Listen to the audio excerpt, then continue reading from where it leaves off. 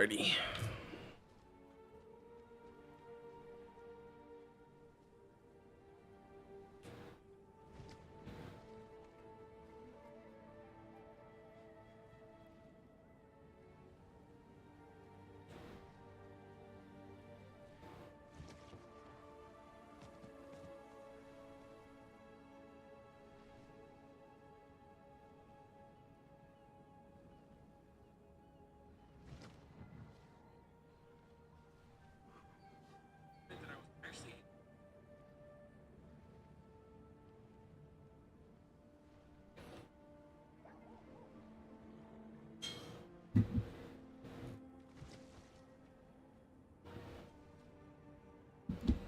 All right, let's see how far we can push this. Get some levels. Let me pull up my mobilytics real fast so I can throw in these skill points, Paragon points. I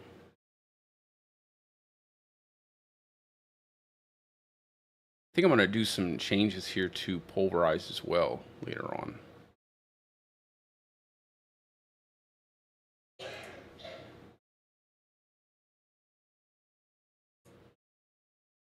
Let's go to our Paragon board.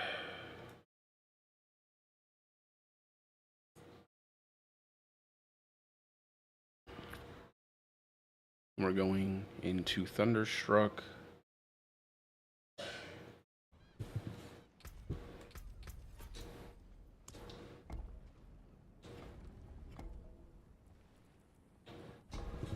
How did I have that? And then what's the node? Territorial. So Dex nodes.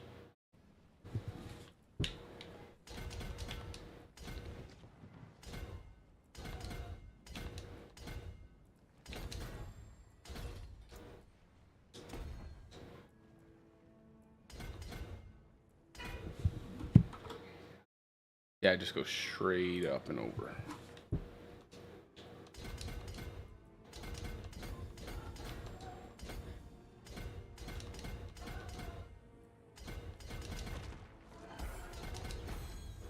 There we go. And then grab up the HP.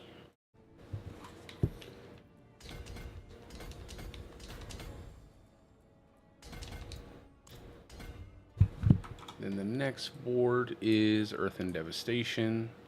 And we drop in Undaunted here, but we'll probably change this to Tectonic for Softcore.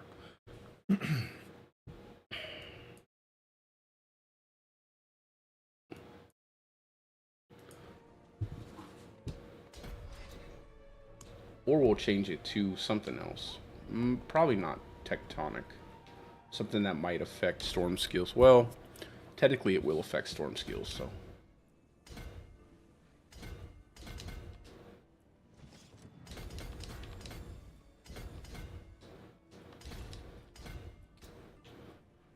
So we'll drop in Tectonic here.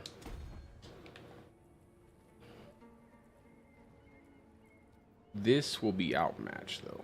Wait, no, this is outmatch. There we go.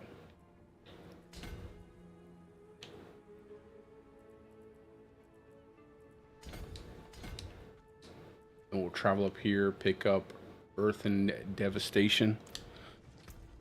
That way we have both the crit bonus multiplier. And then I have to figure out how I want to configure the crit strike damage, the crit strike chance. I think I'll do more crit strike chance on my gear pieces than attack speed. Although the attack speed would be nice. I think if I can get a greater affix roll on the Earthbreaker attack speed, that should probably carry me through, give me enough attack speed. I think that would be probably the best way to do it. Let's do some Heathen's Keep. Just use all this stuff.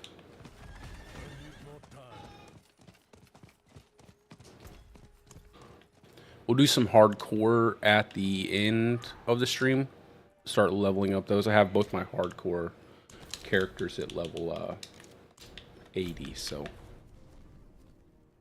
How much time do we have on this? 13 minutes.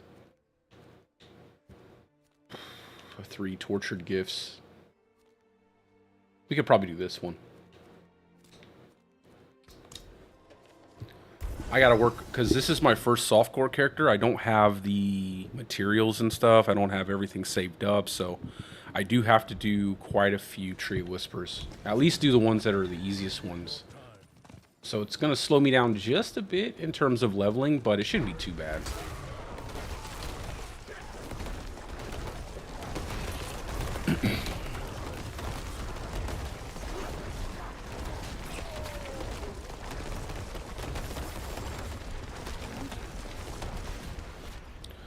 I wish I hadn't have lost my landslide hardcore character, but it is what it is. This is what I get for starting my season in hardcore, and I didn't even have the time to be doing that, but I wanted to play hardcore so bad. I really enjoy it.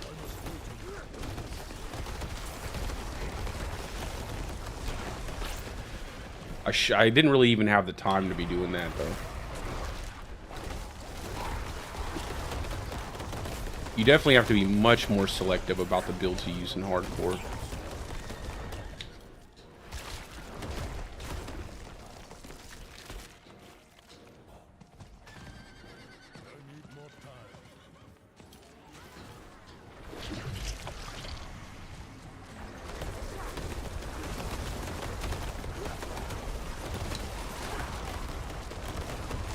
I wonder if part of me wants to use Axe and Totem and see if we can get some Storm Chaser going. I think Storm Chaser would be the best. I mean, tornadoes are just so powerful.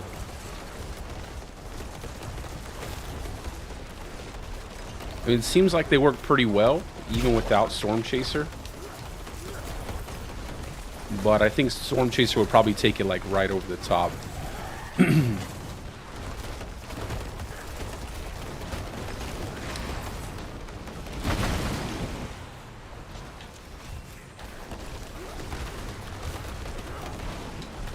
And I'll work on getting a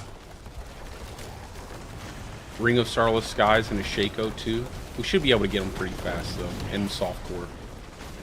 I should be able to push the bosses much faster, and I'll be able to do Uber Lilith much easier.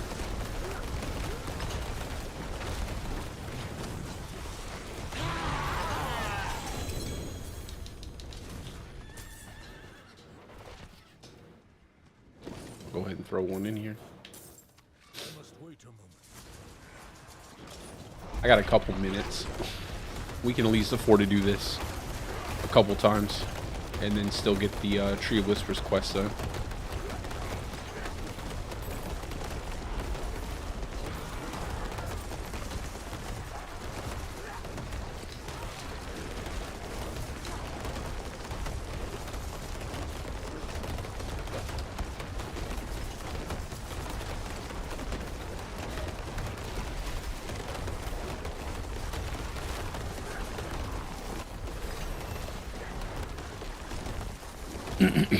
I hope they keep the mine cages, man. Mine cages are such a good item.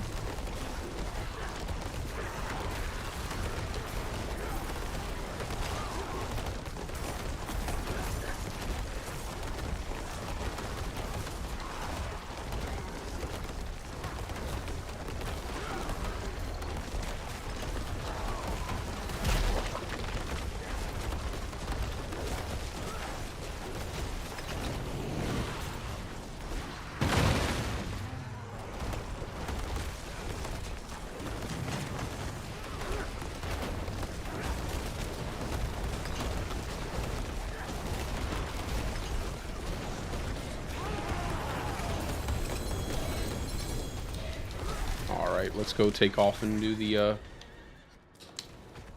Tree of Whisper stuff.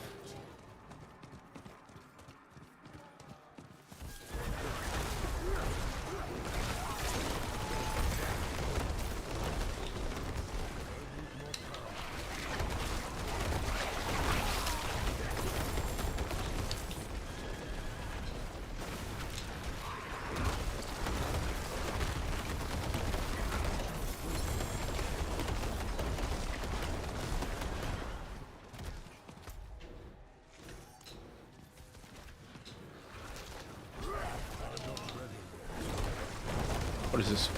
Ritual. Nice. Got a ritual and a structure right next to each other. Love it.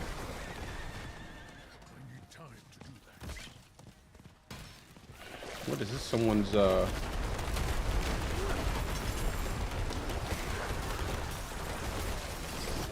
That was weird. Never seen that happen before. Looks like someone's Hellborn summoning to like zip through the map. Like, reset or something. I wish the stuff would show up on your mini map more consistently. I really like being able to see where the structures are, where the soldiers are, stuff like that.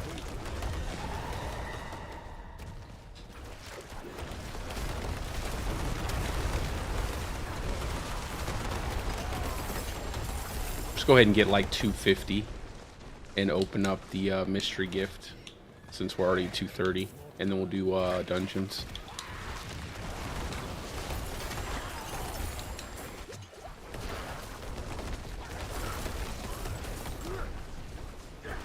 I think the next build I'll probably make after this one for Softcore is a pure companion setup. Not wolves. I know wolves are pretty much the go-to. Although I am kind of interested in making like a poison creeper build.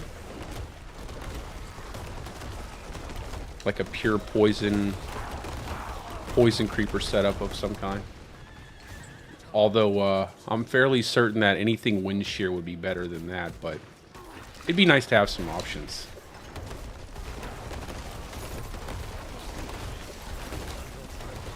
Hey, what's up, Joe? How you doing, brother? We're getting in a stream at a decent time today. I'm able to get back to it, man. Get back at it. I'm behind on the stuff. My season did not start out the best, but we're gonna get back on track, so.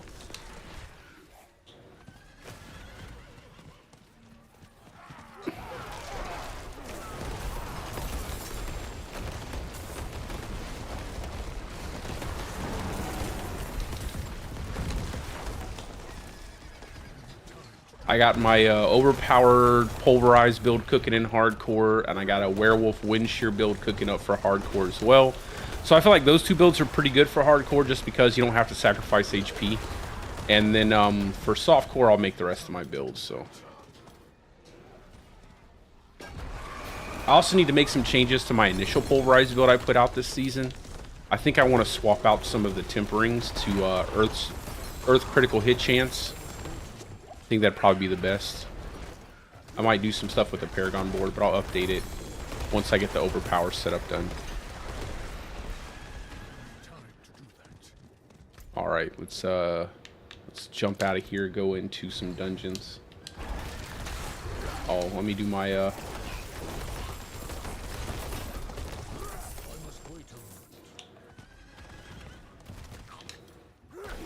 finish my little threat meter here and get the Hellborn done.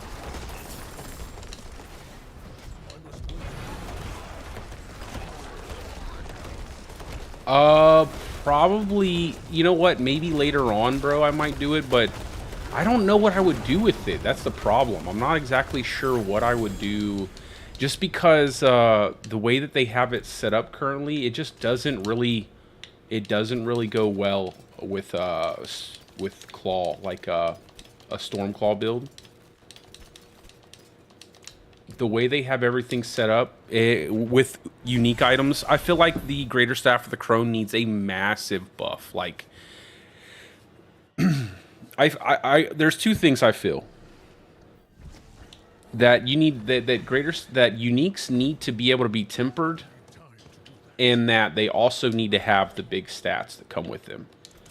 Now, I know that it would probably put us back in the position of needing uniques again, but I don't know, man. It just feels like there are certain builds for the Druid that, unless there's a bug, like I think most of the really popular builds right now are all bugs anyway, but I feel like with certain builds, man, you take up too many slots, right? Like Greater Staff of the Crone takes up both of our offensive weapon slots, and the stats on it are not that great, and basic skills still don't scale well. And I know that people are using wind shear, but I'm telling you, that's a bug. There's no reason why that poison damage should be scaling into the tens of millions Like, that doesn't even make any sense. It's just infinitely stacking on top of itself.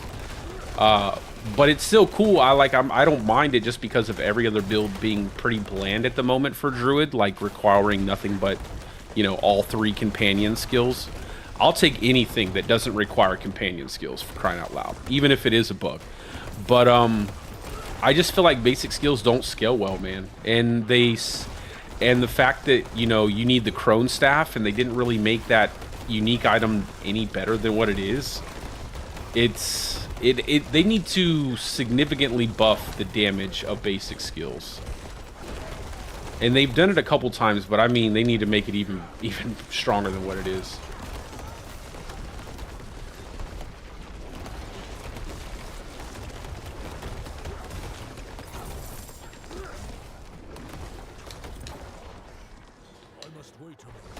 I think that just an idea that the double cast affix 2 with Wind Shear shows you like stacking up poison damage with that double cast and everything.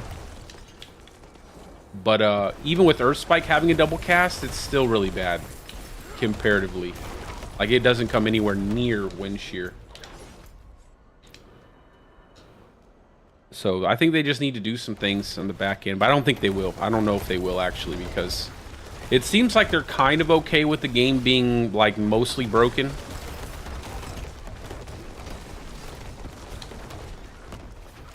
So I don't know if I'll be asking for fixes anymore. I feel like people don't want bug fixes. Like the majority of people are like okay with the game being kind of broken. So I really wish what they would do instead is just give every single class 2 one-hand weapon slots and 2 two-hand weapon slots. I think if they would just give every class that, it would be a much more even playing field. There's no way to balance the game with that without doing something dramatic like that. And it would also help out a lot of Druid builds. Like, a lot of Druid builds are pretty handicapped. Specifically Earth builds. As you can see, like, even my Earth skill build here with Landslide, I'm using the Thunderstruck node to do my damage, so.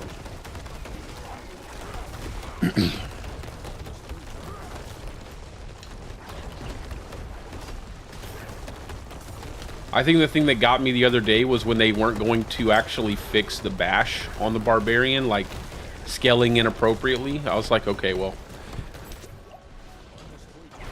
if you're not going to fix bash, just give everybody a bunch of broken stuff.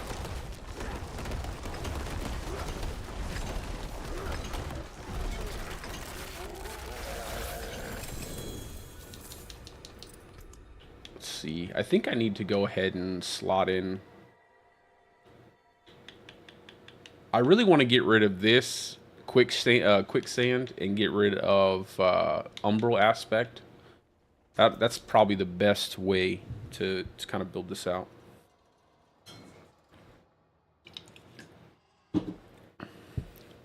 Oh, I forgot to open the chest. Oh well. It ain't gonna give me anything good anyway at this point in time.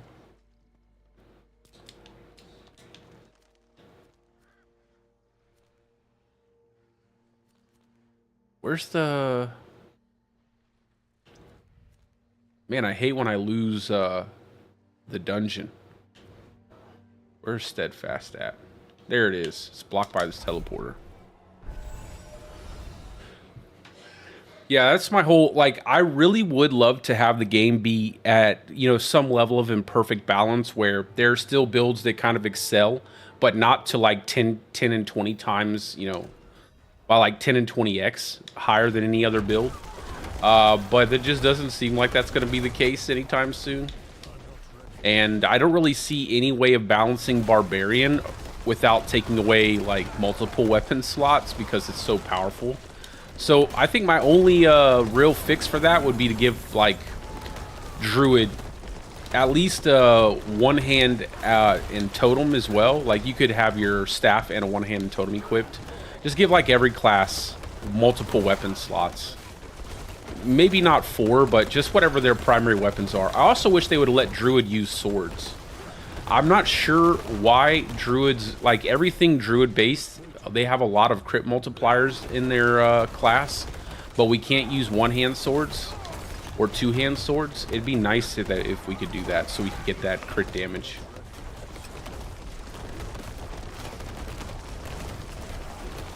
Oh yeah, I already knew about that though, bro. About damage, damage double dipping in for poison. Yeah, I had already noticed something was kind of weird with that.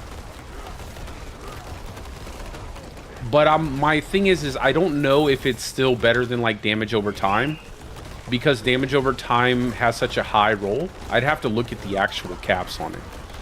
I think you get like 60 and then like 90% damage on a two-hander with a greater affix, and I think that would probably send it up to like 180. But I don't know if damage over time would scale higher. Two chains? No, bro. I would actually love that. Like, that'd be so dope. Give us more jewelry slots. I just think if they just gave us a two-hand slot and a one-hand and two one-hand slots, so that way we can swap between like two-hander and one-hand axe and totem. And then if they would let us use swords, it would be the biggest. It would change the way the Druid feels completely. And then also, I think that they should uncap Earth and Devastation. They should make it scale much higher than what it currently does. Instead of 20%, maybe 40%. And then they should also let us use swords. And they should also make it scale off of critical strike damage instead of damage to controlled enemies. If they did those changes, it would automatically put Druid right on par with probably like Barbarian. Maybe they would have to buff up our key passives, but I think they need to do that with a lot of classes. If they don't want to nerf down Barbarian, then they need to bring up other classes. I'm not necessarily for that because it's going to trivialize all the game content, but maybe they can make harder content in the future. Like give us a higher world tier, like a world tier 5 that's just ridiculous, and make bosses much more difficult than they already are for like Barbarians.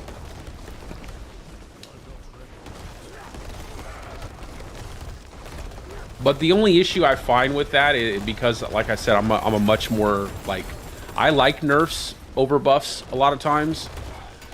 The only issue with that is like, inevitably there will be a class that scales higher than even, you know, the newly buffed classes because of something that's happening with their key passives or something, or an aspect. And then people are going to want to buff everything again. So, like, infinite buffs will just lead us in a really bad direction. But I don't think people... Yeah, I don't think people want nerfs, so... At some point, we'll just have, like, one button that deletes everything on the screen. Yeah, Nature's Fury would be cracked, bro, but I mean, what else would we do? Like, people don't want to nerf anything. Like, like they were like, Barbarian Bash is going to get nerfed because it's not scaling appropriately with the temperings, and people lost their mind. Like, Rob has such a big voice in the community, like in terms of the Barbarian and stuff, and I think a lot of people like to you know, they like his idea of, or the way his philosophy is about Diablo 4. So it's kind of hard to argue against that. Like, people just want buffs and more buffs. And even like when I was talking about AOZ from season 2, I was like, building the game around AOZ is such a bad idea because the only builds that could do AOZ were broken. Like, Poison Shred Druid was broken and bugged with Blurred Beasts. Barbarian is just completely broken as a class, but it is what it is. You know, Ball Lightning Sork was a bug too. But people were like, that's what they wanted. They wanted the game to be balanced that way. And that's what happened. Now you have tormented bosses getting just completely obliterated in one shot. You know, like one shots from Necro because minions are, I guess minions are bugged in some way, I think. And then Barbarian just bashing down tormented bosses in seconds. It's like the hardest content in the game just blowing through. And to me, that doesn't sound like fun. I like the challenge, but you know, a lot of people like to just run through stuff, and I don't necessarily blame them.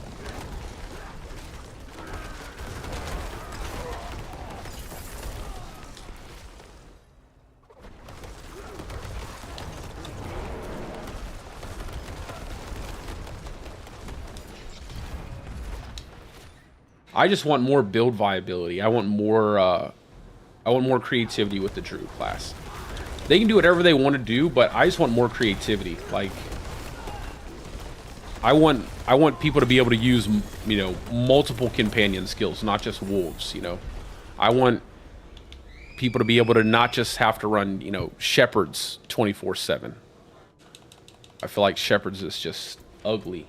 Fill your whole companion, whole skill bar. Yeah, Thorn. I was actually going to make a Thorns build. I was thinking about making like a Wolves Thorns build or something like that. Like I said, I've just gotten so far behind. It's just, at this point, I'll just be happy getting some content out there. I really wanted season 4 to be a really good season for me, but I just, so many things getting sick, and my whole house being sick over here, little ones and everything, and then just a lot of bad luck. My keyboard killing my hardcore character. That was probably the worst luck I've had this season.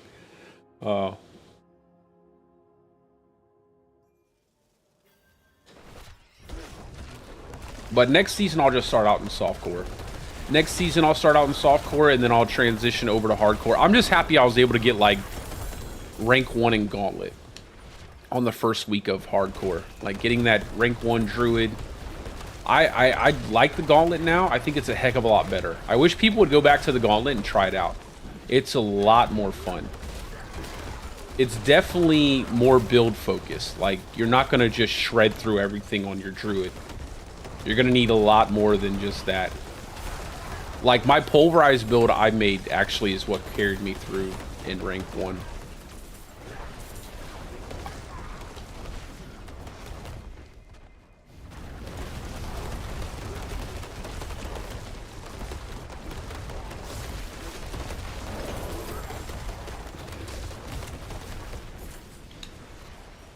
Let's go. This is how fast I wish we moved. Period. I love this movement speed, yo. I wish we could carry 2 bloodstones on us, like 2 keys at once. Just move around the dungeon this fast without having the requirement of movement speed.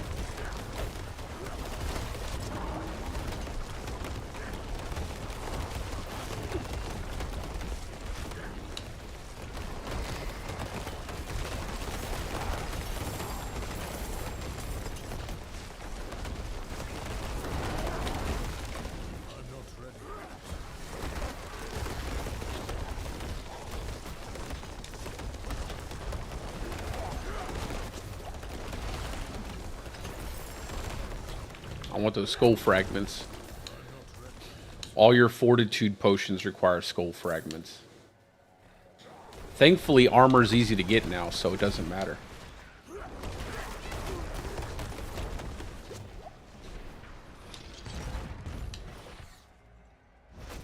So hopefully we'll be able to get to at least level 90 with this softcore character today. I'd like to get to level 100. Oh. I'd like to get to level 100, but we'll see what happens.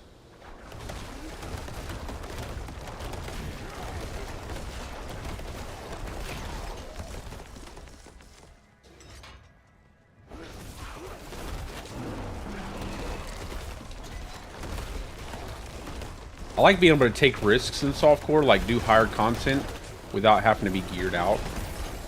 It's kind of nice. All my hardcore characters, I have to build their gear out first before I can do anything.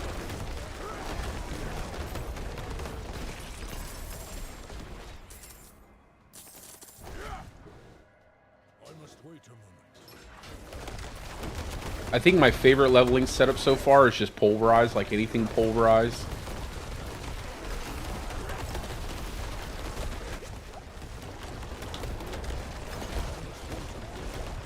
Let's go ahead and do this one. This one spawns enemies pretty fast.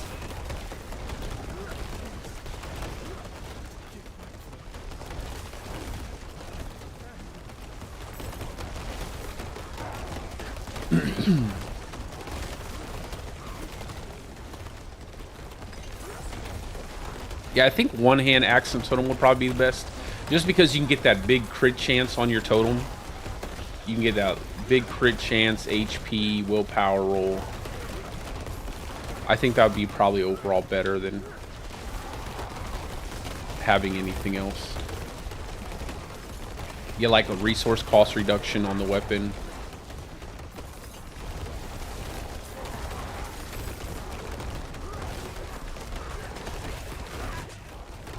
And the attack speed would probably be a lot better. You don't really need all the damage you get from Aftershock, because most of the damage is coming from your Nature's Fury.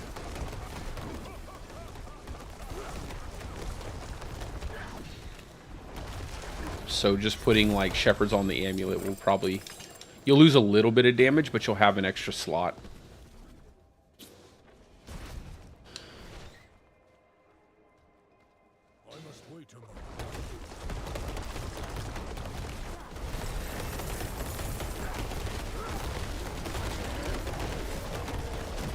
And I might work in a way to use... I want to have an ultimate. I want to have Petrify. Just because I feel like it would benefit so much from Petrify. Mainly because I'm using both of the nodes.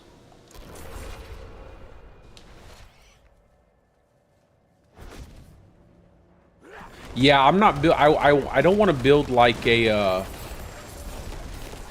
Werebear version, though. Because I want to use a Shaco for my landslide. I feel like Shaco is so much better because you get 4 ranks to Tornado and you get 4 ranks to Lightning Storm. So you're just getting a ton of damage. Or are you talking about your... Oh, leveling. Yeah.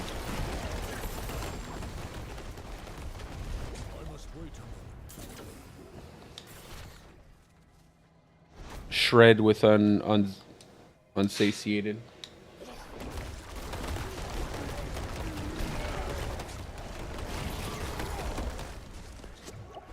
I was hoping we would get... Oh, I got one more. I just need to equip some armor. I just don't want to waste any resources right now on my gear because I don't have a lot of resources.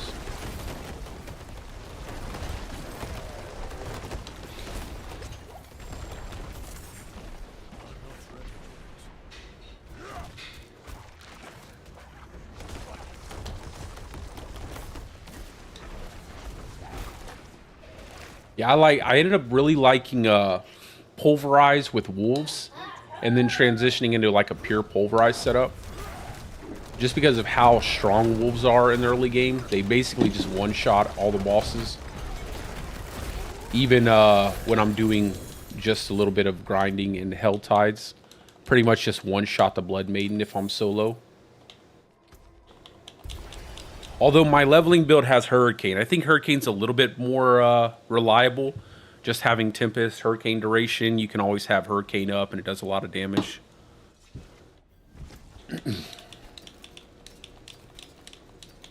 I just felt that it was a little bit annoying trying to always get Hurricane Duration through the Temperings. Sometimes it can be unforgiving. Let's go ahead and use one of these weaker potions.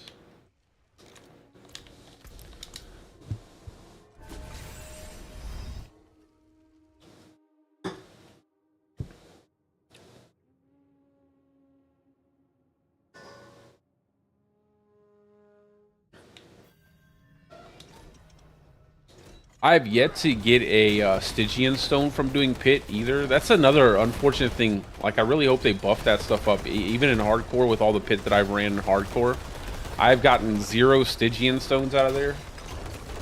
All of my Stygian Stones came from the Iron Wolves stuff. I think I might have got 1 from a world boss or something like that. Because I did end up with like an odd number of stones.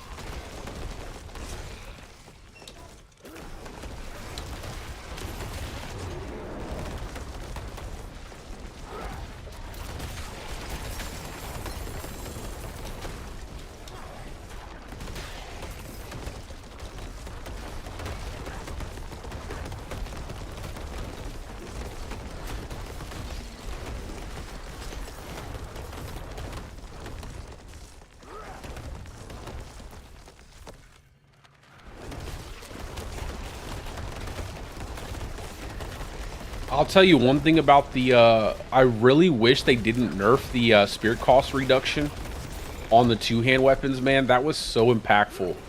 It was so nice to have, like, that massive spirit cost reduction. Although I will say maybe it was a bit too easy, I still liked it a lot. I feel like spirit cost is, like, I understand that I understand what they're saying about, you know, not giving players infinite spirits so easily, but it's like there's so many other broken things in the game. You shouldn't, I don't know. I feel like you're focusing on one thing and you're like hardcore, like we're not gonna make spirit generation, you know, super easy. You're really gonna have to sacrifice for it, but there are so many broken things that exist outside of like core skills that need to be fixed. So I almost feel like you're hyper focusing on something that you really shouldn't be, if you're not going to fix the majority of broken things. I mean, look at the best build right now for Druid is a basic skill build because of the stacking poison. You know what I mean? It's like, come on now. It doesn't even use spirit. In Wolves, right? Wolves is also kind of like crazy. Doesn't use spirit.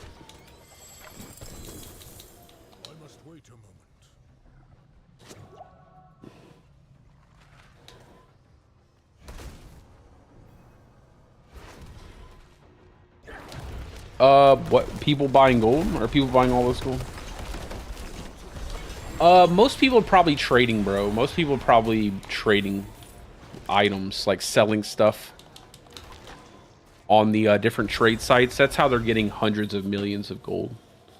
Like, if you understand what items are the best items to sell, you'll end up with a ton of gold. Like, even me, like, I would probably make way more money if I stopped and actually looked at my items and, you know, went through the stuff and you have a good idea as to what's good to sell. Like, if you find a weapon with spirit cost reduction, max life, and willpower, you know that's probably going to be a good weapon. And if it has greater affix rolls on it too, and then you just keep that and you go ahead and sell that to somebody.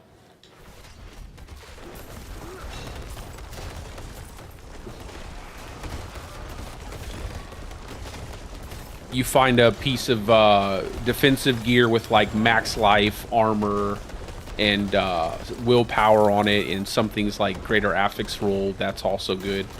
Boots with movement speed, spirit generation, willpower, stuff like that.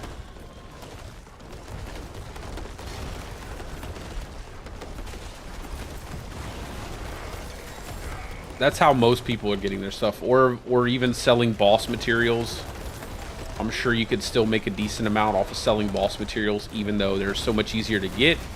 People are probably still, you know, looking to get some boss materials.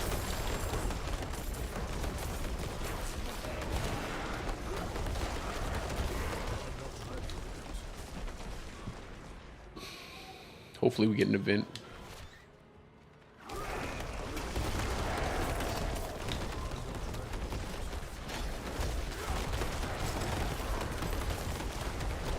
Also, like I always say, if you guys have a character or anything that you're leveling or something like that, you're playing Softcore, my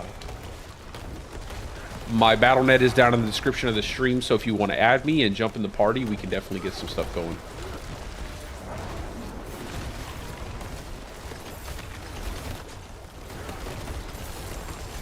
I wish there were more people playing hardcore this season, but I don't blame them. Like, hardcore's definitely in the late game, I should say. Like, early game hardcore's not really that bad. Late game with the pit and the one shots, like, it's a pain in the neck. You have to have so much HP.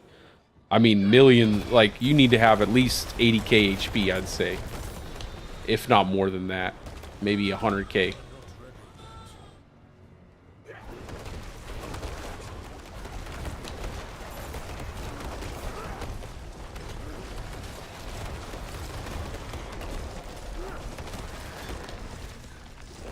Yeah, I think I'll go one-hand axe and totem for the landslide setup. I'm definitely going to need some attack speed, and I think I'll get that attack speed through using one-hand axe totem. And then I'll also have that extra crit chance. It's kind of trying to find that balance between crit chance, like crit chance, attack speed when you're utilizing both the Earth and Devastation and Thunderstruck node.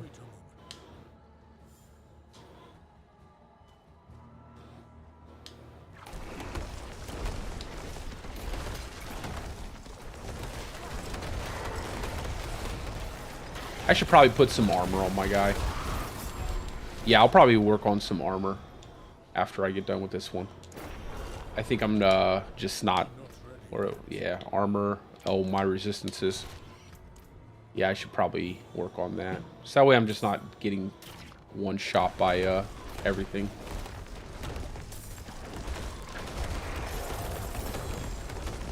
I just don't want to work on my gear. I don't have all the resources yet. Like, if I had all the stuff I have in hardcore, I'd definitely throw a bunch of stuff on my earpieces.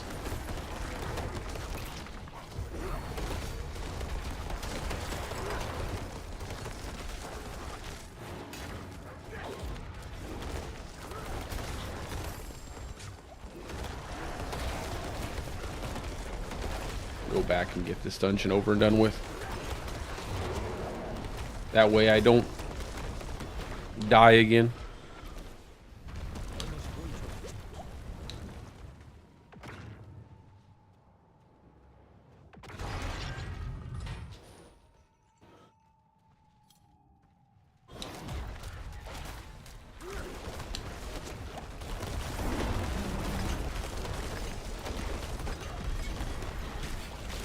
There we go.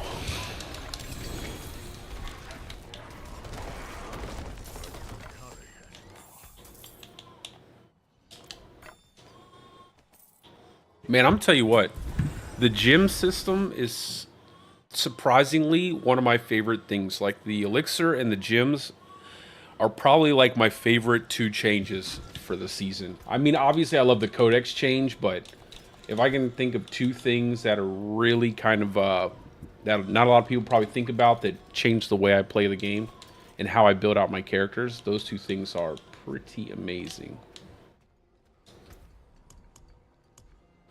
How many not sigils, how many prisms do I have? Wrong guy.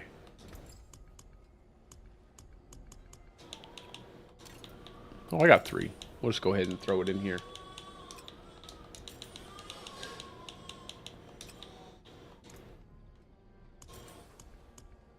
Make some diamonds.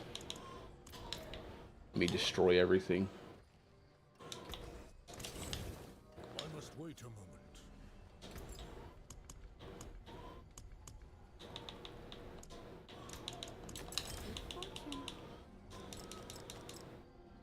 Alrighty. I should probably work on doing some Legion events too. Alright, let's go do the Blood Maiden.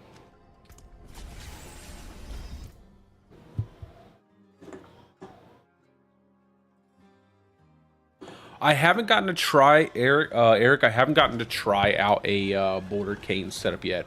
I'm pretty far behind on the season, so I'm trying to catch up on all the builds that I want to make. And then I'll probably be doing a Boulder build after I finish the 3 that I have that I want to make right now. I know that it seems like I've seen some people posting about it, that Boulder is kind of resetting after every cast of your Hurricane too, making it like really bad still. Is that true? I think like in previous seasons it wasn't doing that. You could just recast your Hurricane and your boulders would make like 7 full rotations before they fell off. But I've heard people saying that it's falling off every time you recast Hurricane. Which, if that's the case, it's pretty unfortunate. Like, they need to do something. That was a really fun build, really cool looking build for a lot of players.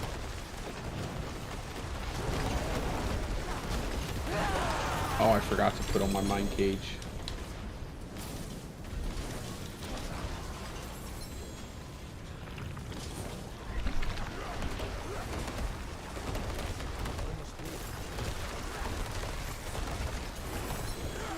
Yeah, I'm building out my landslide. I would have had this build done, but I died on my hardcore character.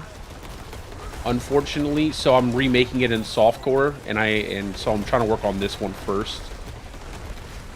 This one would have already been done. I would have had the build video out, but I've had so many setbacks.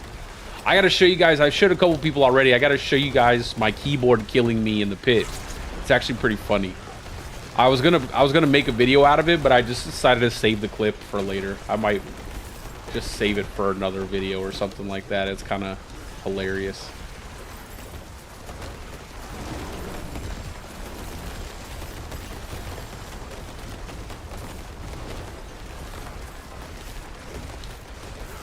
Yeah, unfortunately, I feel like most of the really good builds that are out this season are builds like not really a lot of people were asking for. Like, I don't think anybody was asking for a hurricane setup, and I don't think anybody wanted to play wind shear. But those are our builds for the season, unless someone discovers a different bug with another build. Feels like that's going to be the builds for the season that's going to do the best.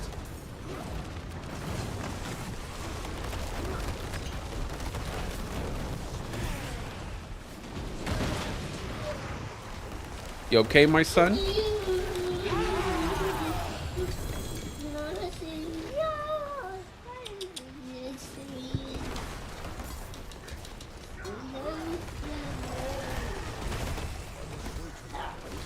Oh, you gonna burp in my face, bro? Let me go turn these in.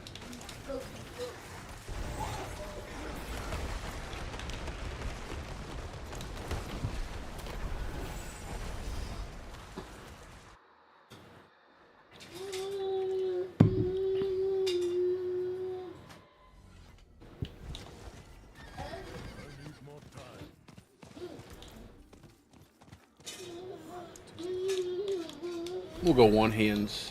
I need to swap over to the one hand setup.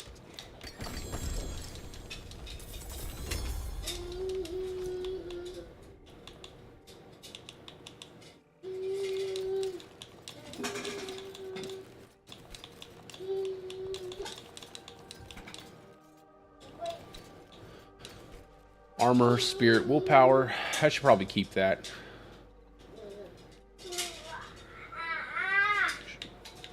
Dang. Just roll life one too.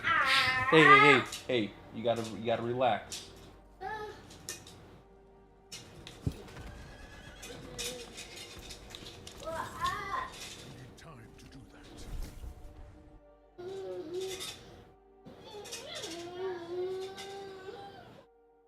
Oh, how much armor did you have, bro? It's so easy getting armor cap now. What'd you have? I bet you had like over 15k or something like that.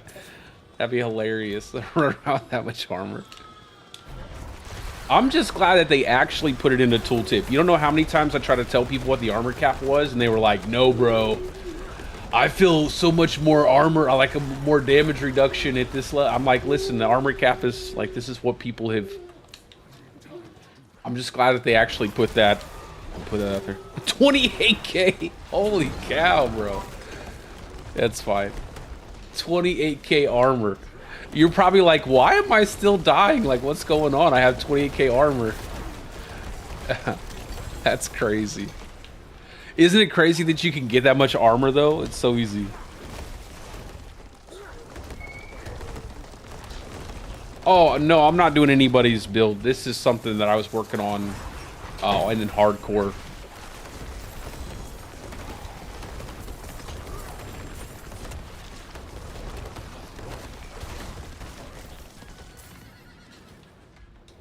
It's the landslide Nature's Fury setup, but it's not anybody's build. It's just my version of a landslide Nature's Fury build.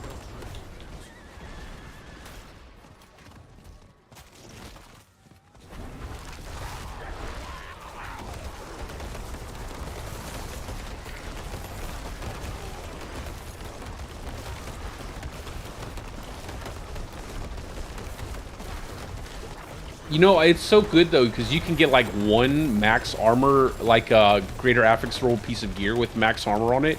And if you get like a tempering on it, maybe 1 or 2 temperings on it, probably just one, you can hit armor cap. And you don't need a whole bunch of stuff.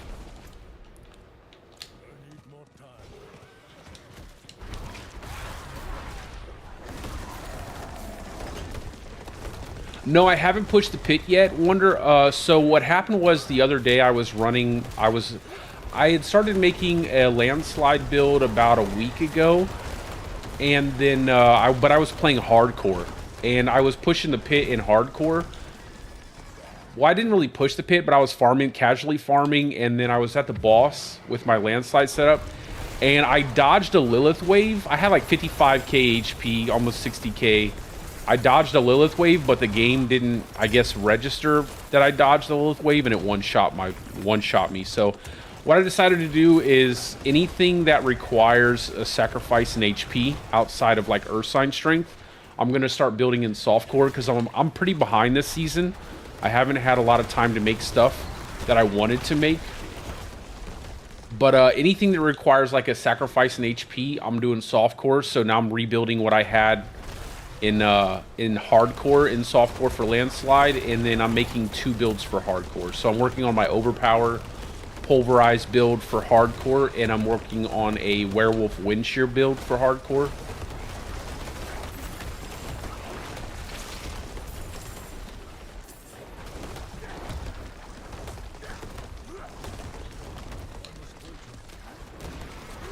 And then the rest of my builds will be softcore. So this is going to be my first softcore build this season. This is my first softcore character for the season. And then I'll probably make like a pure companion build. Not a wolves build, but a pure companion build to see how far I can take that build. But I think I want to make a pure, like just a pure poison build using poison creeper and rabies. I know wind shear is probably still going to be much more powerful in terms of poisoning, but I just want to try something different now. Like poison creeper, rabies, and claw, maybe. I don't know yet. But there are several builds I still have to make. Just gotten so far behind on the season. Like I wanted to make a human tornado build. After playing on the PTR, I had so many ideas, but just didn't really go my way so far. So hopefully we'll be able to get back on track. That's the plan anyway. Oh yeah, that movement speed is, you know what's great? Digigrade Gate, man. I love the buff that they made to that after the PTR, giving you 6 ranks of Digigrade Gate. It makes getting movement speed so easy. And all you have to do is just slot in Claw or something like that. Just shift over to Werewolf. I've actually been able to take movement speed rolls off my boots and stuff and just run Digigrade Gate ranks. I'll have to figure out a way maybe I can do that on this build, but I don't know. Because I want to have Petrify. I'd like to be able to run Petrify with this setup. I'm probably going to do like one-hand axe totem and run Storm Chaser to see if I can't get the tornadoes any better. Because that's where most of the damage is coming from anyway, tornadoes. Like, Lightning Storm is nice, but at the end of the day, like, tornadoes is always going to be better than Lightning Storm.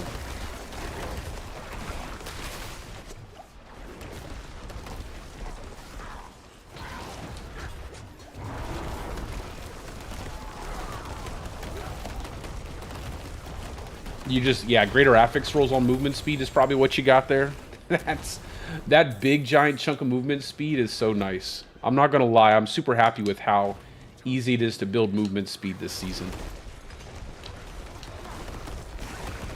Considering, like, I love movement speed, and a lot of builds I won't play because they're slow, it makes me very happy.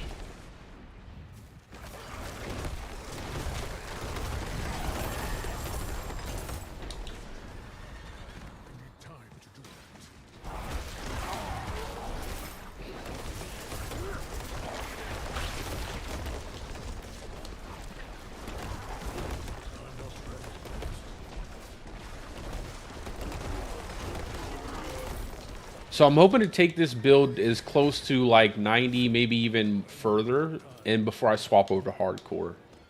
And then I'll be taking those builds up to about the same level.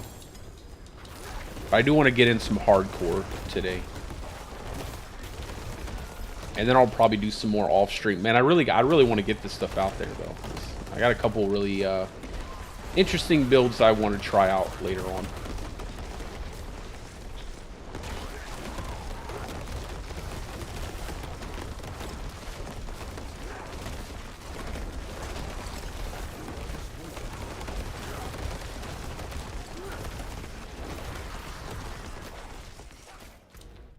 see, what's this one? Collect. We'll go up here. Actually, let me teleport back, and we'll just teleport over there.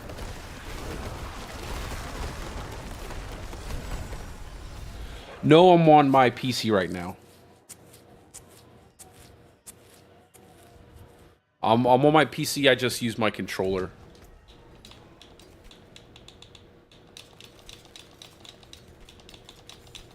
When I'm on console, I don't stream. I don't have a capture card, and it's in my living room, so.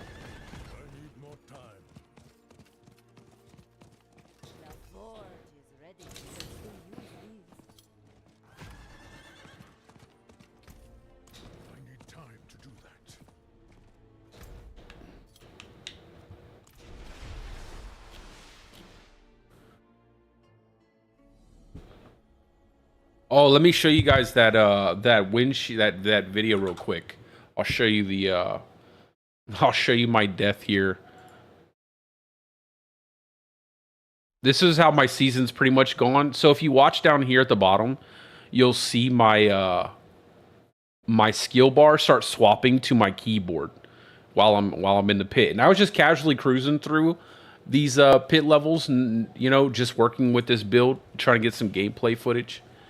And you'll see here in a second, it just starts swapping to my keyboard, yo. This is the definition of my season so far. Like this is the definitive moment here. And I kept trying to scroll to escape out here, but it kept shutting my scroller off. And then it starts bugging out, and I'm using like debilitating roar, but it's not on. It doesn't even activate it. But yeah, that's my season so far. And I was like seconds away from putting this build out. I was like, okay, this is going to be pretty good. I'm going to kill some bosses. I'm going to do the pit to like at least level 80 in hardcore. And then I'm going to put the... Yeah, no, that's not how it's going to go. So my keyboard killed me. I had an unknown killer kill me in hardcore. I had a character just fall over dead. And then I dodged a Lilith wave. And the game said I didn't. And that killed me. And then I deleted all my characters out of frustration and decided to start over. So I didn't have a whole lot of time in the season, but the what time I did have, it just, man, it was a hard time. So, but I will always say it's my fault because I should have started in softcore, but I just wanted to play hardcore so bad.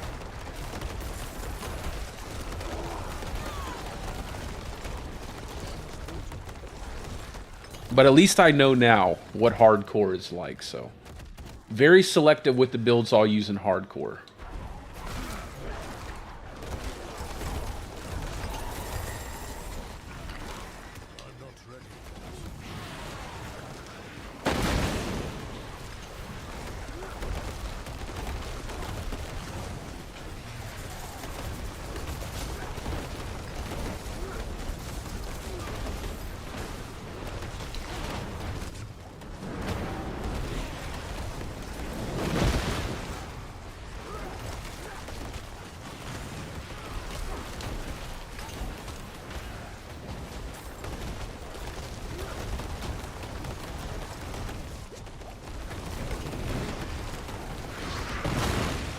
Oh, I'm stuck. That too, like metamorphosis will like stick you in place every now and again. I don't know if anybody else has experienced that, but seems like there's still a bit of a bug. My BattleNet's in the description of the stream. It'd be much easier if you sent me a request, brother, and then I'll add you up from there.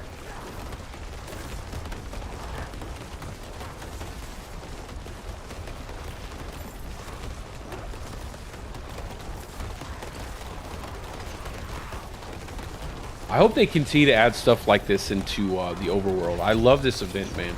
I've done this event, I'm sure everybody's done this event a billion times, and I've never gotten bored doing it.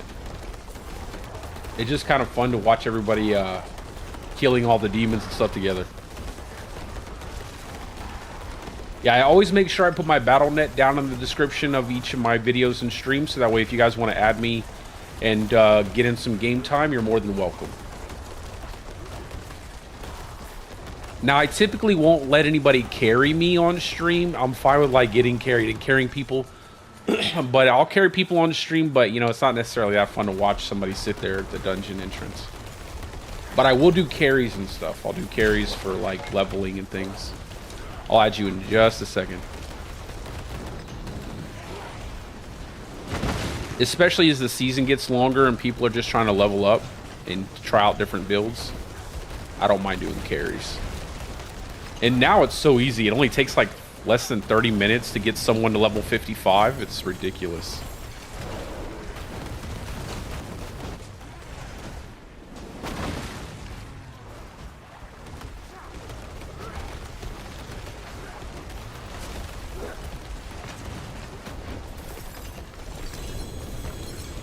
Oh, nice.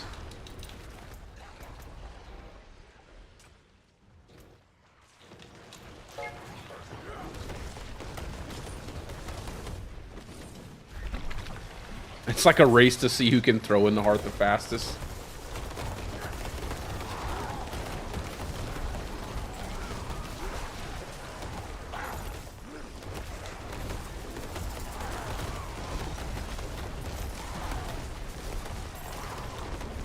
Yeah, Tornado's, like I said on the PTR, man, Tornado is going to be the build for the season. Now, obviously, I didn't foresee, like, the level of poison damage that Wind Shear would be able to generate. But I'm fairly certain that's probably a bug. But it generates so much poison damage. But so far, yeah, Tornado has been, like, the most reliable build outside of Wind Shear. It's just, you have to focus a little bit harder on building out your resource generation and stuff.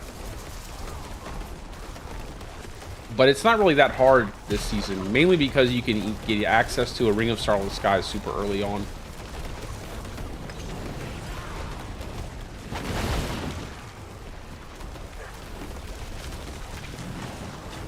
Yeah, exactly. You know, running Shaco or running,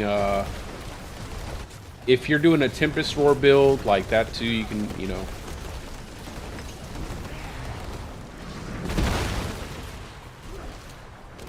Like I said earlier, I just wish they would have left the, I wish they would have left the amount of spirit cost reduction that you could get on a two-hander. That was super nice. Or not nerfed it as hard as they did. Although it was probably a little bit overtuned.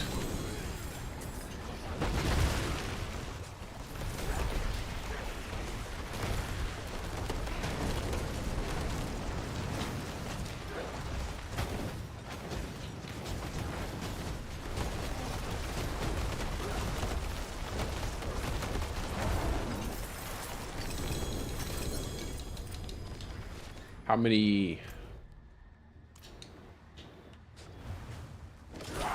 I'm almost there with my meter.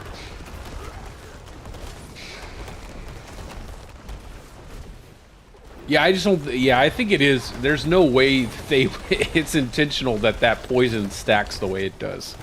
I can't imagine that that would be the case, because usually what I'll look at other builds and I'll be like, there's nothing really doing that, like with poison wise, like. So it wouldn't really make sense that they would make Wind Shear that powerful. So I think it's probably some kind of oversight. I don't expect that build to be the same like going into like Season 5 or anything. I could be wrong though. I would not be surprised if they left it like that.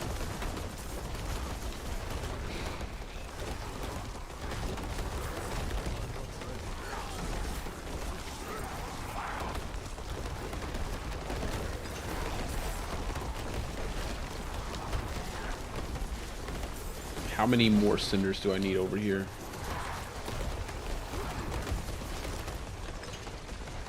Oh, I just got to do the wolves, the iron wolves. We'll do this last one, then we'll go to the iron wolves.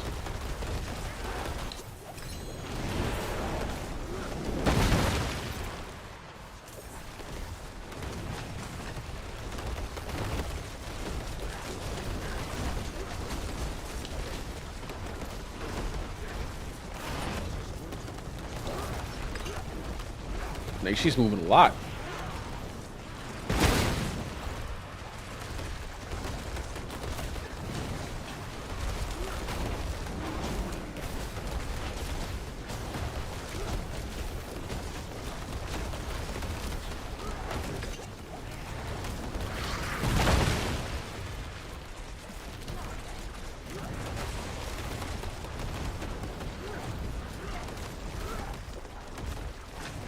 That poor guy keeps dying over there. I've seen him die a couple times. Let's see if we can't pick him up. That way they don't lose the XP. Ah!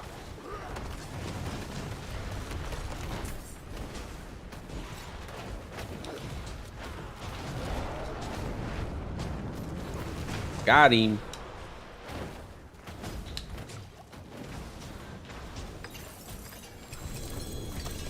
There we go. Not quite in time, but that's okay. At least we tried. Let's go ahead and get rid of everything.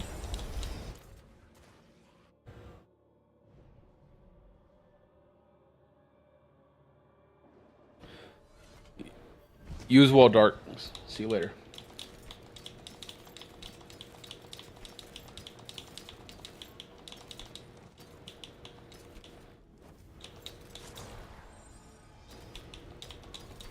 Wait, didn't I have a chest piece I didn't want to get rid of? I'm fairly certain I did. I'm sure I got rid of it like an idiot. Who cares?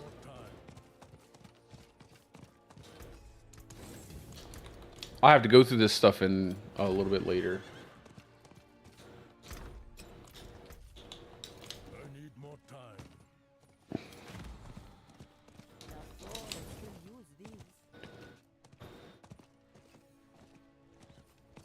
need more time.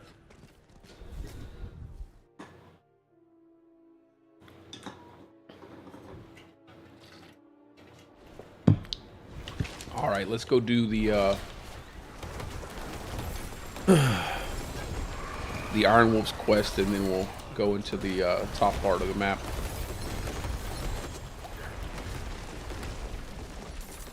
This is a good place that they put the event here. I actually like this little area. It looks pretty cool.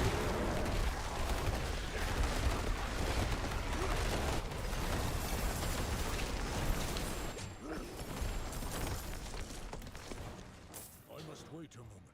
Come on, spawn the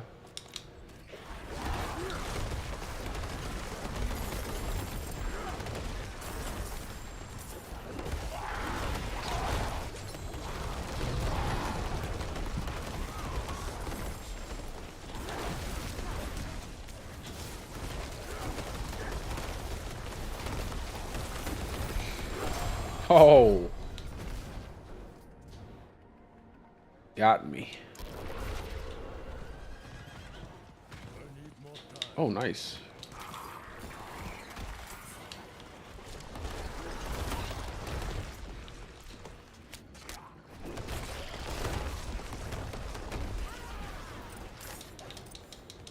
I'm not ready yet. Let's grab up this stuff, and I guess we'll just look for the Iron Wolves, and then we'll bounce up to the top.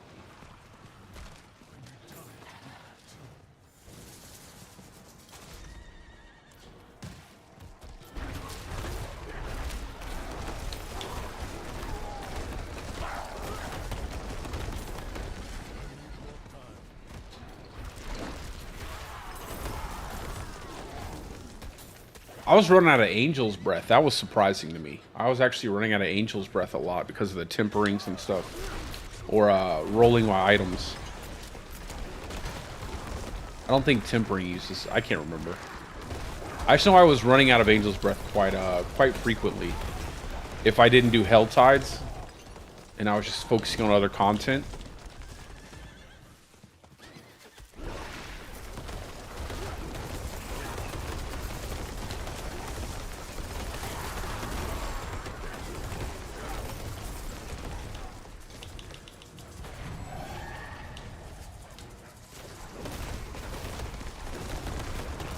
I gotta make another incense.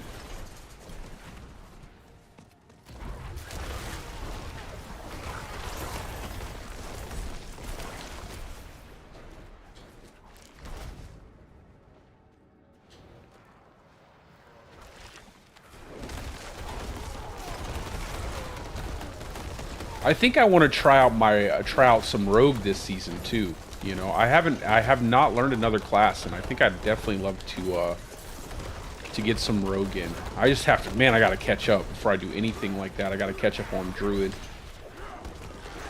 I know there's all the builds out there already, but it is what it is. Just go ahead and make them.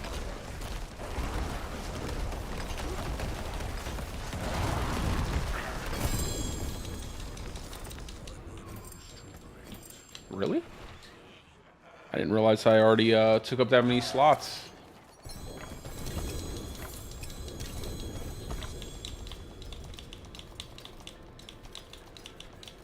We need to mark all as junk. Sell all.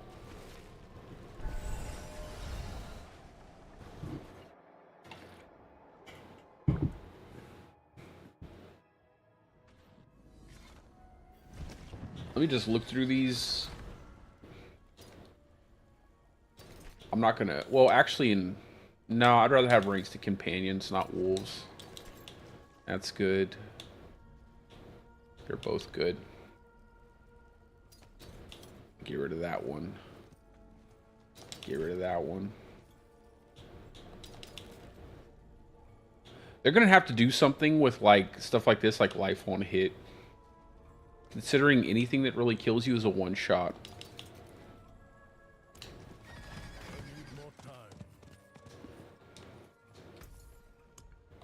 Oh no no no! Let's not sell.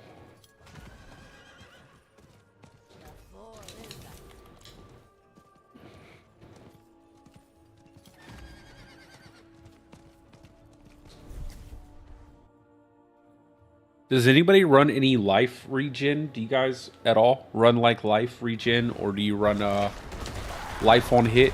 And do you have any success with that at all?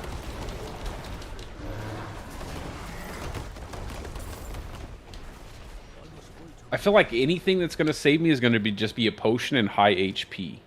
Maybe in the early game, life regen or life on hit is really good just because nothing's really one-shotting you, but I feel like any time in the late game, it's always like one-shots that are going to hit you. Oh, finally.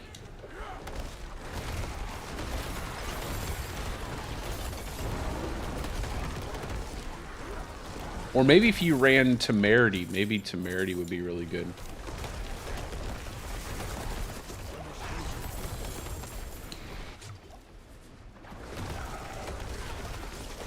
I might actually look into that. Although I'm pretty certain I don't like the affixes on Temerity.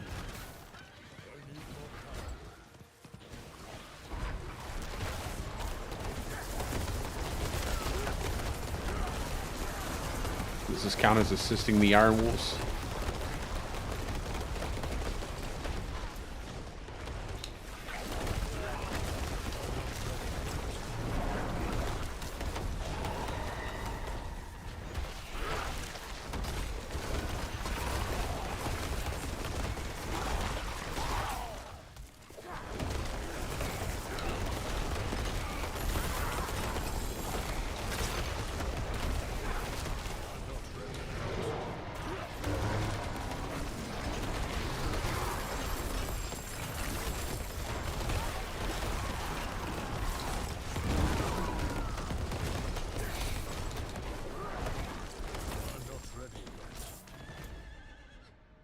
Man, I wish they would just mark all of these little events on the map.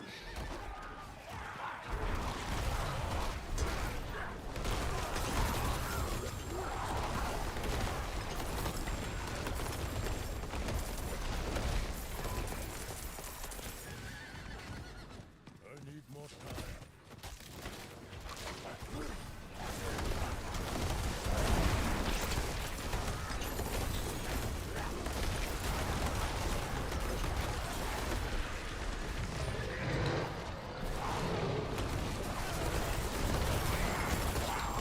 You gotta love when the worm pops out when you're trying to open chests up and it keeps knocking you off your horse and you can't run on your horses. It's happened to me a couple times. End up losing a bunch of cinders.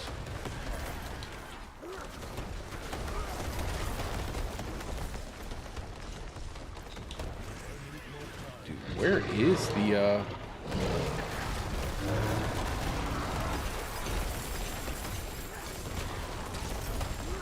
I always hate finding iron wolves in this area.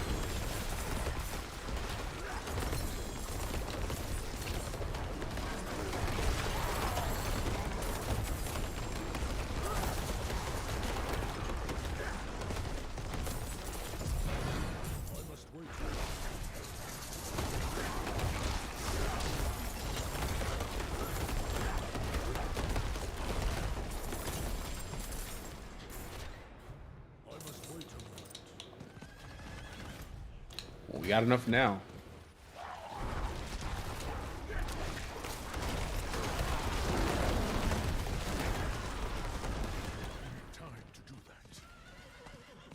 I don't think we're gonna have enough time to do the other Tree Whisper stuff. We got a minute left. Maybe we'll get lucky.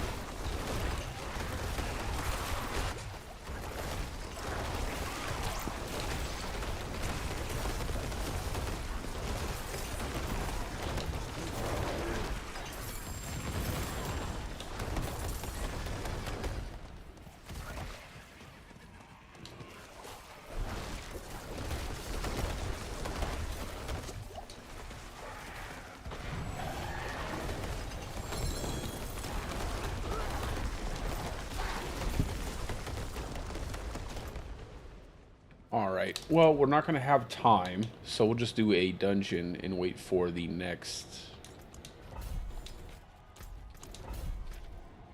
Hell Tide to do some Tree Whispers.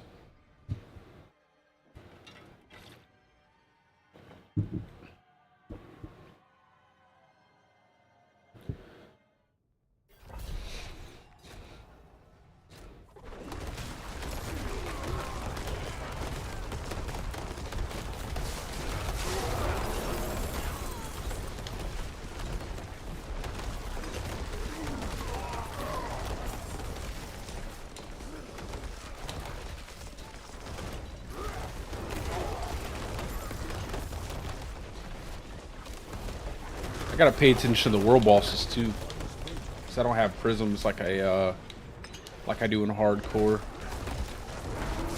I used up those 3 that I had just to give me some more all resist.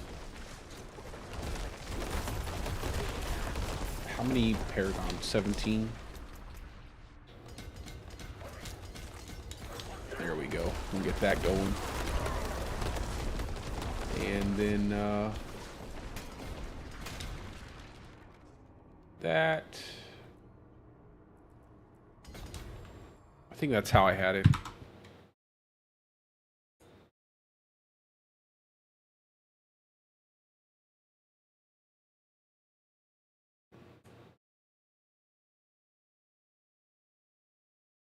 And then up over here. Yeah.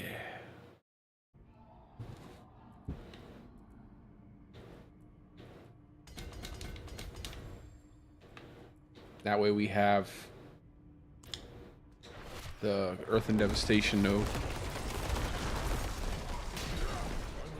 I'm not too worried about maxing that out. It's just nice to have a little bit more crit damage multiplier.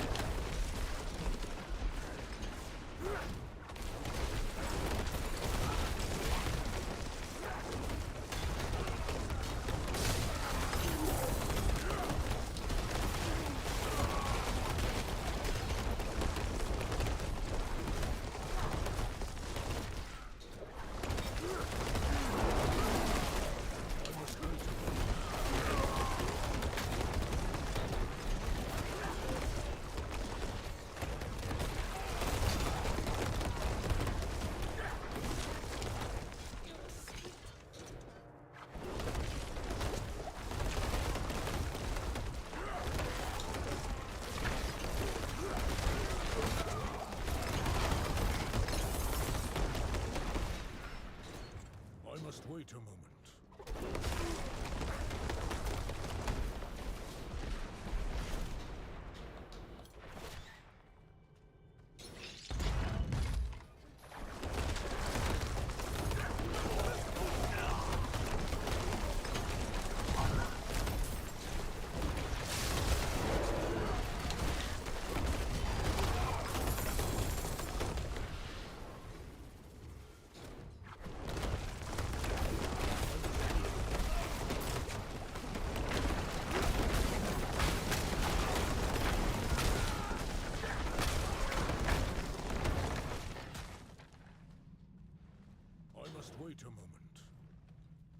keep moving through. Hopefully we get an event from one of these shrines or something.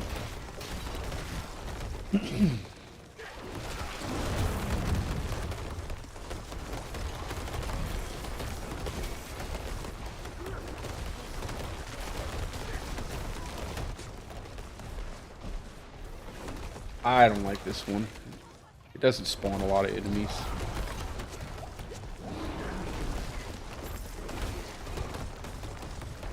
We'll just finish up the dungeon. Come on. Nope.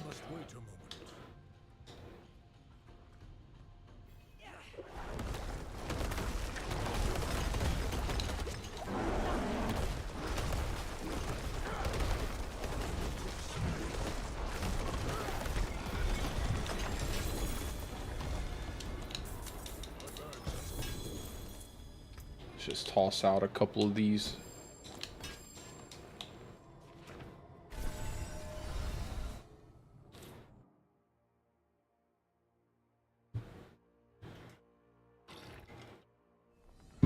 All right.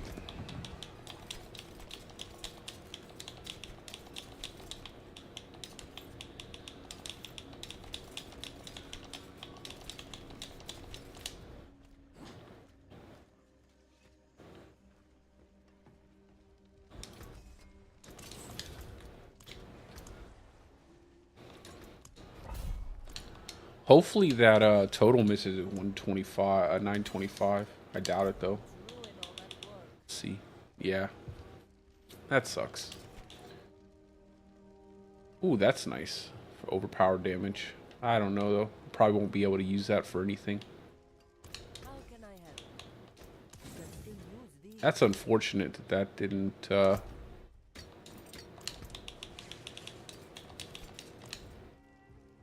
turn out to be anything useful. We got Blood Maiden, Demon Swarmers, Demons, and Fallen. We can go to that in just a second. That should be easy to finish up pretty fast.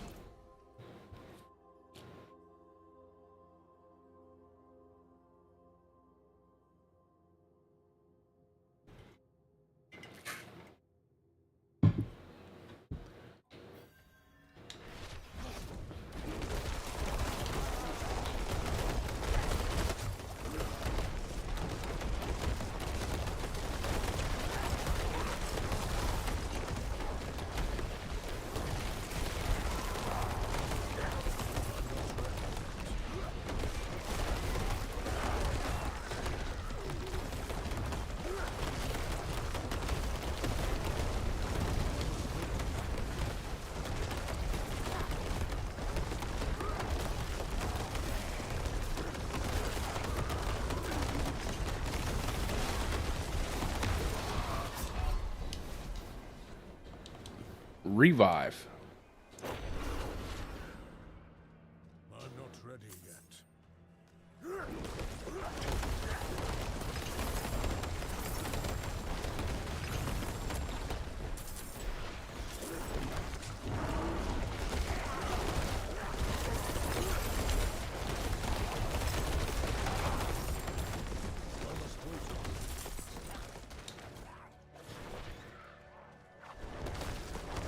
That's why I still feel like, even in softcore, just to make builds feel at least decent, you still need to have, I would probably say at least 50-something K HP. Even though it's not going to be very useful in higher tier pits, just for every other piece of content, even tormented bosses. Just being able to get a couple stacks, a couple debuffs on your character and still survive a one-shot from tormented bosses. If you're not playing a build that just deletes the boss in half a second.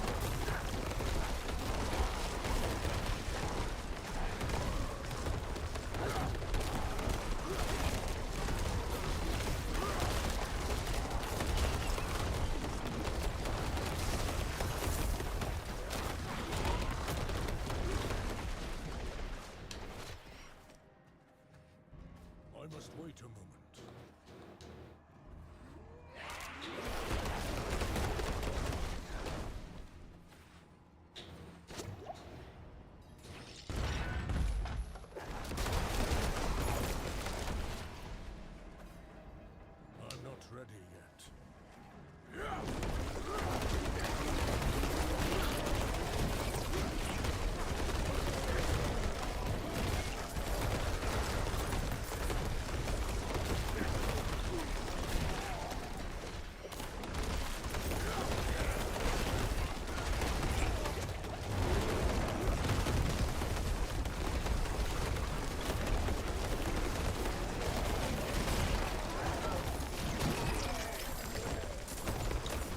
funny how many times we had to run this dungeon in Season 3. I'm glad that it's actually a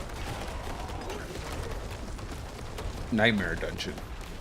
I wish they would do that more often. Like, if you have to run a dungeon, a specific dungeon for the season, that they make sure that that dungeon is at least a nightmare dungeon for the seasonal quest. So that way, if you want to wait to do the quest line all the way, you can at least get something out of it. And instead of having to run the base dungeon.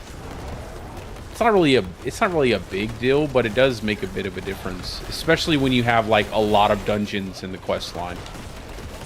Like in Season 2 had quite a few dungeons you had to run. Season 3 had quite a few dungeons you had to run.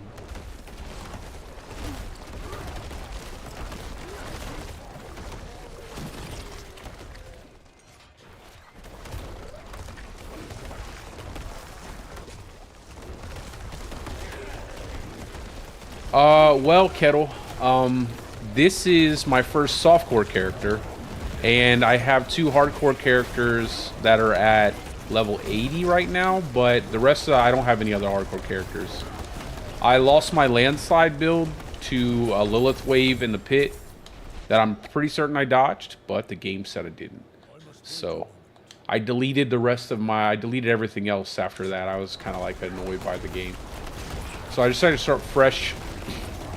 So I have 2 builds I'm making there, and any build that sacrifices on HP, I'm building in softcore from now on. Like, I'm gonna build a wind shear setup, and I'm gonna build out a overpower pulverized setup for hardcore. And anything other than that, I'm not doing in hardcore. Like, anything that doesn't use Ursine Strength is just not getting made. I feel like you need a lot of HP. Like at least 80 to 100k HP. I had almost 60k HP and I still got one shot. Like 60k HP, tons of damage reduction, and somehow I still got one shot. So. And then I lost my wind shear build I was making to my keyboard. I showed that video earlier. Did I show you that video, Kettle? I know I told you about it.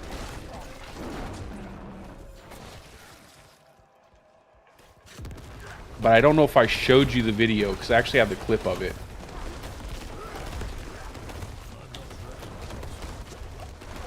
It's a super rough start to the season.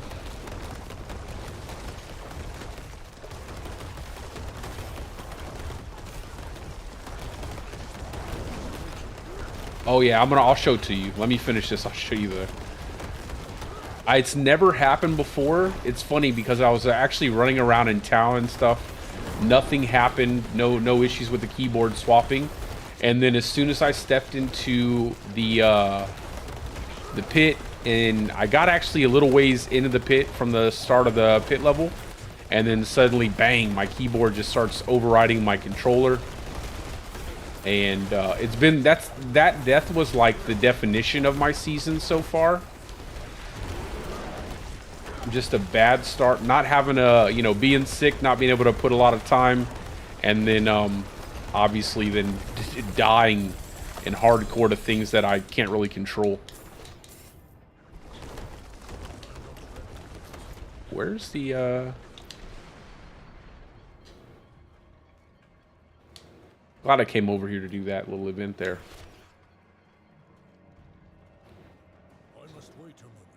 Yeah, I was gonna make a video or something out of it, but I decided just to save the clip for later. I might do something with it, but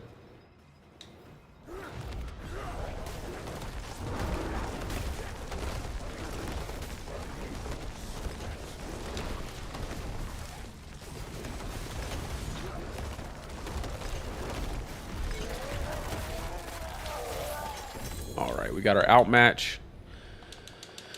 Let's get our tectonic up there.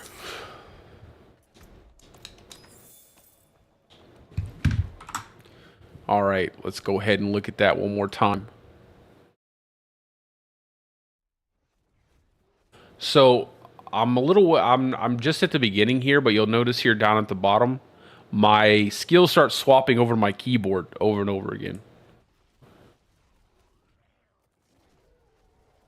And I didn't even notice it until I look back at the footage. Like I thought I was getting stuck. Every time I would cast Debilitating Roar, it would get stuck. I would try to use my Scroll of Escape here. In a second, it kept canceling it every time I would swap to the... And then it just bugged out. And that's that. That was that character. I was about to make a video on this. So I was about to make a video on my landslide build like 4 or 5 days ago. That character died from a one-shot that I'm pretty certain I dodged. I was about to make a build video for that build, and then that happened. And I was about to make a build video. There's like several build videos that have happened that I was going to make, and I was almost about ready to get the gameplay footage for. But then something random happened. Like, even with this character, I died with this character here at 98 to an unknown killer. Like, I was about to go into the boss, and I think maybe I was lagging or something, but my character just fell over dead. I had just started the, you know, when you activate the health pot, and there's the event that pops up a bunch of enemies like I just did. Yeah, I was about to go into the boss after completing that event, and my dude just fell over dead. So, and that was 18 hours, and that's a lot of hours for what I had available to me, so... Lots of bad luck, man. And I have a lot of builds I wanted to make. You know, I did the PTR, man. I did the PTR the whole time. And I was really excited for Season 4, but just lots of bad luck, bro. It is what it is, though. It ain't nothing I can do about it. We're just going to try to get back on track and get the stuff done, because I do want to try a rogue this season. I really want to build out some rogue builds, even though I'm not familiar with the class. I want to familiarize myself with the class. But yeah, bro, tons of bad luck.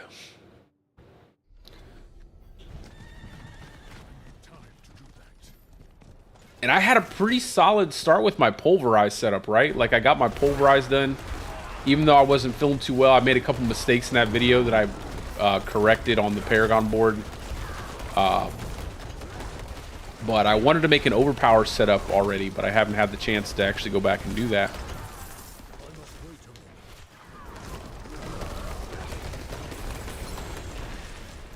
Oh my goodness.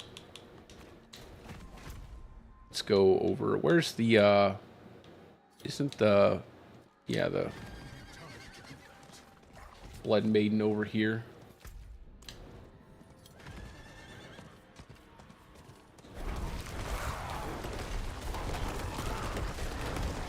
I wish I had got the footage for that death, but like I said, I was just leveling that character up, so I wish I had that so I could look at that and see exactly what happened.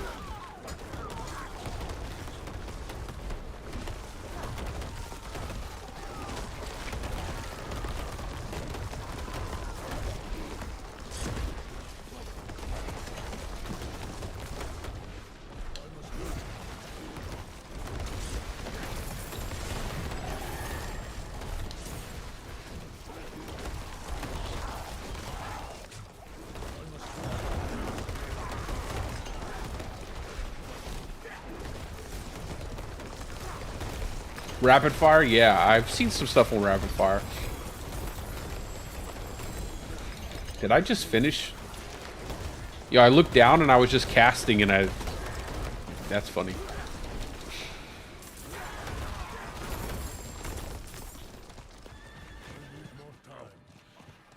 I like the aesthetic for the rogue. I have a couple cosmetics too that I want to use for the rogue, so I definitely have to build a rogue.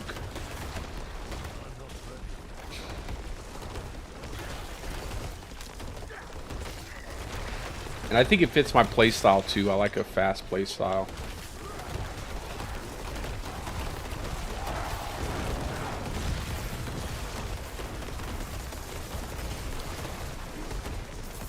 The seasonal horde? What do you mean bugged? Like you can't get the cosmetic?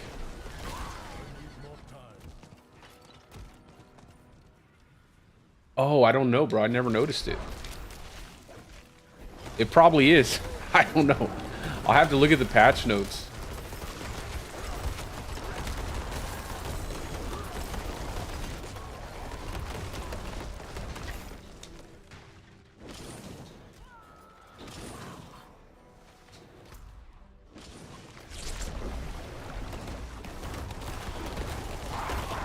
It's a pretty cool looking horse, though. I will say that. It's probably my favorite horse that they've made so far. I think season 2... Well, no, not season 2. I think season 1 had a really cool looking horse. Season 2, not so much. I didn't really like the season 2 cosmetics, even though season 2 was a lot of fun. I think the cosmetics were pretty bad. And then season 3... it's alright, but...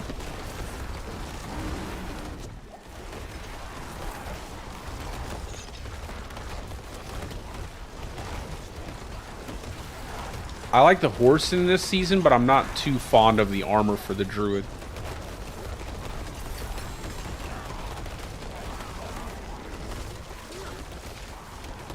The PvP horse. I'll have to check it out. I don't feel like... I always run out of charges, man.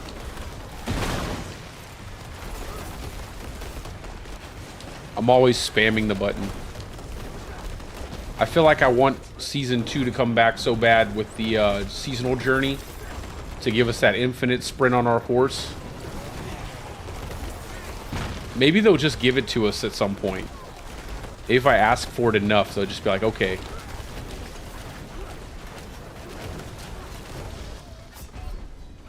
Okay.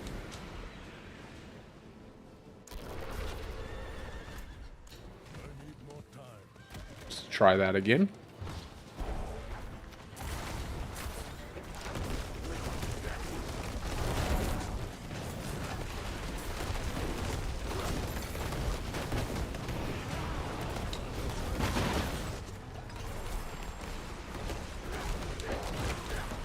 Oh, my mind cage. Oh, no. Hey, I gotta repair my gear.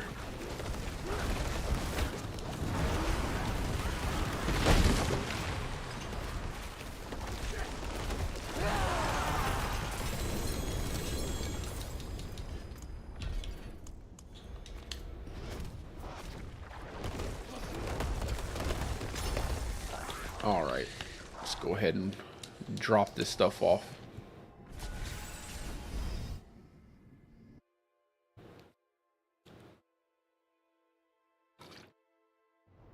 I'll swap over to it and see what happens. Oh, I'm already on it. Never mind.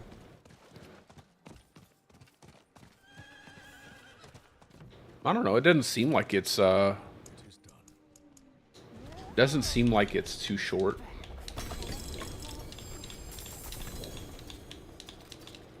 I didn't really ever notice, though. So they could have fixed it, and I still would not know.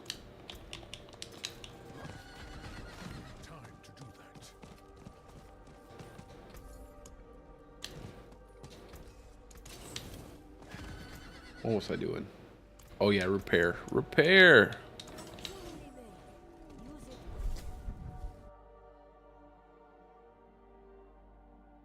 What level is your characters now, Kettle? Oh, and we're gonna have to get you back in hardcore too. We'll get you leveled up all the way through hardcore. I think you just have to have a specific amount of health, man. Just HP, HP, HP, and then you should be good to go. I need more time.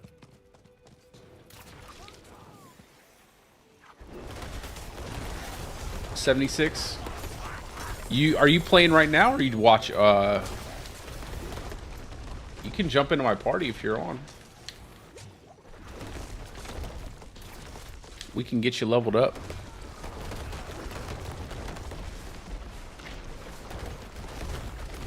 It'll even help if we had incense, because it would.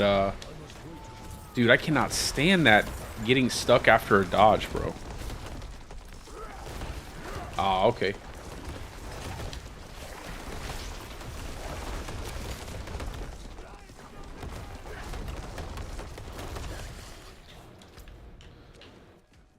"49 swarmers."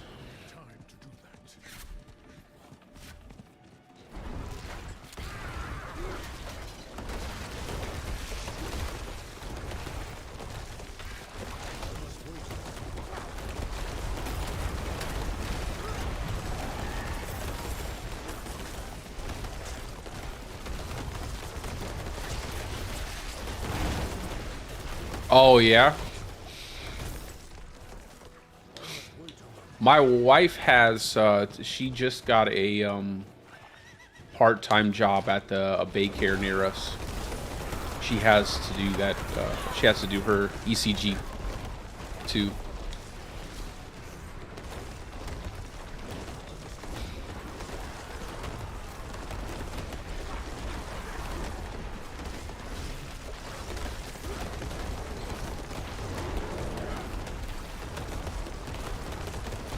Is it like an annual that you have to that they have you doing? Like, if you don't sign up for this, then you're not going to be able to, we're not going to put you on schedule.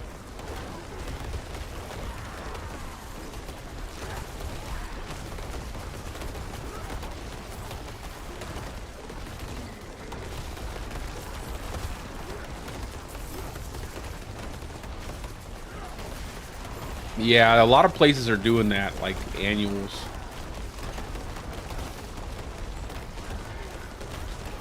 I know every place I've worked at, they always made you do annual. Even with your ACLS every 2 years, you'd still have to do it. Well, they would actually started like over the Advents. They had this online version, this stupid computerized version. Well, I can't remember what it's called, but you would do that quarterly. You would basically renew your CPR, your BLS and your ACLS quarterly. You would still have it for 2 years if you moved to a different facility. It was hot garbage though. Like, you could cheat the program so easy. It was so broken. There were so many bugs in it, and they paid like millions. Yeah, RQI, bro, you saved me. Yearly? Yeah, that's not, I mean, it's not so bad, I guess, yearly, but they would do it quarterly all the time, and it was super annoying. I actually found, like, quite a few bugs. There was a bug with one of them where you could, with the ACLS portion, where if you applied oxygen, if you did several little, I actually got it down to, like, a few steps where you could take a cardiac arrest and put them in a med-surg floor after applying, like, oxygen in a few steps. And they would be dead, but you would send them, and it would give you a flawless. I found that out pretty soon. I got hired on at this place, and I was just playing around with the program.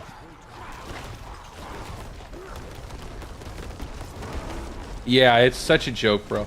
I don't mind the mannequin. Yeah, I don't mind the CPR, like doing the BLS. That stuff doesn't bother me, but there's nothing better than going to an in-person ACLS class, man. Especially if you get like an old school firefighter, paramedic there who's done it all. Like me and my wife did our renewal for our ACLS, and he was like showing us how to intubate and all this stuff, because I've always wanted to do that, and it was a lot of fun. It was a heck of a lot of fun. Even though it wasn't required for the ACLS, it was still a lot of fun that he was showing us all that stuff. He showed us this one placement. I can't remember what it was called, but there was this this placement device, right, for intubation. It was a perfect little guide. It was like this plastic little device. You slide it in there, you slide it in the mouth, and then it already like puts you on track. And then you just slide the tube in, and bam, you have the patient intubated. It was actually pretty cool. I forget where he said he's seen it at, but he kept it from a place he had worked at, and we don't have those. I can't remember what it's called. It was really cool, though. It made it super simple. It's like almost like too easy.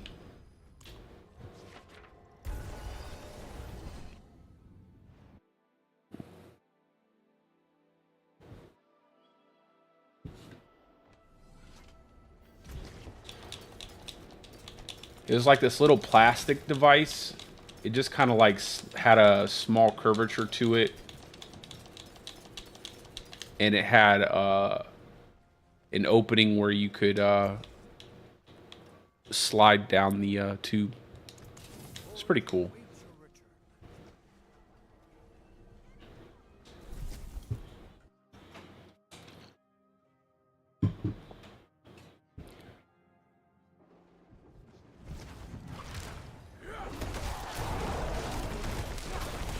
Yeah, yeah, it's always respiratory or the docs. Yeah.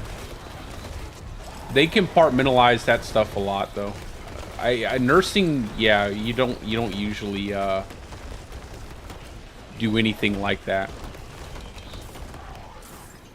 Now I know that it's different facility to facility, like, or state to state, but the majority of places, like here in Florida, like they don't let you intubate. You have to go through, like, I guess, several different certifications. But it's definitely a skill that I wish we could actually have the opportunity to learn.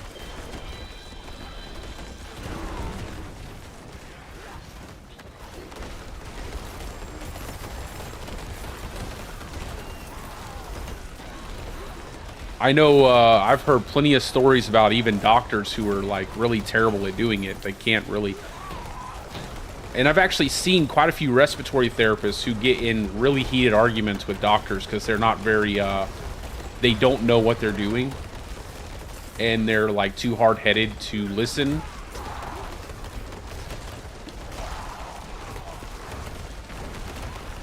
I actually seen one RT was hilarious. He got pissed off at a doctor for busting open an intubation kit, like, and just so that way he could see what was in it. I don't know. He was like really frustrated with him about it. I don't. The guy didn't know what he was really doing.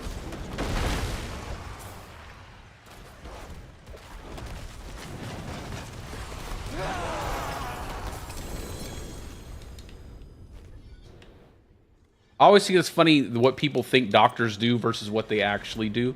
I think people watch a lot of medical dramas and they think that doctors are always there doing everything. And it's so funny how few doctors actually do quite a bit of like hands-on patient care. I would say more often than not, in my experience, I will see doctors just come in and stand there and not really say anything, even during codes, and they won't really do anything. And it's not as frequent that I've seen doctors come in and actually take over a code or something like that and actually participate or do anything significant. Obviously, that's different when you go to the ICU and ER, things like that, but I think a lot of those doctors are just geared differently.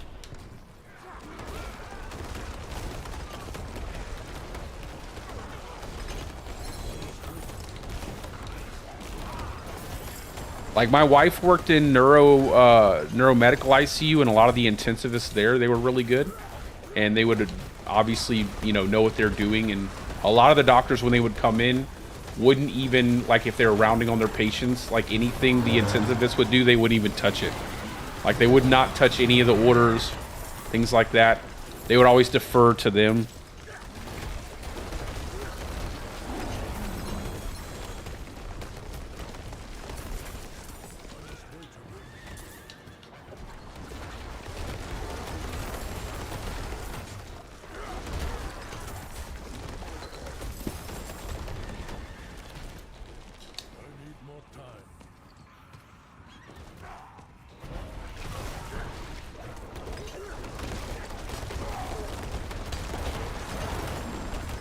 I almost feel like, though, it's kind of annoying because I don't feel like a lot of doctors are carrying the responsibility the way they should be, like putting orders in. I can't even tell you, always putting in orders, always doing whatever they would want you to do. It's like they don't want to do anything, even though it's like policy that they do the thing that they're supposed to do.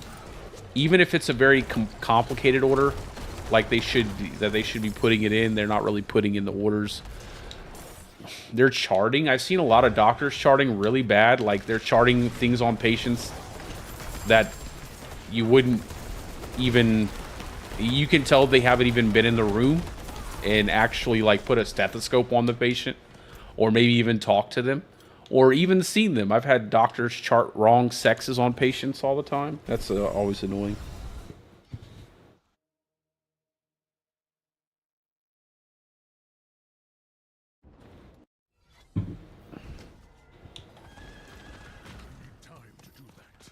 I worked over at a cancer center on a contract and they have a lot of you know, residents there. And one of the doctors I was trying to do, I was on a PCU floor. One of the doctors was they were trying to transport the patient to a different facility, so you know, they couldn't take the patient because they had like an acute spike in their blood pressure. And he put an order in. It was so funny. Like, instead of giving me like some IV hydralazine or something to bring the blood pressure down and get it managed faster, and I mean, they were like in the 200 systolically, like 190, 200 systolically. Instead of giving me something to bring their blood pressure down at a faster rate, that he's like, okay, he gave me like their PO extended release cardiac medication. I was like, I called the pharmacist and I was like, hey man, this doctor put in this this medication. Is there any way that you can possibly talk to them about like giving something a little bit better? And obviously they did, and they changed it up. But yeah, they were giving like wild stuff. Like, sometimes it's kind of funny.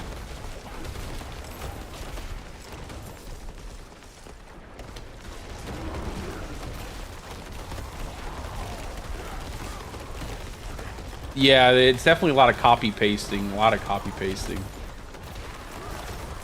Which I'm not necessarily. Listen, I mean, I get it. I don't mind copy paste, right? I don't mind that. I don't. But my problem is when you don't change the pertinent things, right? It's like copy paste, fine. Some things don't need to be, you know, changed. But like, if there's something that does, can you at least take the time to change that? Like, it makes it really hard to communicate between different doctors, different specialties. It's kind of frustrating.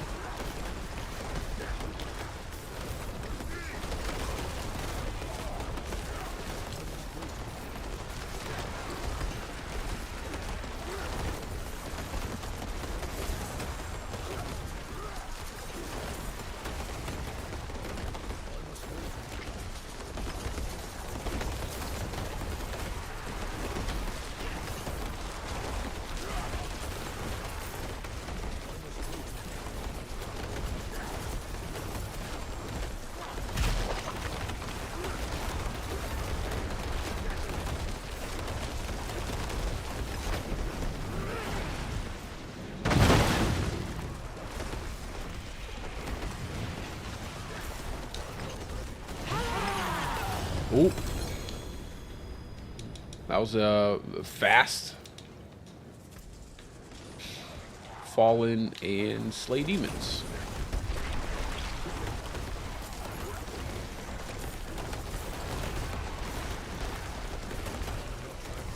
I also feel like there's been a complete like dumbing down of a lot of the medical field education wise, in terms of like university or just on the collegiate level in general. Like, I feel like getting an RN nowadays is way too easy. Becoming a doctor nowadays is also extremely easy compared to what it used to be like the rigor that you used to have to go through. I feel like there's way too much there's way too many online options, and it's too easy to write a paper now with like ChatGTP, and there's just so many things that they've done that have, I can't tell you how many times I've ran into people, and I wouldn't even have considered myself good at my job. Like, I would say I was decent, but I always have, I think I have a higher standard at what I expect. But yeah, I can't even tell you how many people I ran across who just completely like brain dead on the basic things, like the basic fundamentals, and they're in places they're in like the ER, the ICU, and they're supposed to be like the most you know, they're supposed to be the smartest ones. It's like you don't know what you're talking about. It gets kind of scary, actually.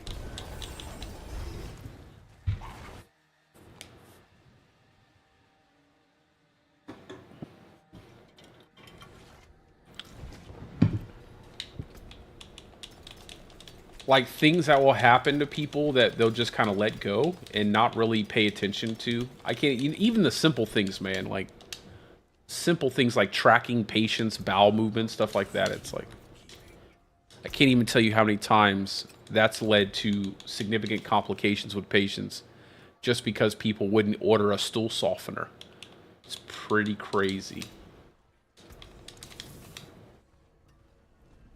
Like, this is the 7th day the patient hasn't went to the bathroom, and they don't have anything, nothing, no colace, no lactulose, nothing.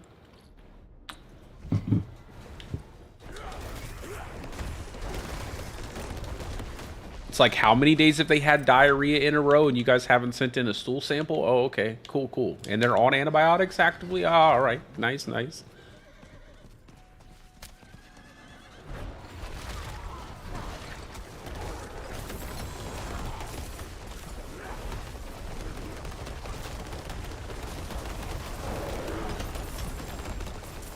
Yeah, exactly, bro. You're like, you stole that, didn't you? Like, I know you stole that coat. Like, well, who are you really? And you look up and it's like, oh, wow, they actually did it.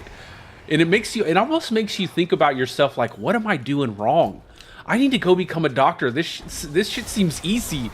Like, oh, but then you're like, then you think about the amount of time you have to spend in a classroom and you're like, man, I get bored out of my mind. I just don't want to do that.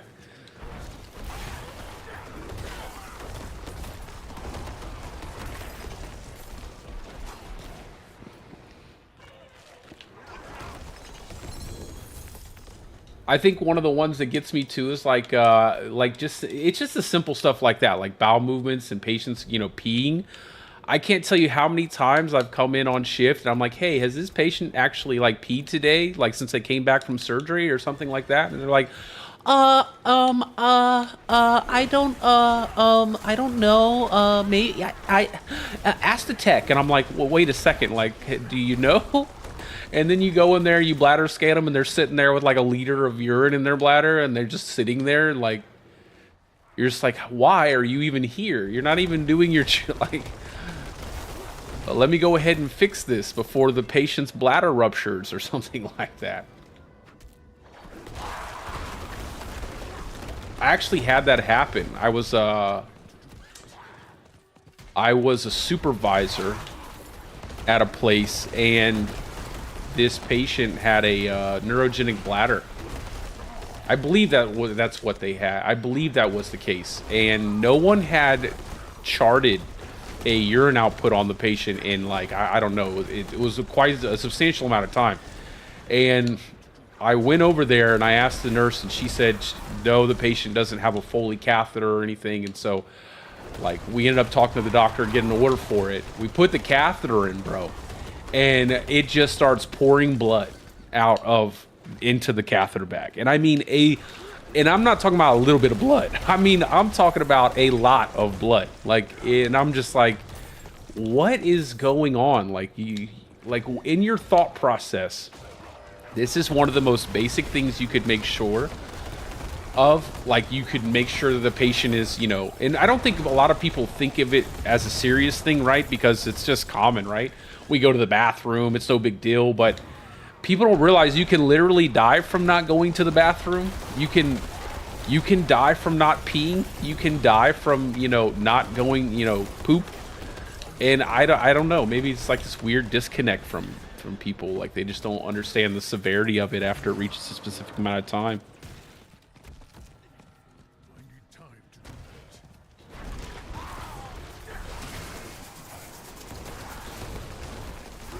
I think working during COVID really kind of like changed the way I feel too about a lot of things, how I see things differently. That was really frustrating. That was one of the more frustrating times. And I worked at a primarily respiratory focused facility, like tons of vents, and yeah, that one was one of those times where I was just really put me in a different mindset in terms of how I think about healthcare, and more specifically the people that work in healthcare and like the positions that they hold, like upper management positions, things like that, and how useless they can actually be at times.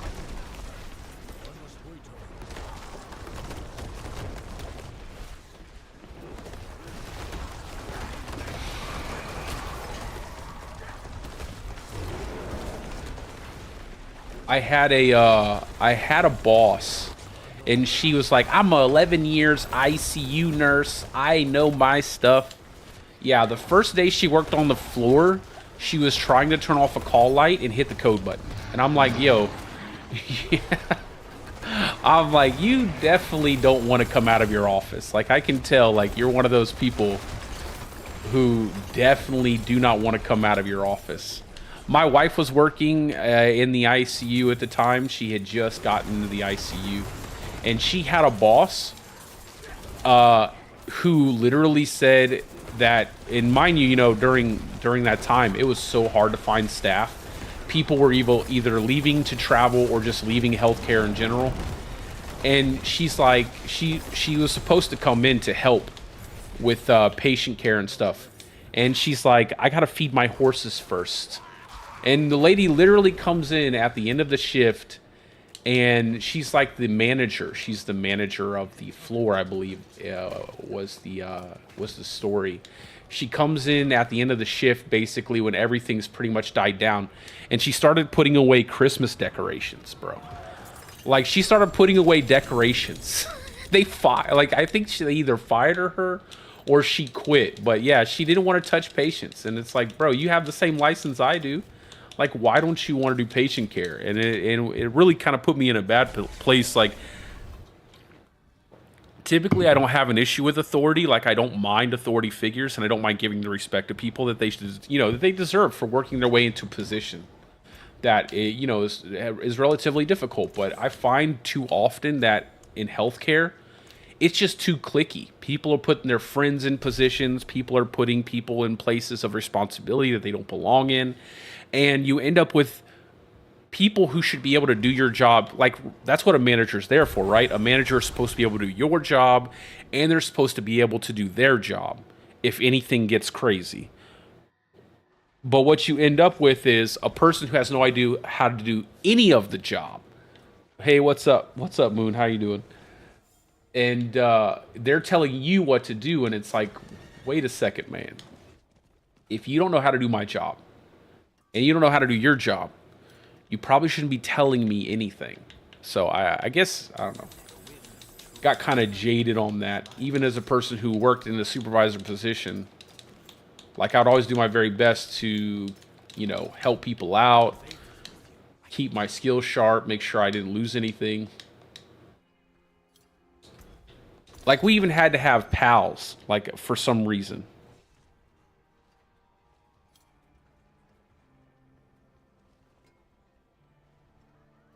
Yeah, and see, bro, that's a big issue too. And the problem is like, here's the thing that I find the most interesting about that stuff, man.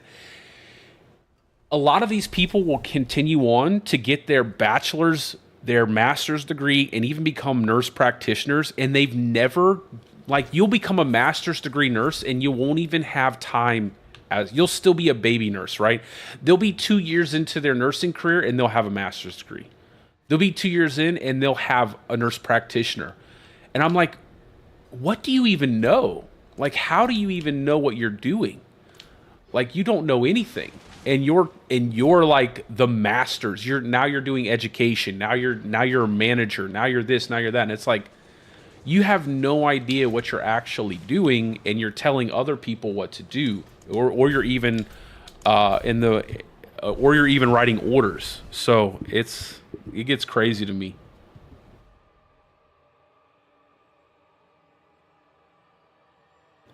I believe it requires you to cast landslide. The landslide cast twice. I don't believe works with the tempering.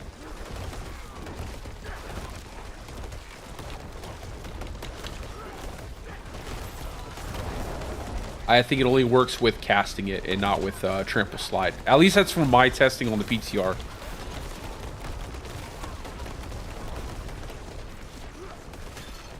I almost wish that a lot of schooling would work like trade jobs, where, you know, like an electrician or a plumber, where you become an apprentice. It's like several steps. You have your apprenticeship, your journeyman, your master's level electrician or plumber, where you actually have to spend a considerable amount of time working underneath a person who has that credentialing, who spent the time learning. I think the way they currently have it set up in terms of the education for healthcare, it's not good at all.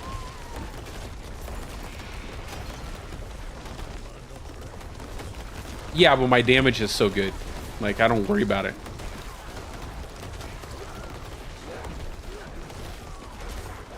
They don't stand a chance. Now, I might die, but they'll probably die before I die.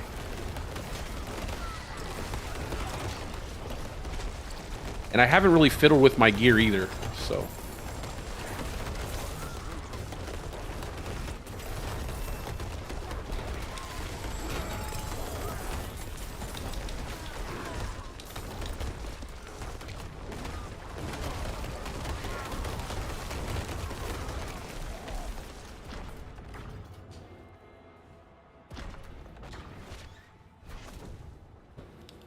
Let's see if we get a lucky event here.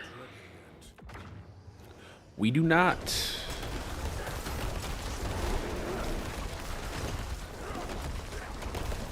Now what I want to do is I run a one-hand axe and totem with this and try out Storm Chaser to see if the tornadoes will actually work as they do with the regular tornado build.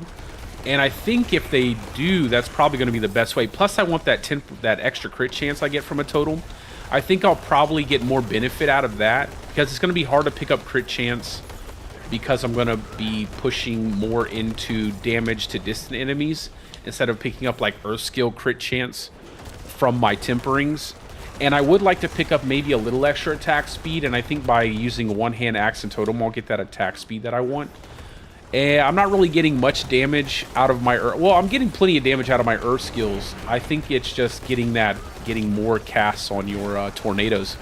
I know I've seen some people thinking about Lightning Storm, but I just don't think Lightning Storm is the way to go. I think Lightning Storm is still not on par with Tornado in terms of damage output. Although it does look really cool. I do like Lightning Storm. I wish they would just make it a little bit better. I feel like the investment you have to make Lightning Storm work is a little bit too much. And I noticed a significant difference in the amount of damage that you get out of... I might try it both ways, though. I might try utilizing, like, Lightning Storm, and I might try building more into Tornadoes. The good thing is it's going to be easy to do either or. But I feel like with Earthbreaker, and you want to get some damage out of your Earth skills, it just lines up better with physical damage than it does elemental damage. So it's like I can use Outmatch, things like that, for scaling out Tornado damage as opposed to scaling up Lightning Storm damage. And you get a ton of Tornadoes.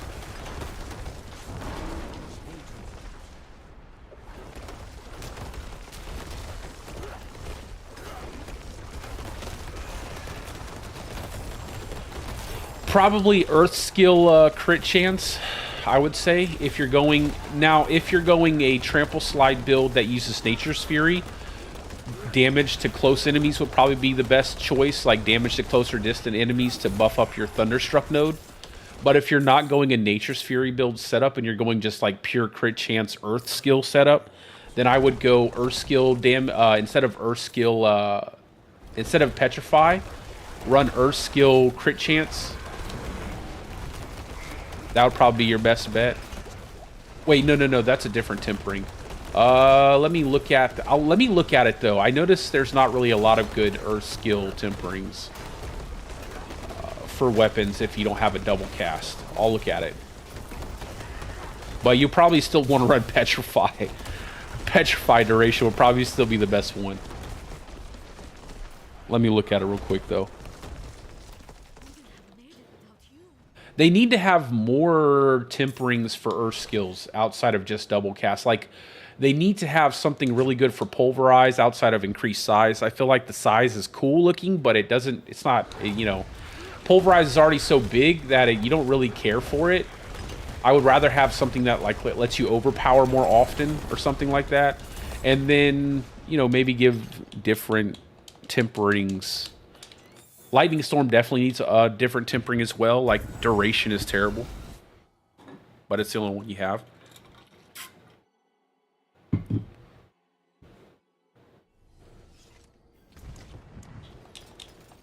I'm not really looking through my gear. I'm just picking up the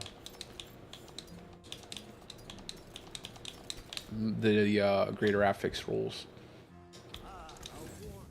Let me see real fast. Do I have everything? I don't really think there would be a better... unless you wanted to use Lacerate, you could use Lacerate to give you a damage increase for 10 seconds. Like, you could probably get rid of Petrify and drop Petrify for Lacerate, and maybe you might have some success there for increasing your overall damage. You could try that out. But it's Lacerate duration, so I don't know if that would really matter too much.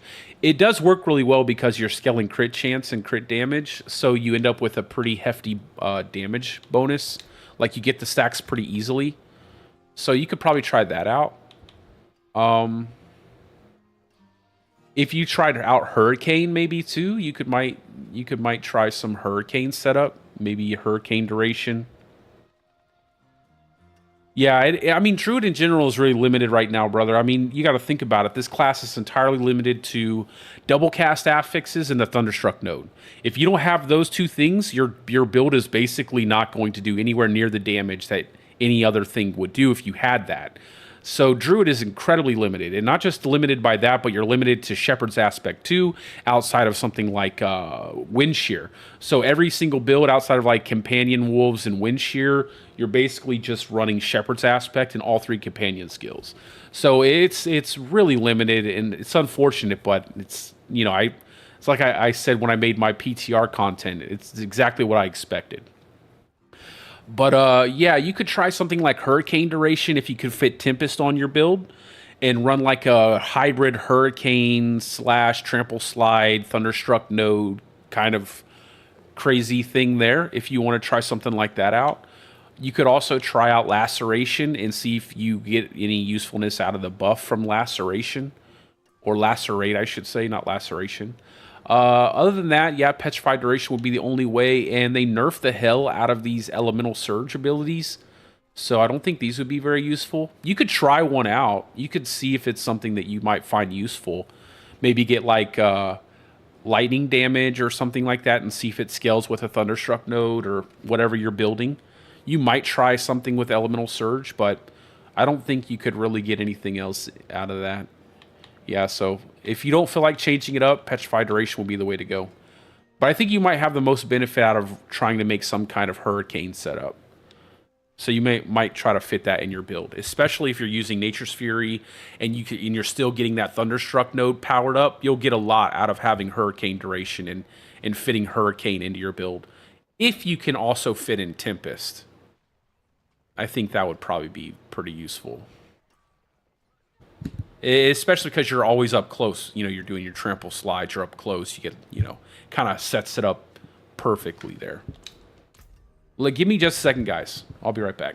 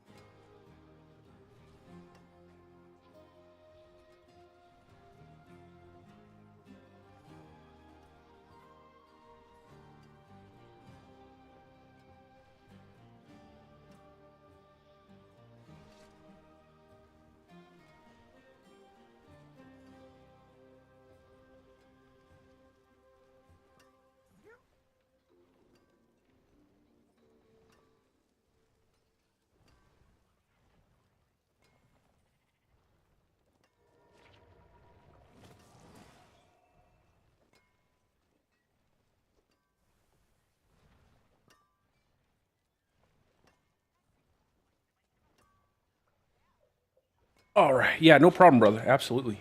All right, let's get back on the grind. We're almost level 90. I think I can speed this up some, though.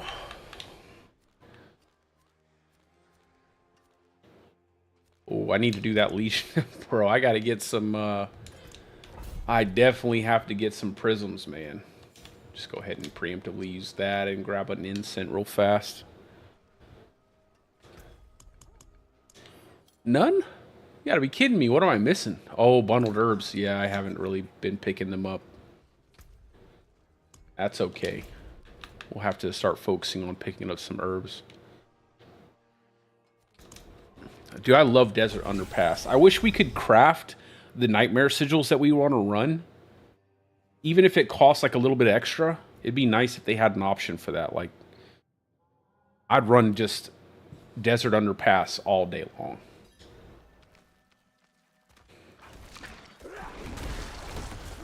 They'll probably do something like that in the future, I imagine.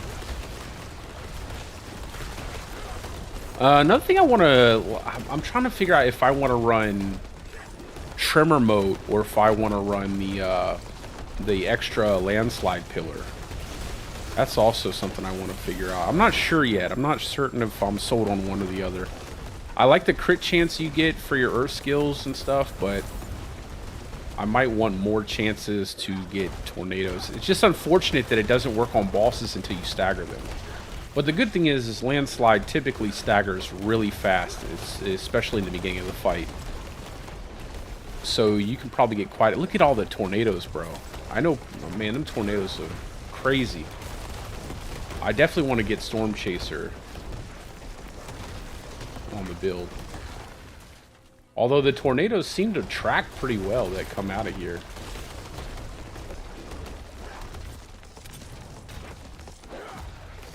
Boss mats. 50 Stygian stones. How the hell did he get 50? I can't get a single one. How the heck I get 50 stones? He must be grinding like a madman.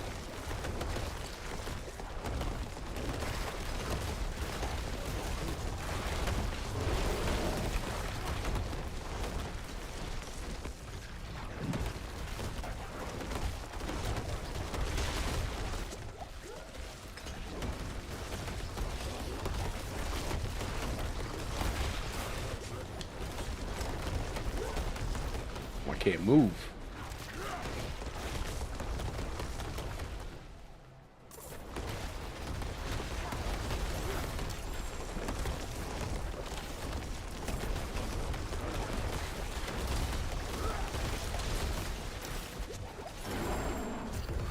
Oh, nice. Let me back away so that way I can just cast. I gotta make sure I build out my... Ooh, you seen that joke try to run at me? I gotta make sure I build out my resource cost reduction too. And my spirit gen. That way I don't have to pick up Ian's blessing. I'm not a big fan of the way that unique works.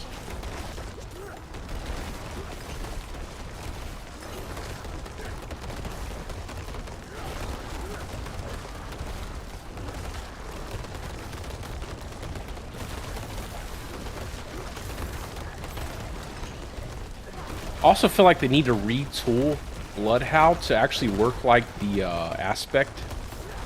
I feel like the aspect just isn't powerful enough to warrant like slotting it into your character. And I also feel like Bloodhound itself is far too underpowered to require an aspect like that. Like I feel like they should definitely buff it up and give it a duration. It just doesn't seem like it makes much sense to give us shout skills and then only have debilitating roar work as a shout without needing to invest heavily inside of inside of Bloodhound.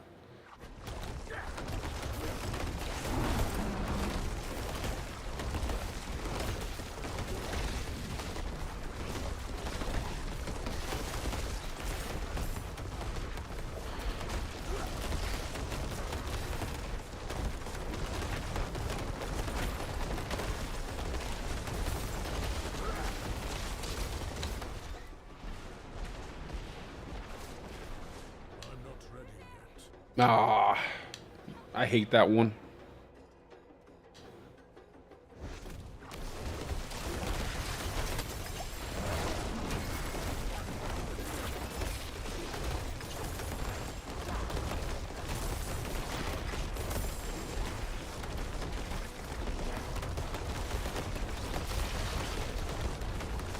There we go.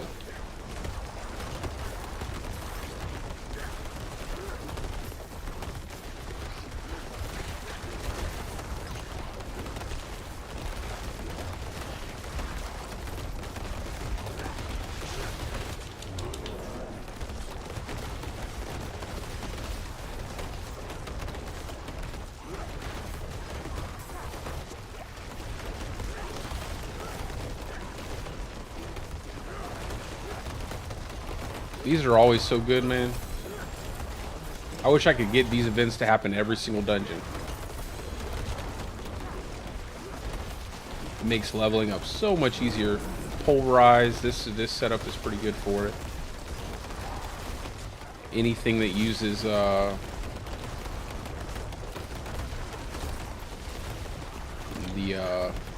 silly potion, what's that stupid thing called again? Gives you the artillery. Holy bolt.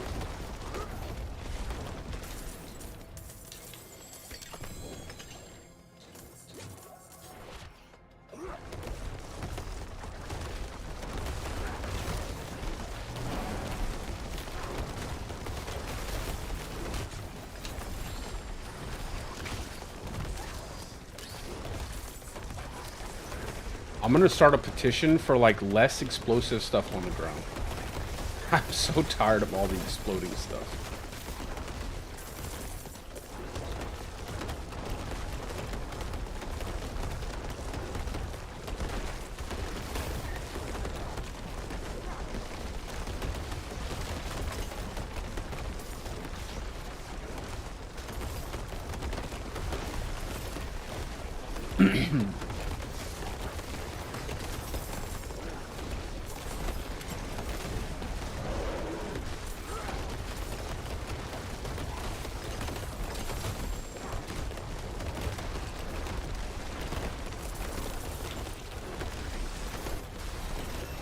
$87.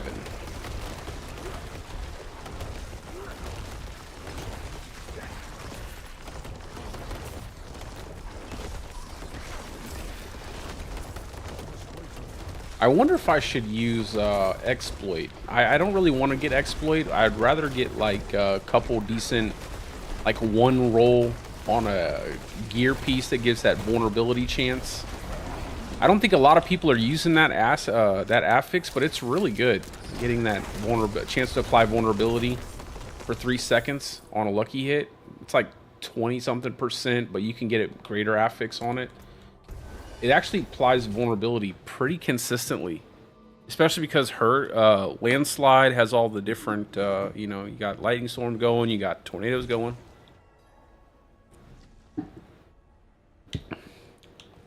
It's just a nice way to boost up your damage without really investing in anything significant. And it applies vulnerability way more often than the exploit glyph. I have to look and see what I pick up next real quick.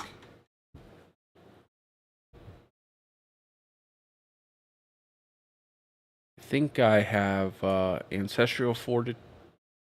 This is my 5th fort, Ancestral Guidance here. Yeah, and I grabbed that.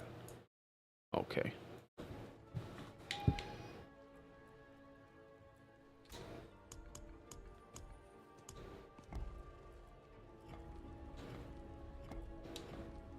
There we go.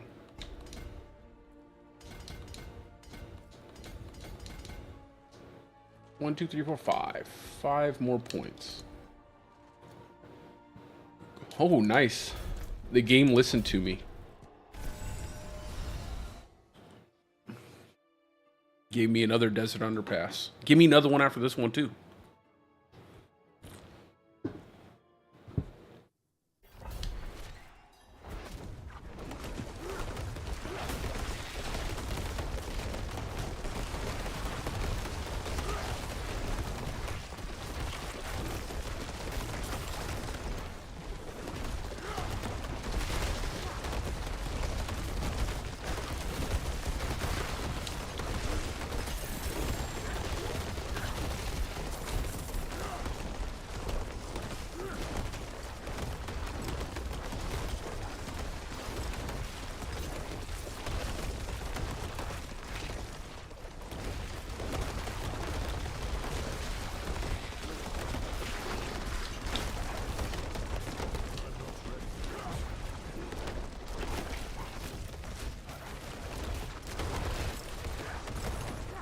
Yeah, I definitely want to fit Petrify on here.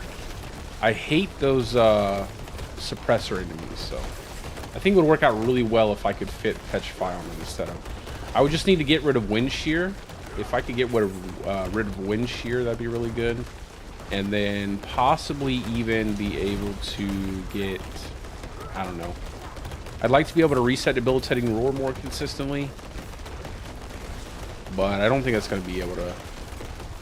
I think it's going to be able to be the case considering I have so many things I want to build into. I don't know if I'll have enough to get the cooldown required. And I don't think I'll have the points available either.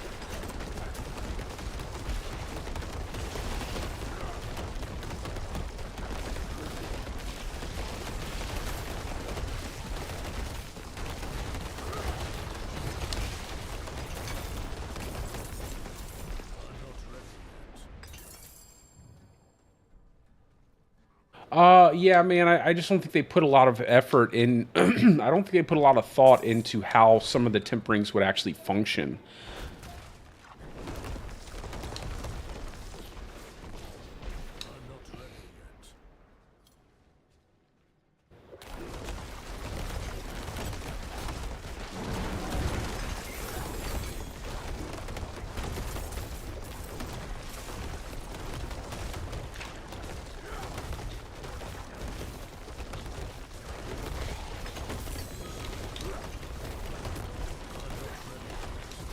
I also feel like there's probably no Druid players. Like, I feel like the person who plays...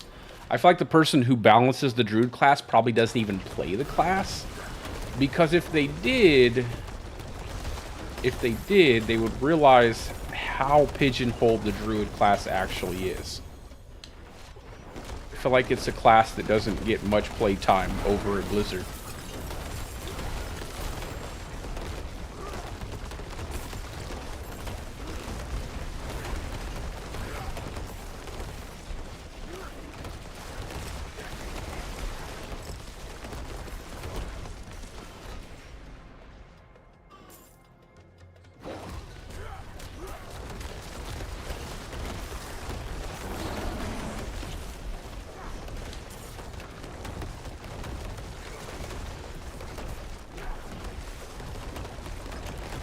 It's like when they picked Lightning Storm duration as a temper, like, did they really, like, like, like, who thought of that? Like, there's no way anybody over there was like, you know what Lightning Storm needs? Lightning Storm needs the duration to keep your Lightning Storms bigger. It's like, most people don't even want a fully charged up Lightning Storm. You want like two or three charges on it so that way the lightning bolts are more condensed and they're hitting a target multiple times. You don't want it to be like, you know, fully channeled to the point where there's like they start spreading out too far.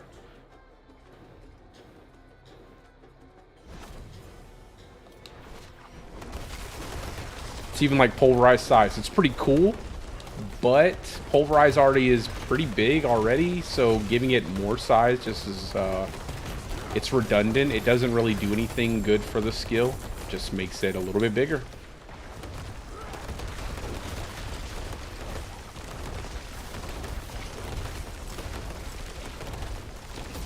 I think the funniest one to me is Raven's size, because Raven's is such a trash skill that the last thing you would really want is to make it even bigger. It's like, but it's still funny because you can, you know, on the PTR, you could build like a comically big Ravens when they didn't have a capped size limit.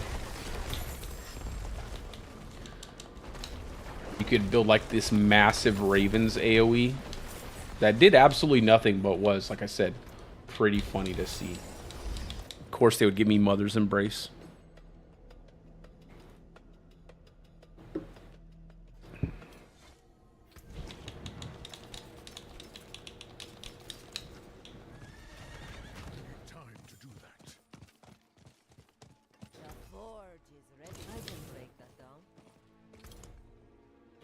Even's Keep, we'll do that. Although, let's go ahead and, that's 3 Tortured Gifts, Slay Demons, Harbingers. I think we definitely need to keep building up our money. So let's go ahead on over there. We'll go resource cost reduction. Put this stuff in the chest. I made the bonehead mistake of having all of my Varshan mats on my hardcore landslide character when I died. And yeah, I like lost all of them. It was really silly. So now I have like massive stacks of everything else but Varshan mats.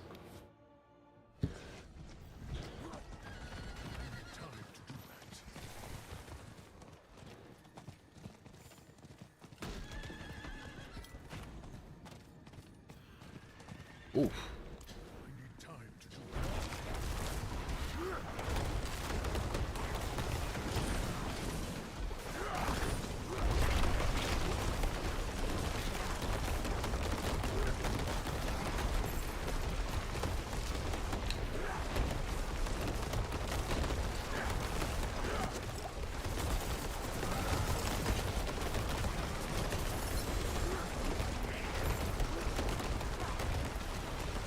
I wish, part of me wishes they would reduce the amount of multiplicative damage you get from using Godslayer by like maybe half of it, but give you a more consistent pool.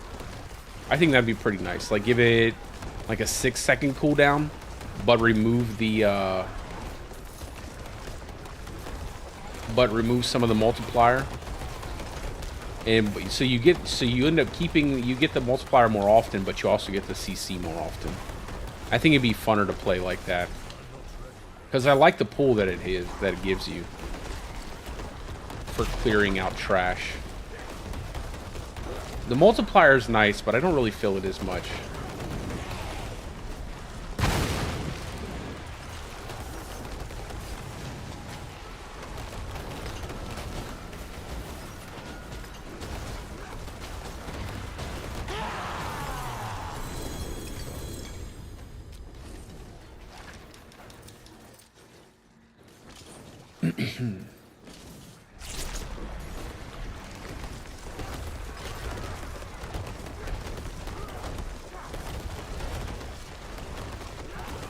I wish I had the herbs to make an incense right now.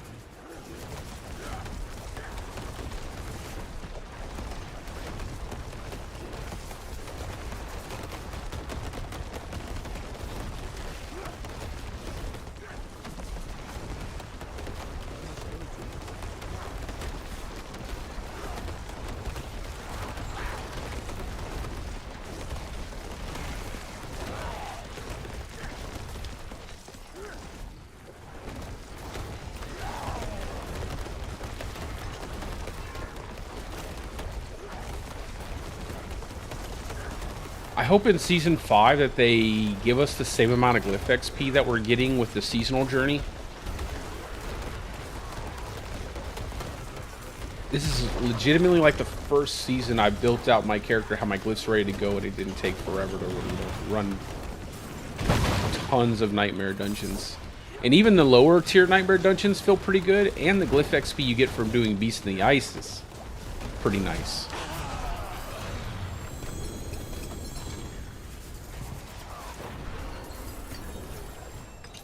Make sure I get my heart in there.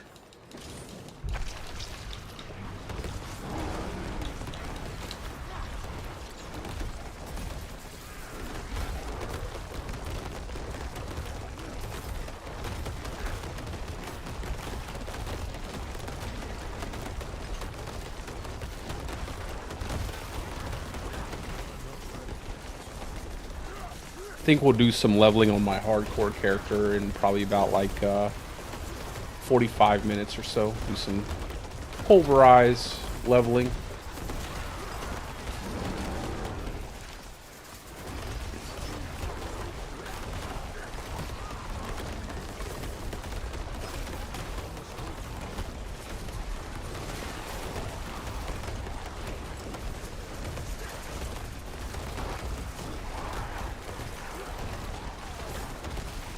Can't afford to die like that again. I forgot the tortured gifts. We're trying to open tortured gifts here. I'm not going to be able to open any of those things if I die.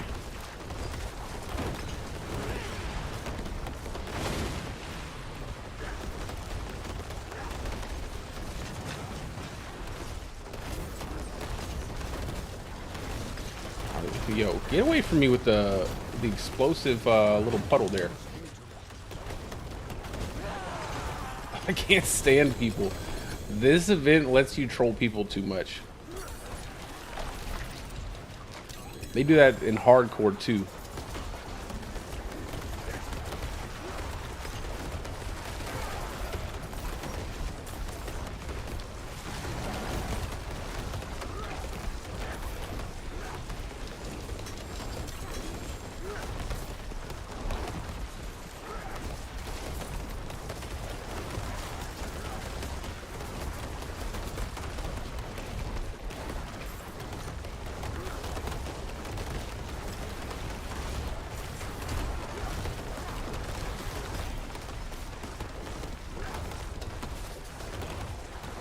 So I think I want max life, willpower, and resource cost reduction on my axe. Crit chance, willpower, max life on my totem. I'll do ranks to no. I'll do core skill ranks on the gloves. If I can find a pair of gloves with core skill ranks, max life, and willpower, or core skill ranks, crit chance, willpower. Probably core skill, crit chance, and willpower. Skip the max life. We're on softcore. We don't need so much life. Get away, bro.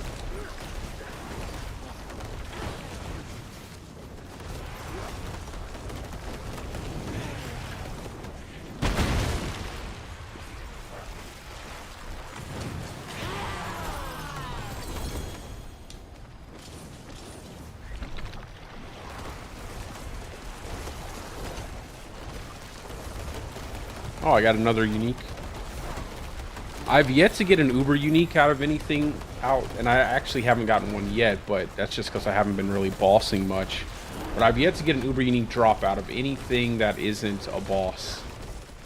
Or I should say just uber durial.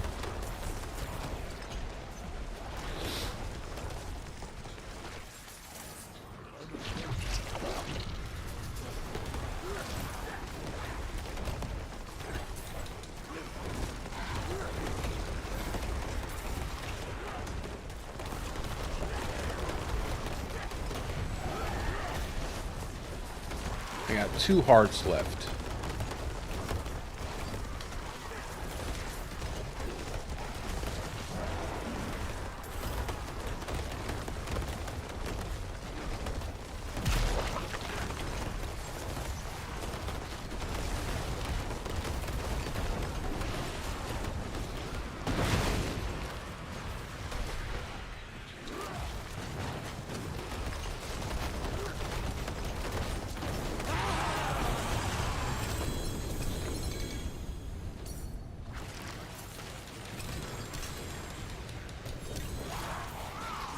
Another pair of gloves.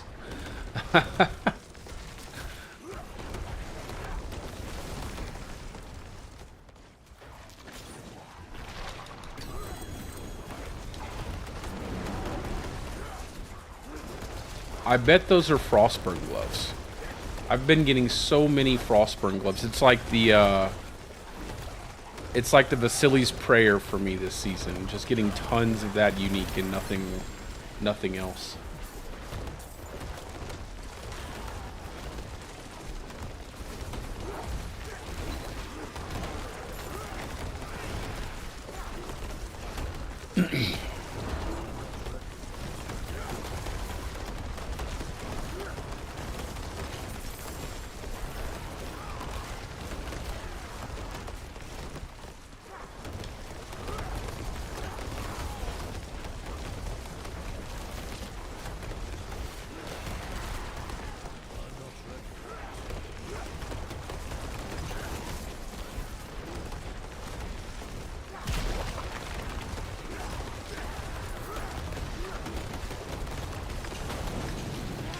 I want to look and see how much the boss summoning materials are now. I imagine they're super inexpensive.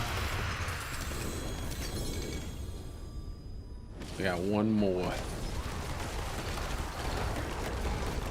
We got ourselves either a useless waxing gibbous or a useless butcher's cleaver.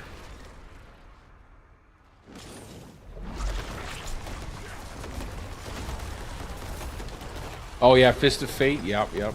Although I will say, I think, you know, with Fist of Fate, that could possibly be decent. I mean, just think about it. Imagine if you could get lucky and get a couple of those really, really good, solid multipliers there.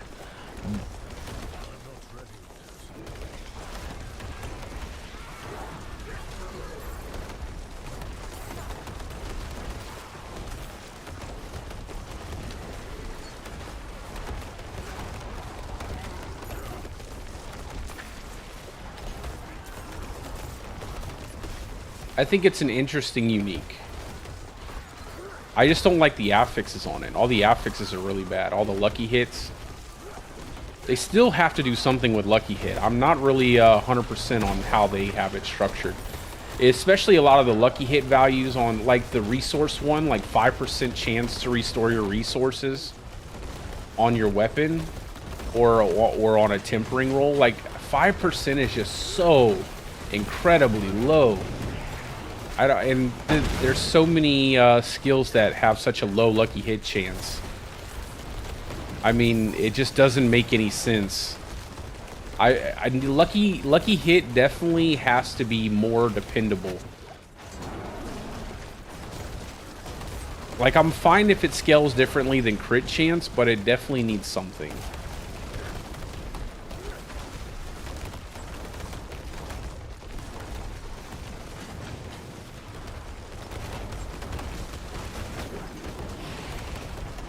A lot of the active effects of the lucky hit abilities aren't even that good for them to warrant them to be, you know, more difficult to activate.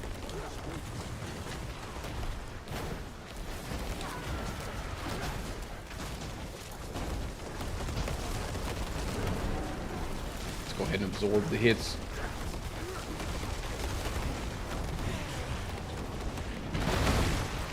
I'm glad that attack doesn't do too much damage.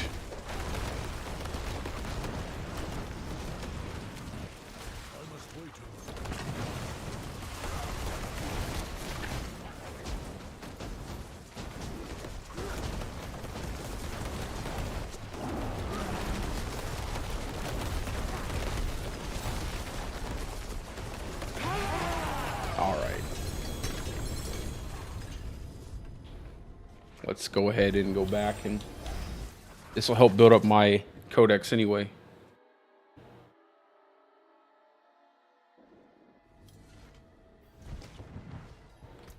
Yeah, I feel like Fist of Fate just needs something, just like something small, nothing too crazy, but I feel like it just needs something, I don't know, that that could really bring it into being useful, like consistently. I don't think it's missing much, but it definitely is missing something.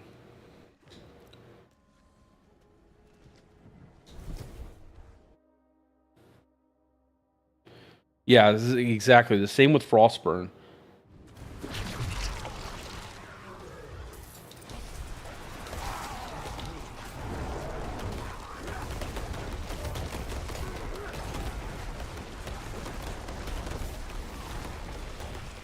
Yeah, you definitely have to have that max roll, man. There's no way you want to do 1% multiplicative damage or 150. You know what I mean? It's one of those that you absolutely have to have at the max roll, or close to it. I like the idea of it though. I like the idea. I just think it needs better affixes. I think things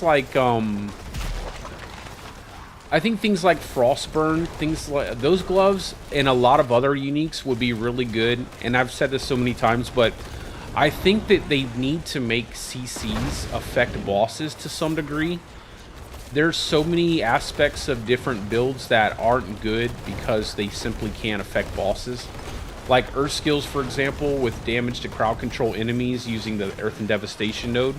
It's like you get no bonus out of that damage until you CC the boss, and it takes forever to build up that meter unless you're using something like Landslide, so it automatically makes it worse than anything else. I wish they would do something like that. Now, obviously not to a significant degree. You don't want to be able to stun lock the boss, you know, for eternity. But it would be nice if they could at least get the debuff on the boss so you could get the damage from the damage bucket. Oh, that poor guy died.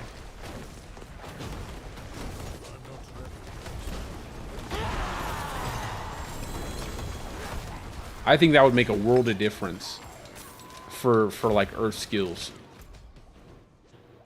in a lot of builds that utilize damage buckets that you can't apply directly to bosses without first CCing them.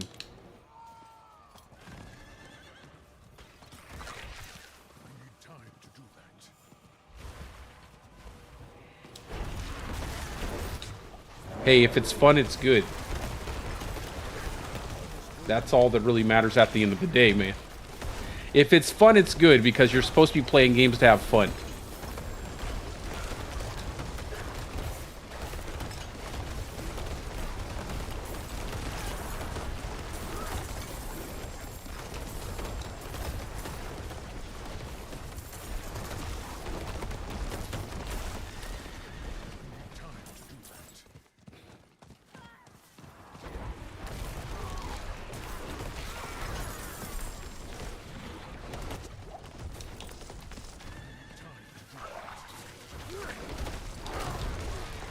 What was the other, Iron Wolves? Okay.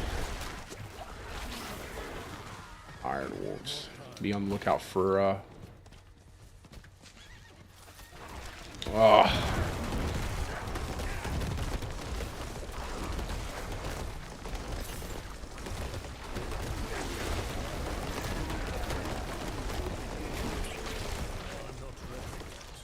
There we go. Okay, we got our Iron Wolves done.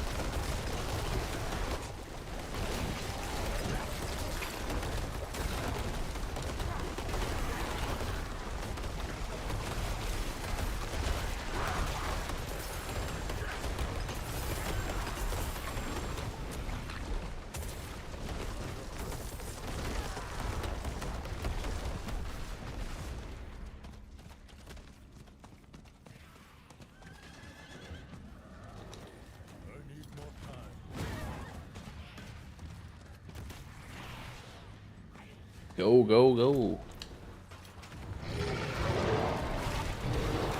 God dang Dune Worm.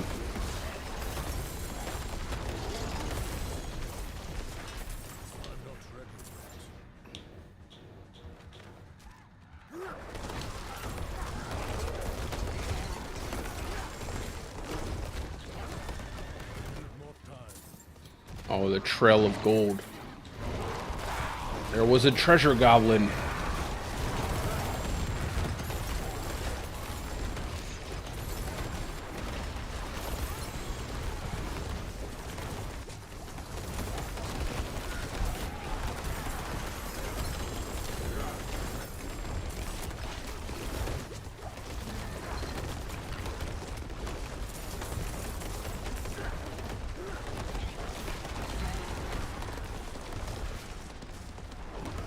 At least I'll be able to get bow chests when I get down there.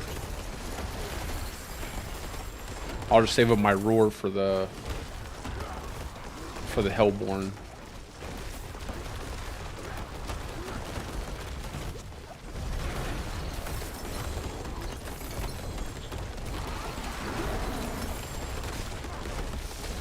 Die. You tried to kill me. I knew that was going to happen. Did my roar even go off when I hit it? It looked like it went off, but I don't think the actual skill happened.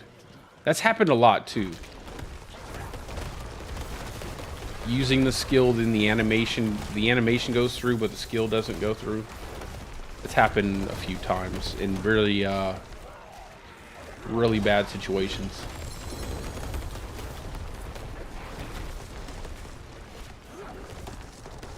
Okay, then we'll just open up like a little armor chest or something.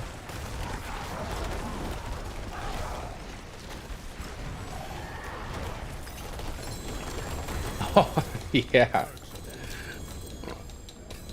That's what they remind me of.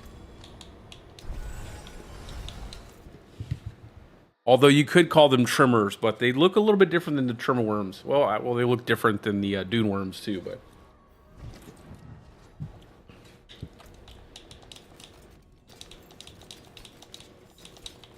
Yo, what's the over-under on them ever rebooting the Tremors series? Without Kevin Bacon. I would love for them to reboot that series and bring back Kevin Bacon. I think the actor who played Virgil died, though. Which is unfortunate. Yeah, Frostburn. There's Frostburn. There's the Butcher's Cleaver. I knew it. I called it. It was easy. So predictable. I'll sell these. That's too much gold to pass up one.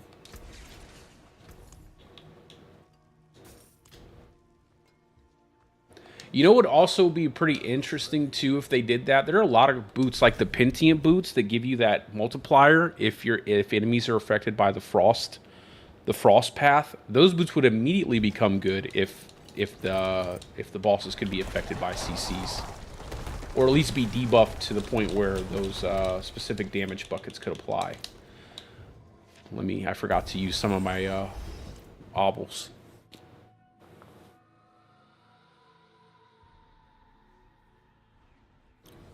I was actually pretty surprised by the Dune series so far. When I watched I was pissed off though.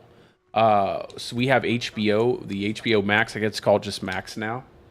And the first Dune movie came on to HBO Max, and I was super happy about it. But then the second one went right to theaters, and I felt kind of cheated because I got spoiled with that first one. Pretty happy with it so far.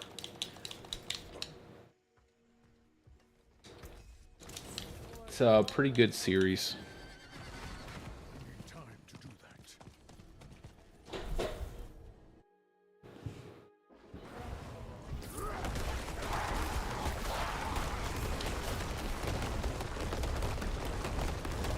I also watched Kettle, if you're still here. I also watched Abigail, that vampire movie recently. That was pretty good. And the new Alien movie they have coming out, I'm pretty excited about too. I hope horror movies become popular again. I feel like with video games being so popular, I feel like horror movies are like hand in hand. I also hope one day that they reboot the Resident Evil franchise in a good way and not in a bad way. Like, leave Mila Jovovich out of it. Like, I mean, Jesus Christ, like, don't ever bring her back into it ever again. I feel like the fact that they had like creative control over those movies really took them over the edge in terms of like action theme, and they just kind of just spat all over the storyline. You know, I'm not really a big fan of his movies. I thought Get Out was okay. I didn't really like Nope, but I will say that the young lady who directed the remake of Candyman, I thought she did phenomenal. Like, that movie was so good. And the ending of the movie I really liked too. And I don't know. I feel like his movies sometimes get a little bit too artsy, you know? And they kind of like, they feel like inside jokes that only he understands, or you have to watch them like a bunch of times to actually pick up every little, you know, little piece of information about them. Which ordinarily wouldn't bother me. I mean, I love Quentin Tarantino movies. He does a lot of movies like that where you have to kind of, it's a sum of all its parts. But I just don't find his movies to be that interesting. I definitely think he has a really creative, you know, he's very creative, but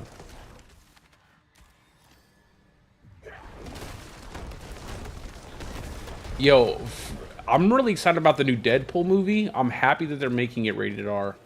I just don't think that, you know, that's one thing that always pisses me off about, like, the online commentary.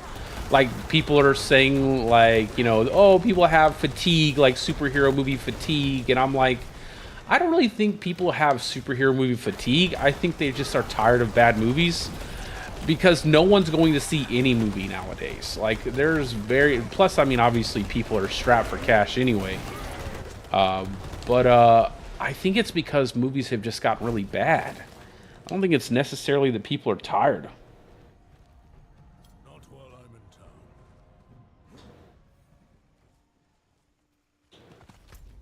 town. Yeah, I watched Nope, man. I felt like I had to watch Nope, and I thought it was okay.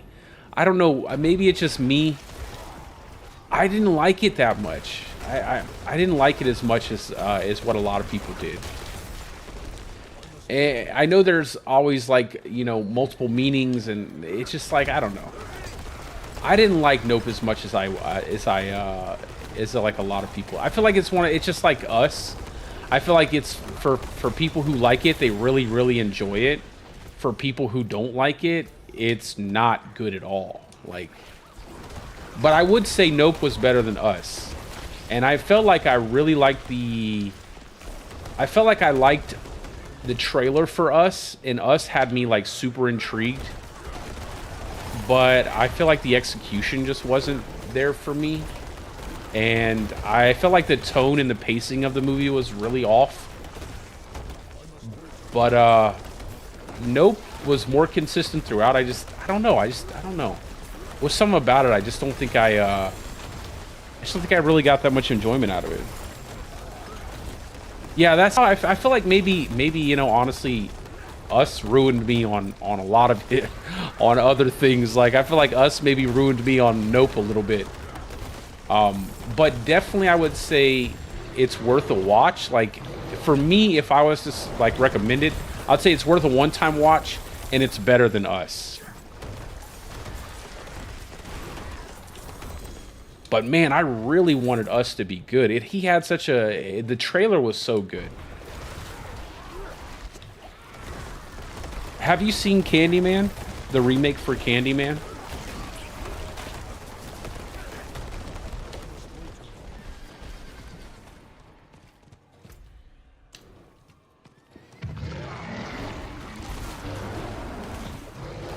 If you haven't seen that movie, I would definitely recommend giving that a watch.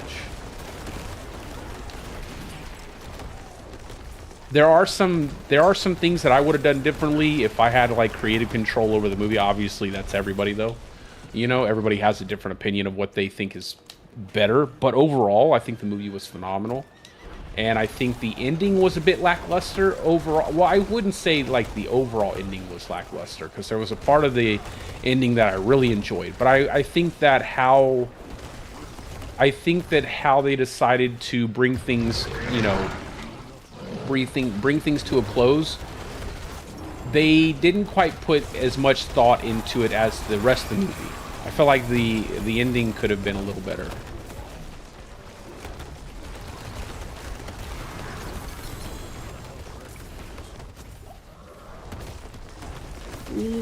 Well, here's the thing. I wouldn't say that it didn't have an agenda. Obviously, it had an agenda to push. However, I felt like it did it tastefully, right? I felt like it did it tastefully. Now, the only place but that's like every movie nowadays. Everybody's trying to push something, some form of narrative. But I felt like it did it in an appropriate way. Like, the movie wasn't consumed by it. And that's, to me, the most important. I don't really care if movies are trying to give you a message. Because I think that some of my favorite movies always try to give you a message, right? There was something. But I feel like it did it in a tasteful way, right? It wasn't like pushing it in your face or trying to guilt you into feeling a certain type of way. Or I feel like it was tasteful. And I felt like the ending was the only part of the movie where I felt like they could have done something a little bit differently. Because I felt like the only time you really, I don't know, I felt like the only time the message they were trying to push really came through was more or less in the end. I know they tried to do it in the beginning.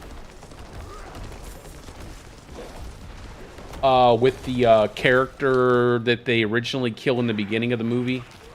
With the candy guy, but listen, bro, I'm gonna tell you like this. If I lived in an apartment complex and there was some creepy ass dude handing out candy to kids that lived inside a hole in the wall, he'd freak me out too. Okay, like, I don't care what people want to say. Like, you start living inside of walls and handing candy out to kids, bro. I'm sorry, bro. I'm calling the police too. Like, I don't care how innocent it seems. Like, you're living inside of a wall, bro. But no, I don't feel like it. I feel like it did a tasteful job at it. I don't think it was too preachy or anything.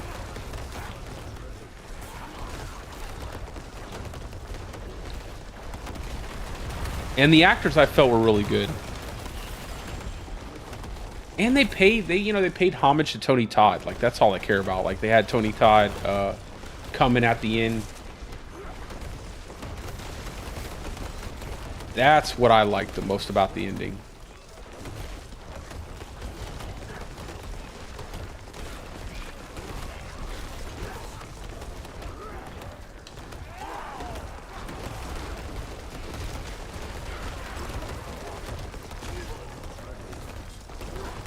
The only I'll say another thing, the art gallery scene, the first initial kills in the art gallery scene, like the actors they picked to play the art gallery people, they were really bad. Those actors were bad at everybody else was phenomenal. Those actors were terrible. I don't know who they had to choose from, but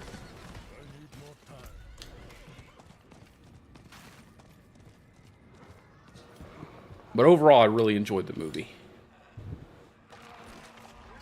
I would like to see like Jordan Peele make like a more traditional horror movie to see how well he does. Just like go all out, no crazy kind of overarching,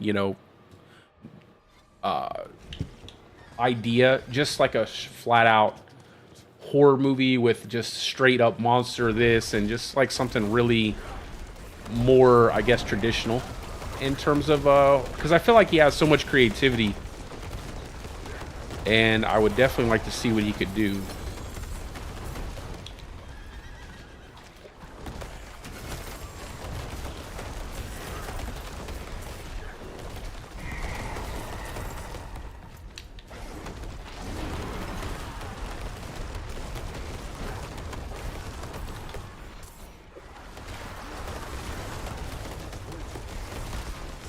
Makes me want to go back and watch Candyman again.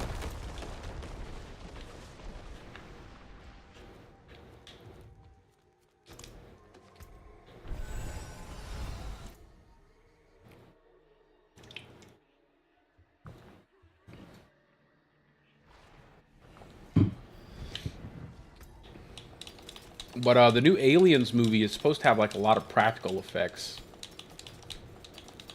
So I'm really excited to see it. I've seen a couple little pieces of, little tidbits here and there. I'm a big fan of practical effects.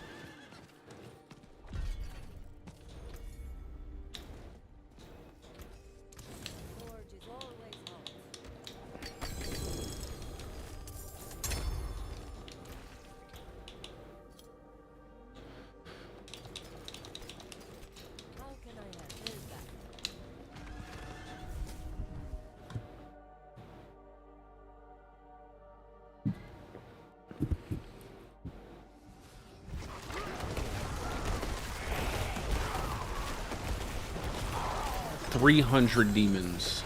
Almost there. What do I got? Just a little bit more. We'll just do one of the, we got hearts, so we'll go do that real quick. See if we can't get another, frost gauntlet or something like that.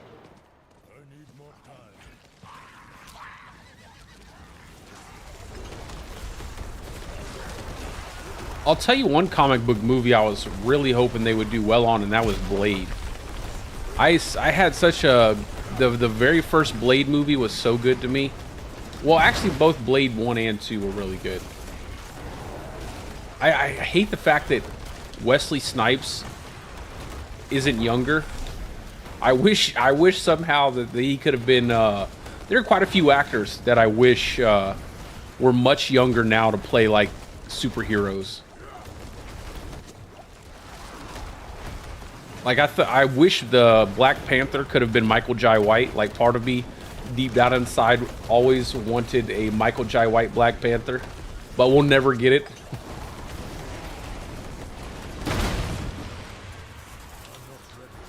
It's like one of my favorite action stars from the, what was it, like 2000s? Even these Undisputed movies, like Undisputed 2, 3, I think it was like 2 and 3, or was it just 2? Really good.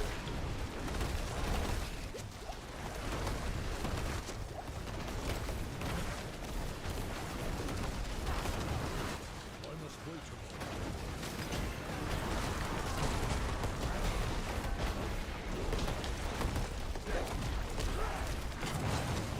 moment. Dang, man, I can't even stand still to do anything.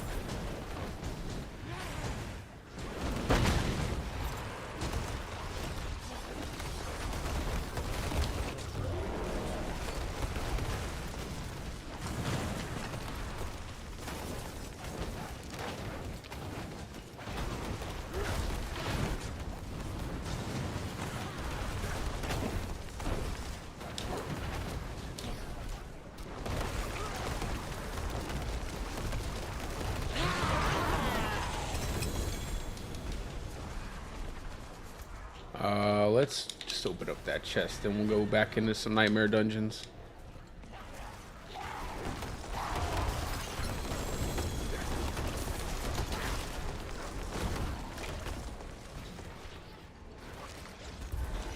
Come on. Go away.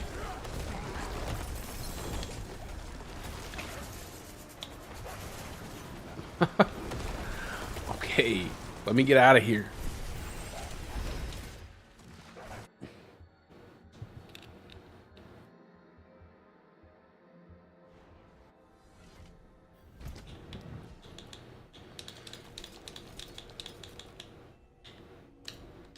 Oh, looks. I know I'm not looking through my gear, but that's just because I don't need to yet. I'll just keep all the. Just gonna drop off all of these items.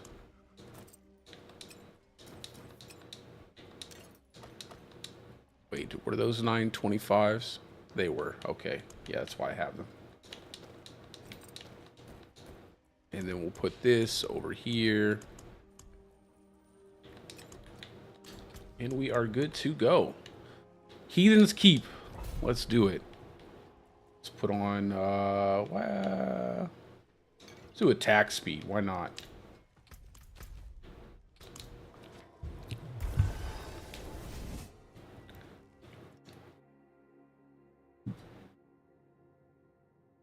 All right, I think we'll get, what level am I? Try to get 90 and then I'll swap over to hardcore.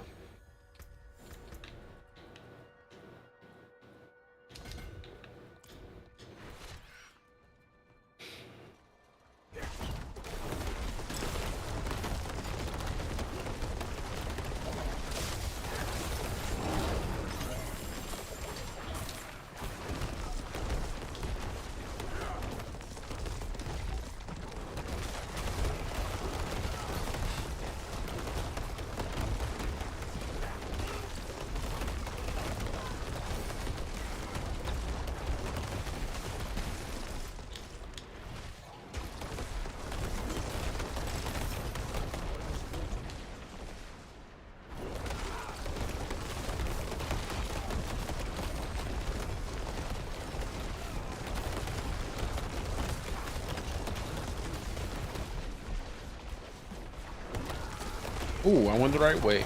That's always nice.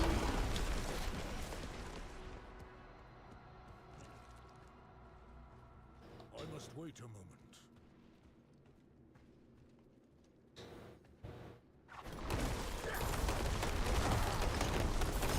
I feel like they have a pretty decent dungeon selection this season. Although I do tend to get a lot of the worst ones for some reason, like Faceless Shrine. I'm not a... Or, what's the... It's like Endless something. There's a couple that I'm not a big fan of. I'm not ready yet. But I like the Flooded Depths. They got Tormented Ruins.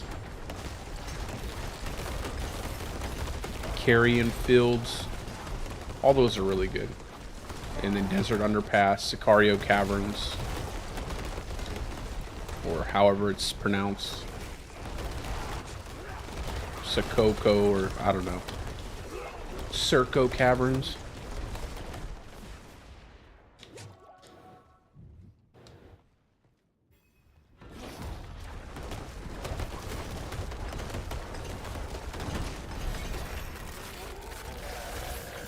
Alright, we got our tectonic.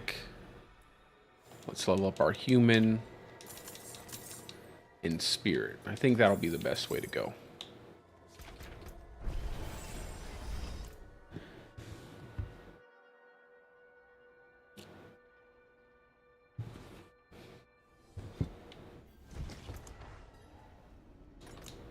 Nice. Oh, I don't like buried halls either. Terrible. Hate it.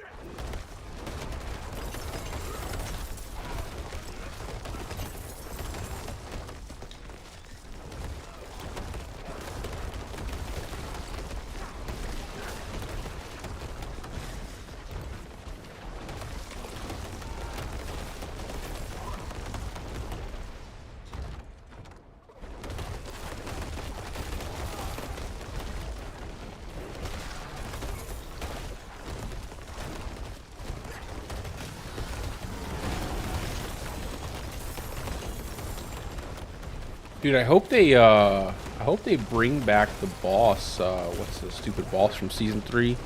Man, I'm already forgetting that Joker's name. Malphus? Yeah, they should bring that boss back. I hope that's what they do for the mid-season. Like, they bring back Malphus. Give him some kind of drop from season 3.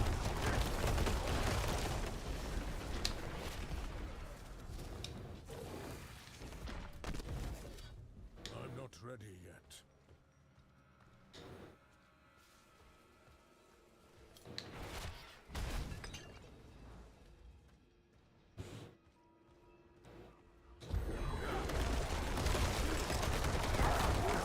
Or turn all the nightmare dungeons into vaults. That'd be cool.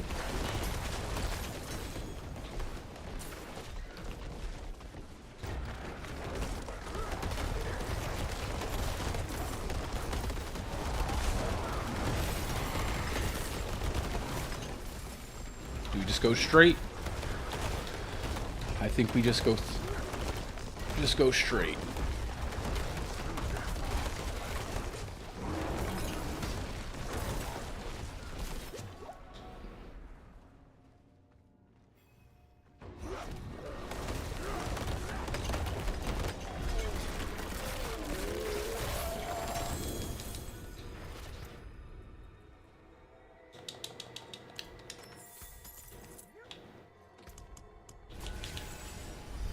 Carnal House.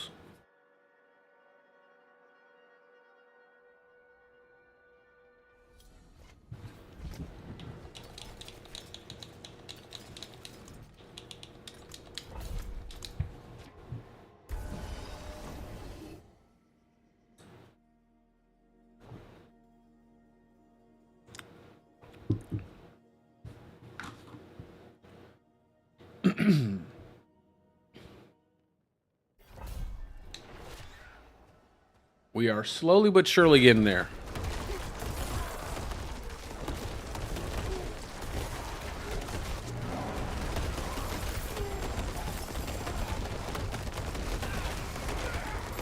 Oh, he's bugged out.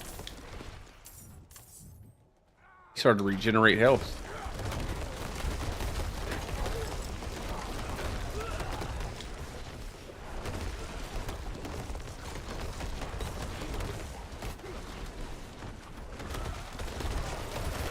You know where this build early on really sucks? When you find yourself up against a butcher. hard to get that big damage because he's so fast. He keeps right up with you every time you get away from him.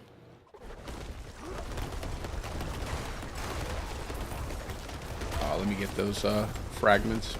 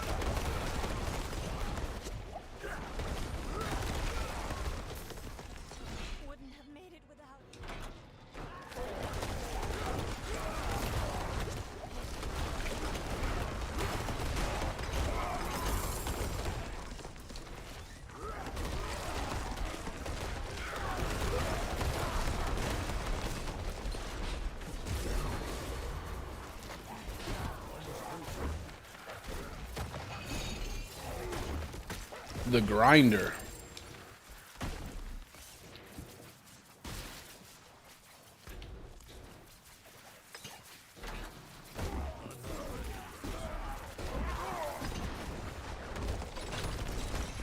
Somehow I can open doors without hands.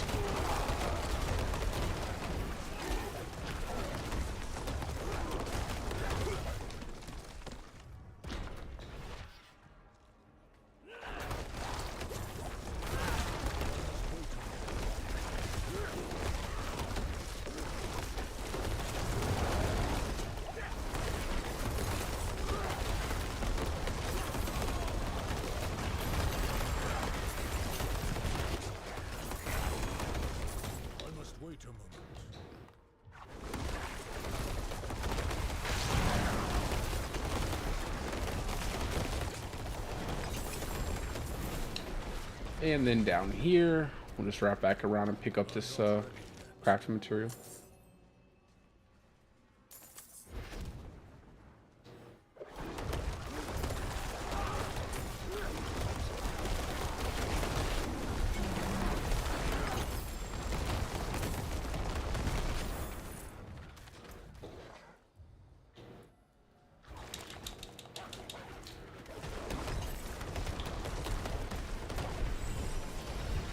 We're getting close to halfway. And we'll do some leveling on our hardcore pulverized build, and then we'll probably call it.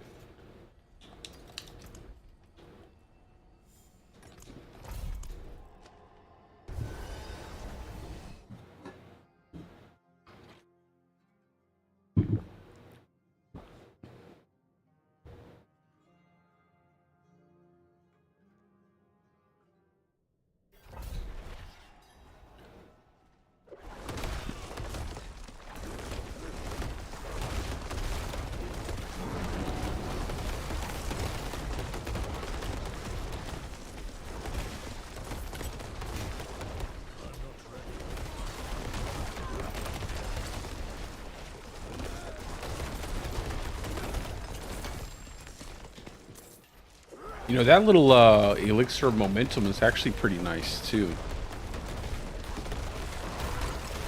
If movement speed wasn't so easy to get now, which I like, that little elixir would make the world of difference. You get so much movement speed out of killing stuff.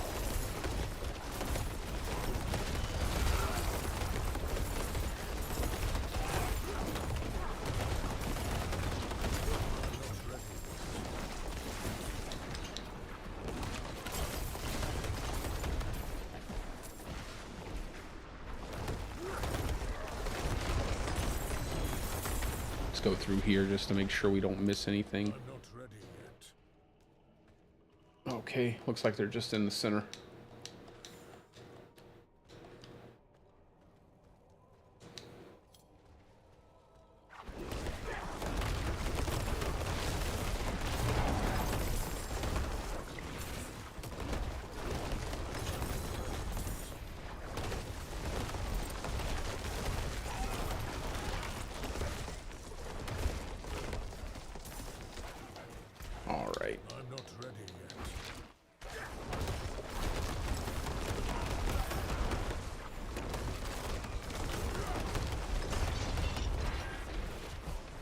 I like Mercy's Reach too. There's a lot of enemies in Mercy's Reach.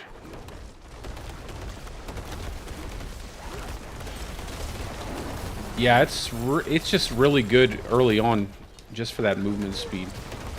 What I do early on though, Kettle, is for my Druid is I'll use Digigrate Gate.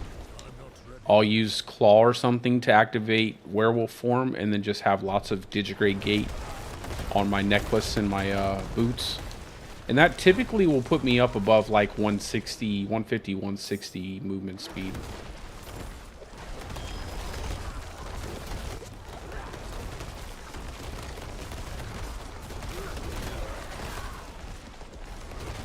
Come on. Oh, there we go. I was like, can I get lucky? Can I get just one event here? Because this part always ends so fast. Oh, it had to be spiders. They're going to spawn on top of me and blow me up with poison.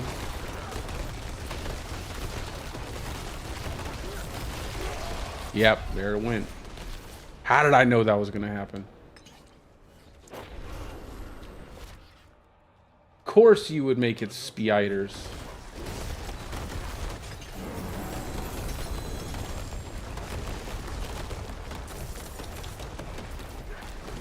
That's all right. We still got 20 seconds. We got some pants.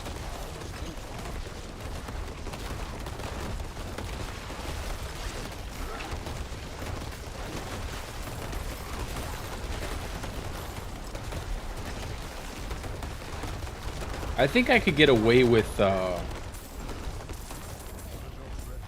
Tibble's Will in Softcore, but I just don't know if I want to. I kind of like having that extra aspect slot, and then the extra HP.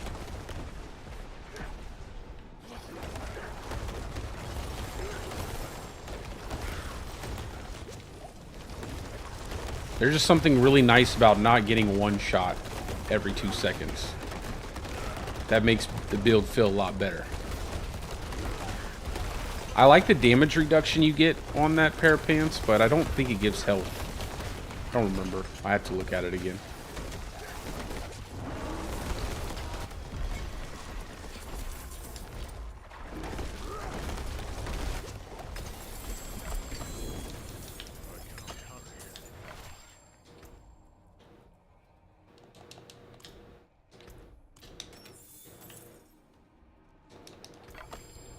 Let's toss out this random blue item that I picked up.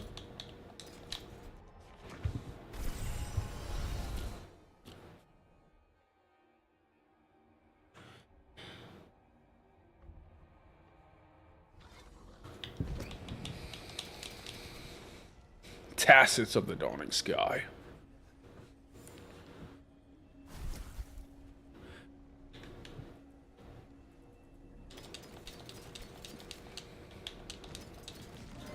These actually do have a decent potential to give you some form of tankiness, but I don't know. They're just still not there yet. That looks worn. I can fix it. Don't ruin all that work. Let's put this ring in the chest. I'll look at it later offline, off stream.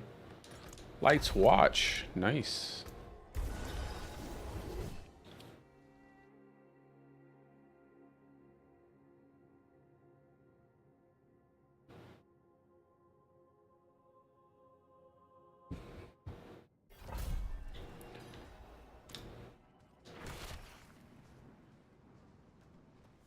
This should probably get me to 90 or really close to 90.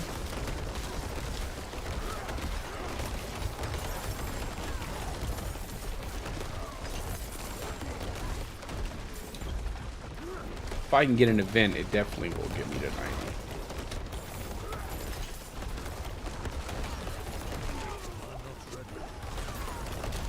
I think I just got hit by one of the invisible guys.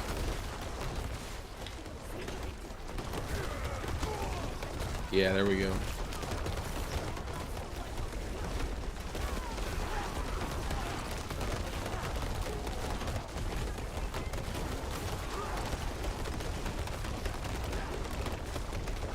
Okay, don't spawn an enemy in another room.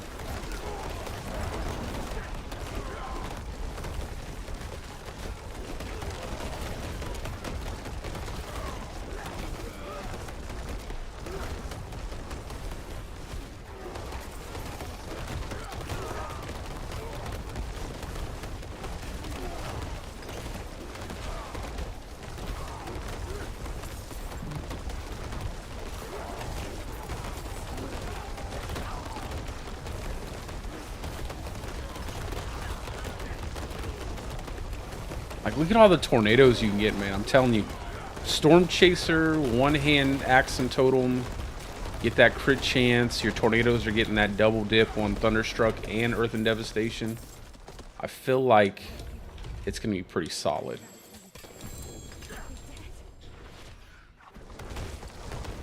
I'll have to test out Storm Chaser to see if it really makes a big difference.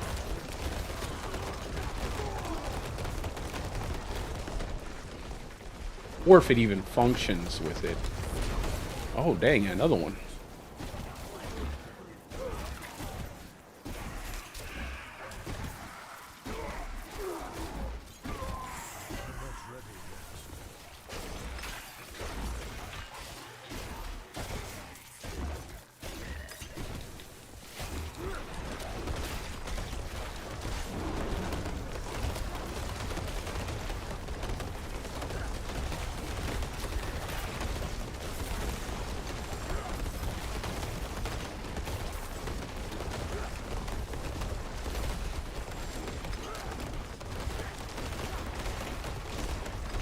Do I have Spirit Gen 3 on my chest?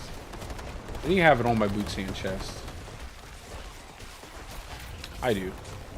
I'm missing a point. I think just if I could get a greater affix roll on a boots and chest too, I'd have to invest some time though in building out the setup.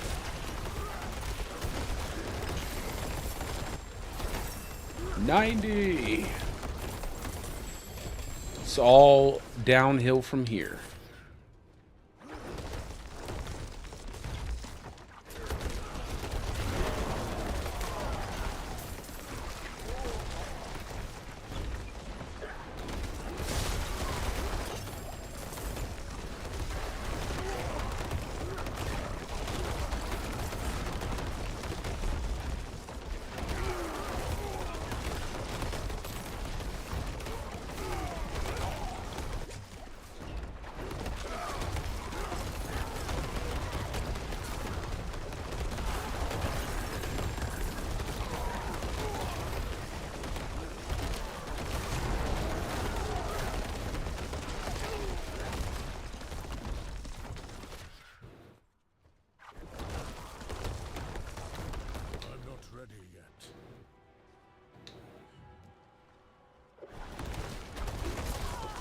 Man, I love how easy it is to level.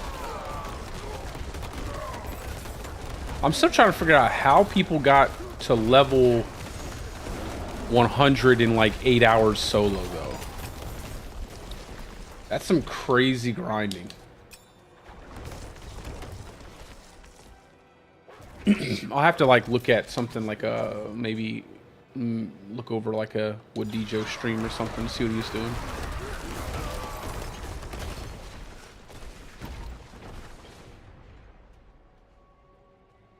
I could see doing it in a party with all your elixirs going and stuff, but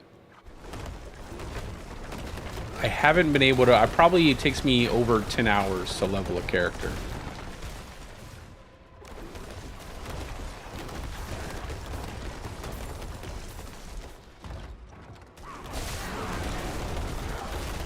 Granted, I've never really raced to 100, so I'm usually like stopping off and doing stuff and doing like Hell Tide instead of just sticking to Nightmare Dungeons all the time.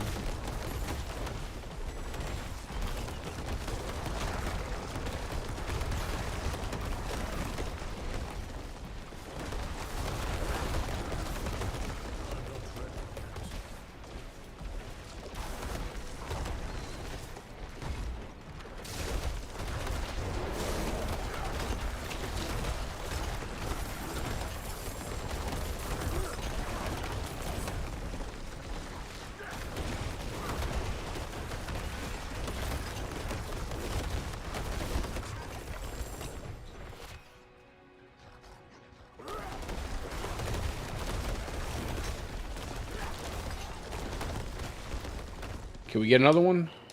No. Alright. Maybe it was too much to ask. Come on, werewolf. Get down here. This is my favorite boss to get in the pit.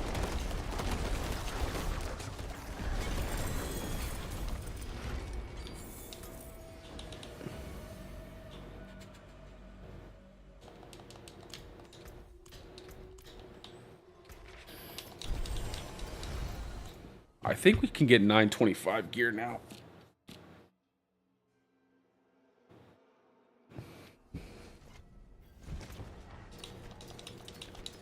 So we'll get like an axe and a totem, and we'll see how that feels. I must wait a moment. Take a chance, wanderer. Now, usually I'd want to go like a staff so I can max out. Very nice. But could be better. Alright, we'll keep that. That's not too bad. Until next time. I definitely want to get Fair bit of magic in that one. resource cost reduction. It's not bad. I'd rather have crit chance though. We'll see what happens. Let me just masterwork something real fast. And get rid of this quest. Let me pick up those obels. Give them to me.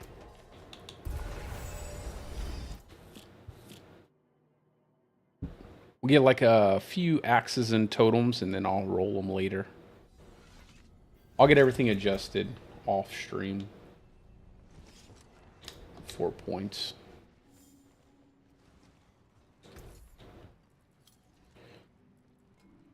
Fair bit of magic.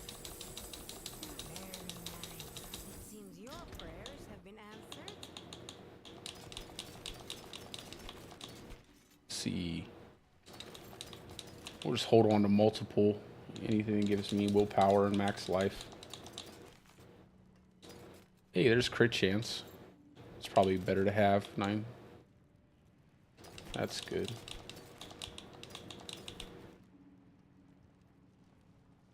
Roll HP is easy. Rolling willpower is easy.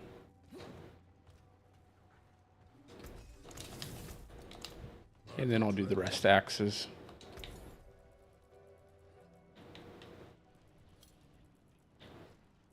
I'm telling you, we should be able to get swords, man. Fair bit of magic. Until next time. Vulnerable damage? Ugh. I'll keep it, just in case. It's still good. Alright. And then I'll pull this stuff out. And go over it. Okay.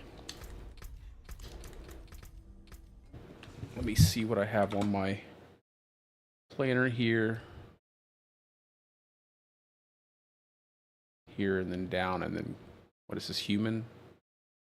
I think this is human and spirit, yeah.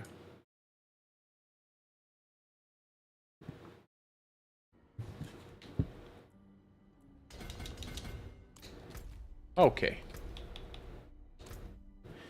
Let's do some leveling on my pulverized setup real quick in hardcore, and then we'll hop off. Get to like, I think, maybe 85, 86.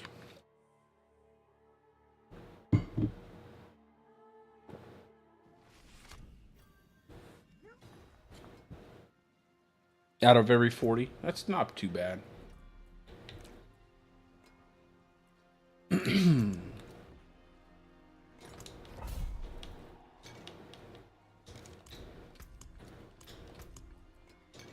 Oh, damn it. I didn't mean to do that.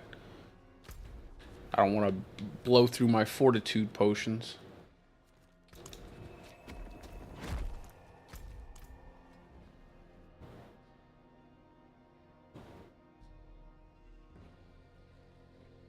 I really like leveling with pulverized, man. I like this setup that I'm using now with shapeshift.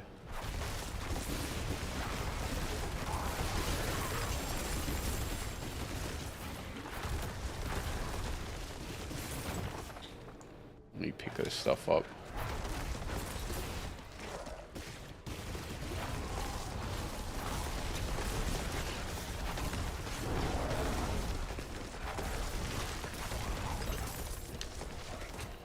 I don't see a lot of people use shapeshift glyph, and I think it's really good. That 25% crit chance, especially for like a pulverized setup, just because you can easily weave in a quick attack between it just to get that shapeshift bonus. I'm still undecided. I think I'll still go with like a two-hand mace.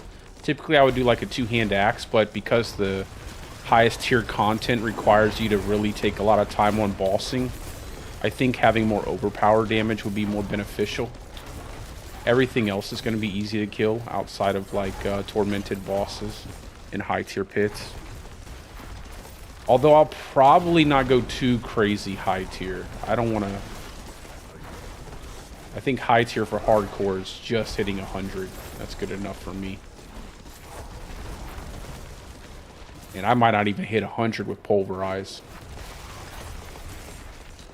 Just running the risk of getting one shot.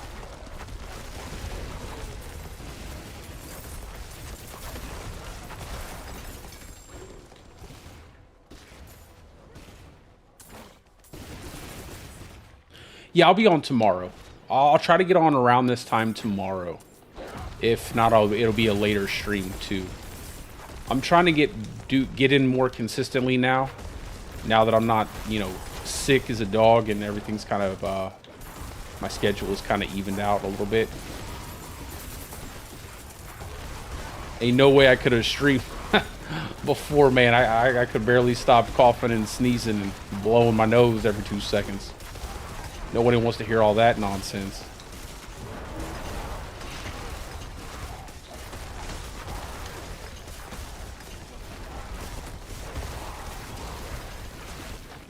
You gotta love when Metamorphosis just morphs you into nothing.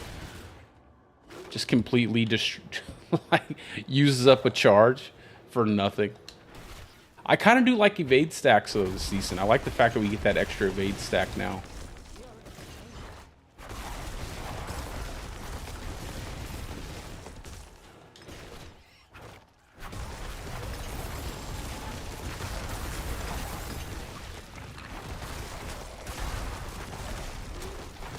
And with the movement speed, I like that. I like having that. It just feels like you get a little bit more out of it because you don't need to really use your evade to get places faster. Although I'll probably still go with evade cooldown on my boots if I can help it. Love it. Give it to me.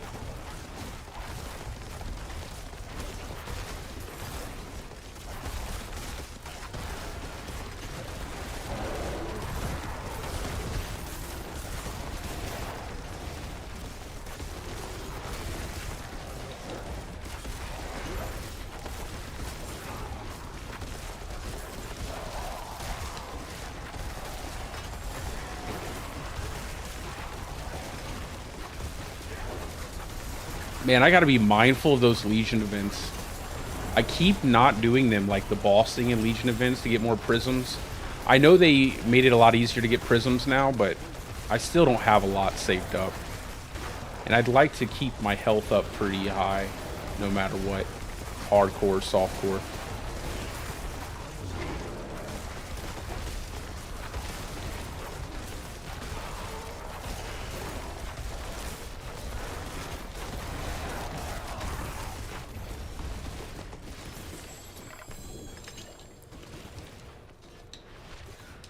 Come on, prisoner. Yeah, debilitating roar is a must, man. I feel like if you want to have a smooth time, like, not saying that you can't do anything without it, right? Like, you could probably get lucky, but if you want to have consistency in your pit runs and stuff, I feel like debilitating roar, you got to have it in some fashion. Barrier, unfortunately, just gets stripped off because you don't have that high amount of damage reduction. And Earthen Bulwark just needs a massive buff overall to the base level of barrier that it gives you. It doesn't give you enough.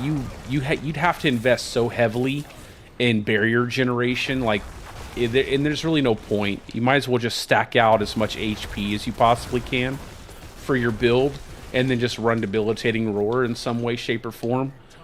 Whether you get some cooldown off of Hectic, or you can build it out to where you're using like a Zenith Ring for trash packs and stuff until you get to the bosses. But yeah, that's pretty much the way to go, it feels like, unfortunately. I was really hoping they weren't going to get rid of every form of damage reduction. Like, I wanted to make a low life bulwark build really bad, but they literally just said all damage reduction is gone. When I heard them say they were going to make it more rare, I didn't realize they were just going to take it out of the game. That was my interpretation. But that's what we got. We got Debilitating Roar. And it's good, it's just unfortunate. I guess that would depend on what your... I guess that would depend on your build overall. I think if you can maybe get your Debilitating Roar to the point where you're easily resetting it, then, probably Rank's Debilitating Roar will be better. But if you're just using your Debilitating Roar every now and again when you find yourself to be in the most danger, then I would probably go with Tyrael's Might, because it gives you that uncapped damage reduction on your resistances. And most of the damage in the end game that really does a lot to your character is all elemental. Poison, fire, lightning, all that stuff. It's going to help out a lot more because you're going to be able to break your resistance caps. It's probably one of the best defensive pieces of gear outside of like Harlequin Crest, which just gives you a flat 20% damage reduction. Anytime you break your resistance caps, you're getting a lot of damage reduction. That's why, like, if you're having problems with survivability, you should be looking at some of your incense, because some of your incense will give you will break your damage, will break your resistance caps as well.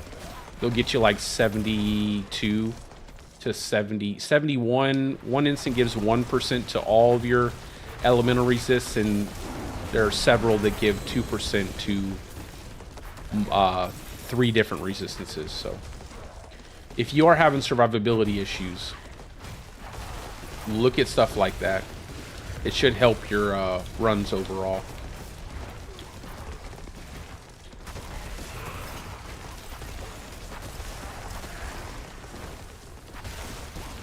Dude, I absolutely love these events with Pulverized.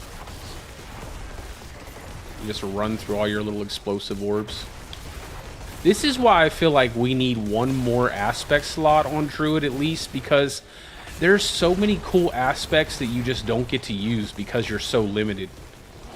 And a lot of that has to do with the fact that we're pretty unique dependent as well. Like, you always need at least 1 or 2 uniques on every Druid build most of the time.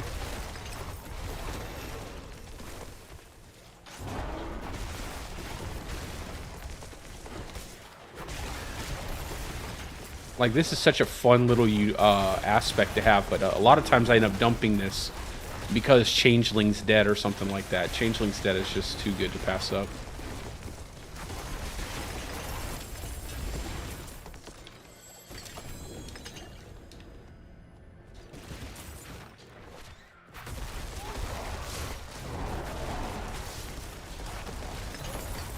I gotta check my resistances when I get out of here. Make sure I'm in the appropriate range. I need to slot in Jug. I'd like to slot in Jug real quick, but I don't know if I have the slots to do so. What am I running here? Yeah, I need both of those slots.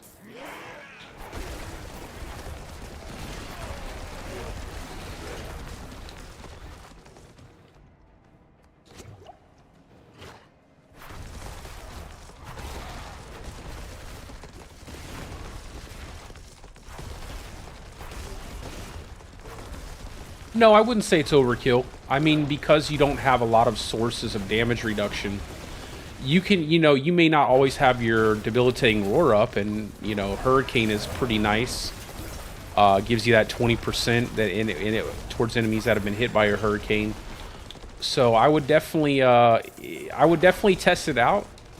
Just slot in the other passive for hurricane and just run debilitating roar and see if you can keep your survivability high enough. And if you find yourself lacking in survivability, then just swap the passive back over to the damage reduction. It'll give you an easy form of vulnerability too. So if you're looking for vulnerability and you don't have a source of it outside of like, running exploit or something like that, that hurricane has a nice lucky hit chance. And it also can pick up, you get vulnerability pretty easy with it because it ticks multiple times. So either way, you can try it out, see what you like more. Oh my god, I cannot stand the visuals sometimes on these rotting corpses. It's hard to see when they're exploding.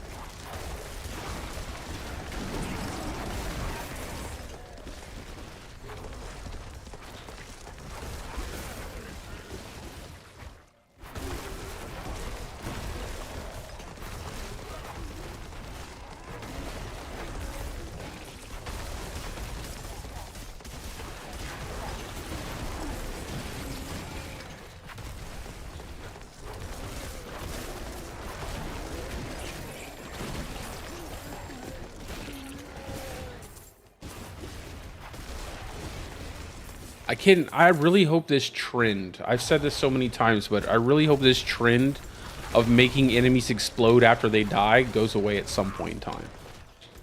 I feel like every game does that nowadays, and it's probably one of the most annoying mechanics I've ever seen in my life.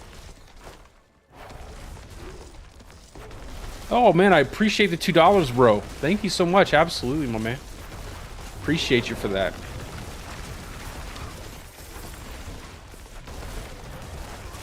Thank you very much.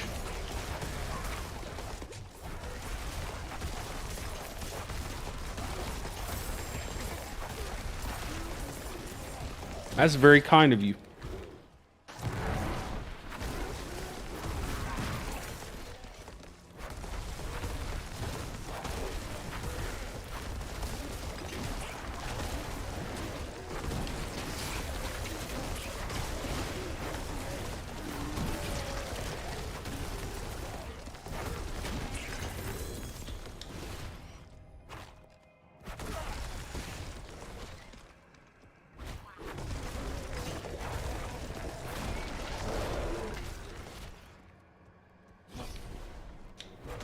Bro, I really appreciate that.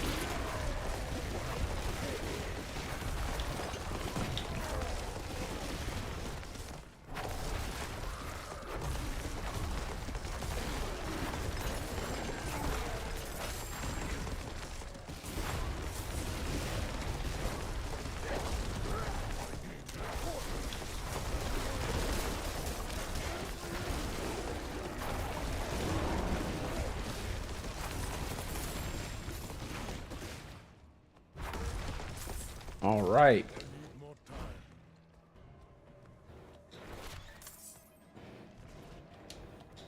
Wish we got that lucky event there at the end.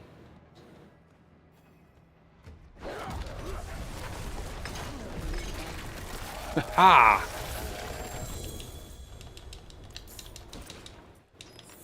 I gotta be a little more careful on how I gear my hardcore stuff, though.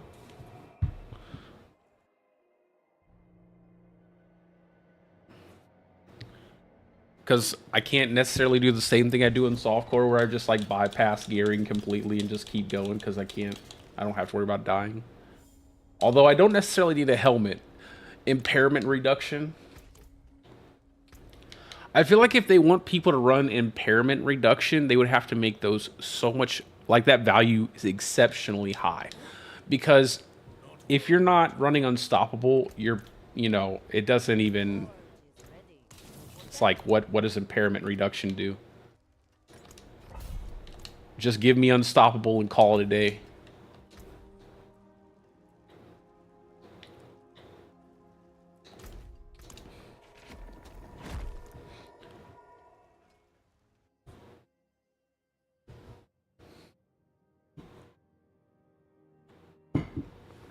Oh man, we're gonna get these builds out. We're gonna get this season back on track, man. Uh the game isn't, man. I'm gonna tell you what.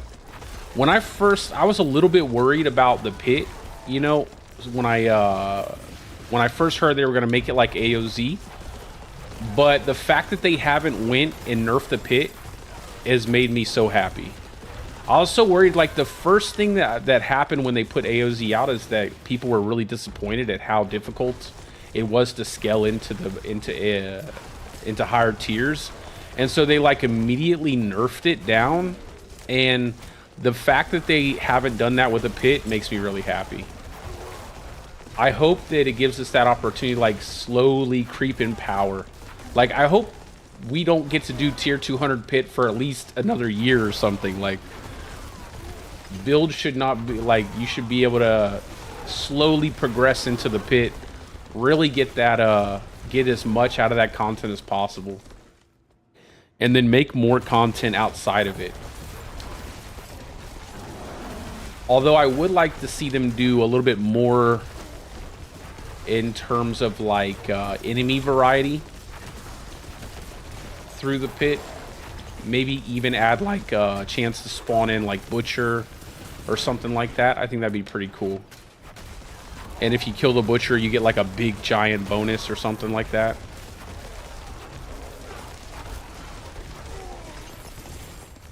Or maybe even bring back the Son of Malphus too. That'd be pretty cool. Have like more bosses spawning in. We definitely need a lot more bosses to kill, like bonus bosses.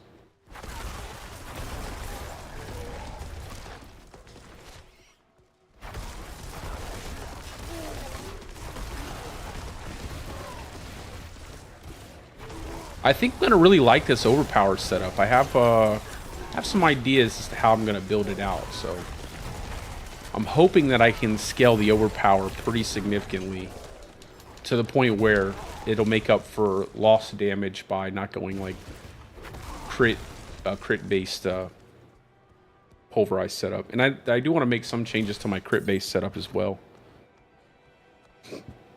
I want to get some more Earth skill critical strike chance on there, so I'll probably update that build after I finish these three. Like, I'll work on updating that with making the companion pure companion build as well.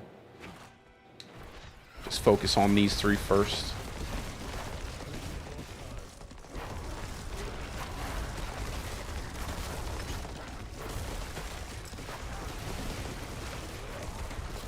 Yeah, so cool.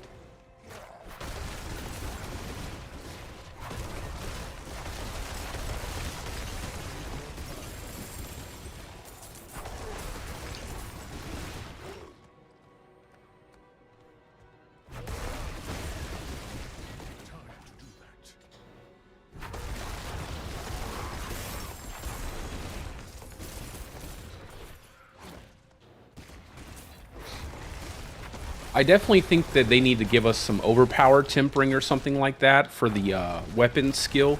Like, pulverized size is just underwhelming. It's cool, but it's underwhelming. I feel like maybe they could give, like, some kind of extra chance to overpower or some kind of overpower multiplier. Something to kind of offset that not having a double cast. I don't want everything to have a double cast, but they definitely need to find ways of adding damage to skills that don't have double cast.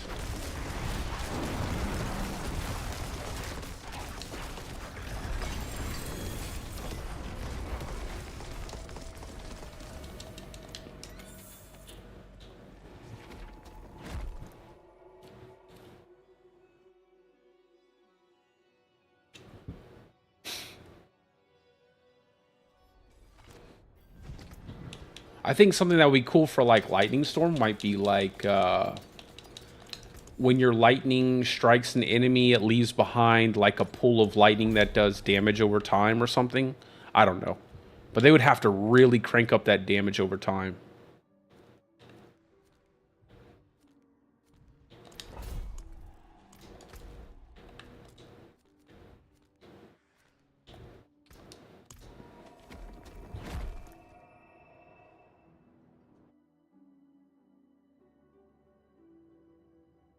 Or maybe have something similar to like Lightning Dancer. Except the only thing I would say is like it would have to also apply to a single target in some way, shape, or form.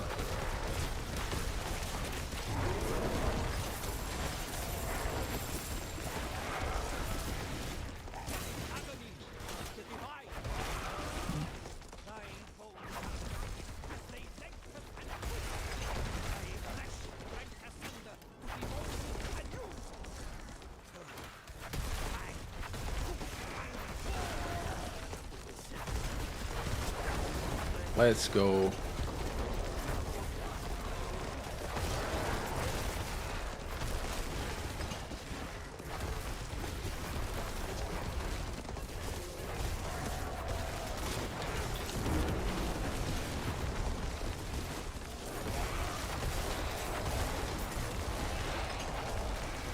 Does anybody remember the red cloaked horror?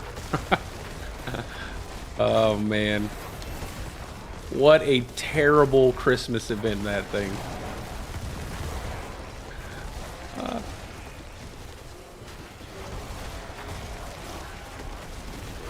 I hope they give us some better events for our holiday events this season, this year.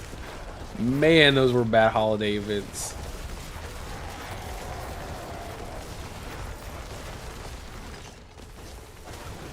What I would like is if they would give us a werebear cosmetic that turned us into a giant turkey. I think I'd be okay with that.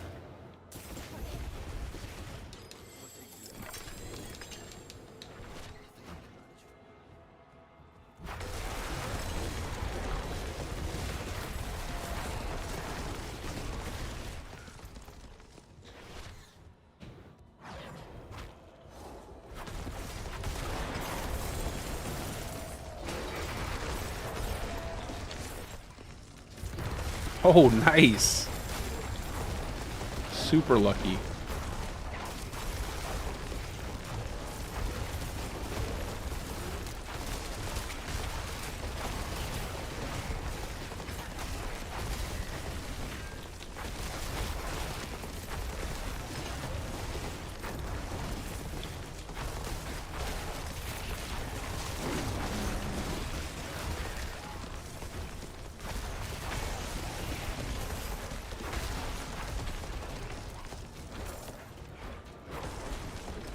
Come on, wolves, do something.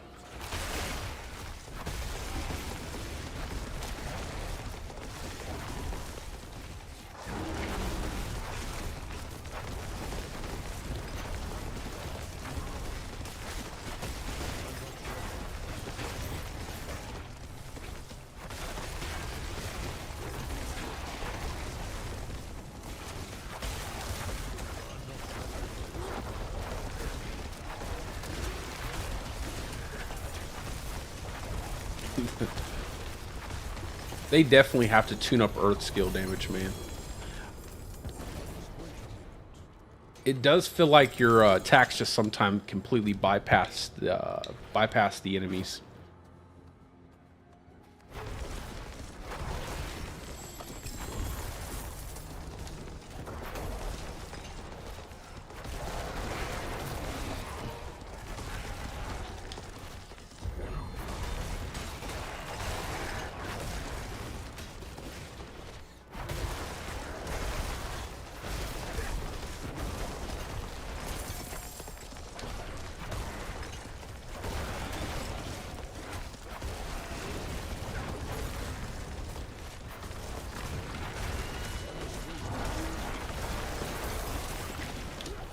Fortitude, nice.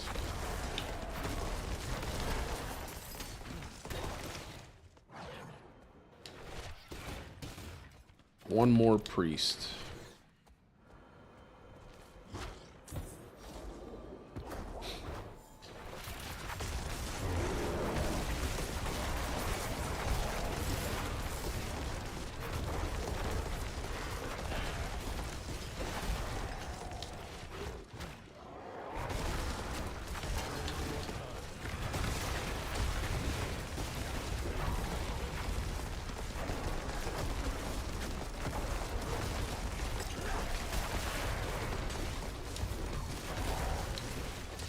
There you are. I need more time. I love that animation. They just fall over.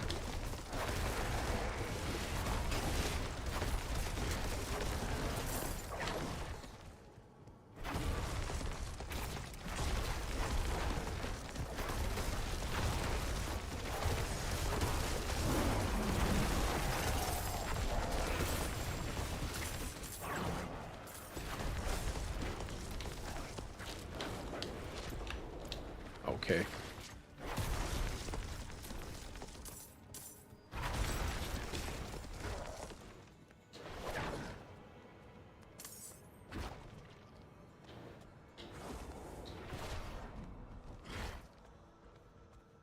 On to the boss. I need more time. I don't mind long dungeons as long as they have a lot of enemies. I hate the ones that just seem to take forever, but they don't have a lot of mob density.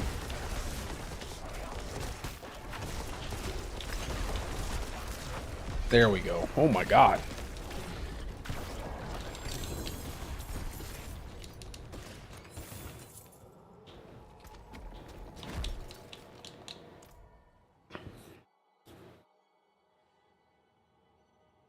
I gotta roll some armor on my gear pieces. I kept trying to get armor on my pants, but it just kept giving me life per second, so. I think I want spirit, max life, and armor on my helmet until I get a good solid roll on armor on my pants. Like a greater affix of armor. Because the chest piece should carry me through that big giant armor percent while in wearer form. Forge awaits your return if you could salvage.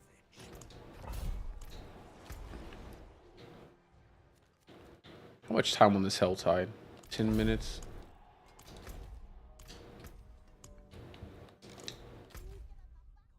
We'll just do the dungeon.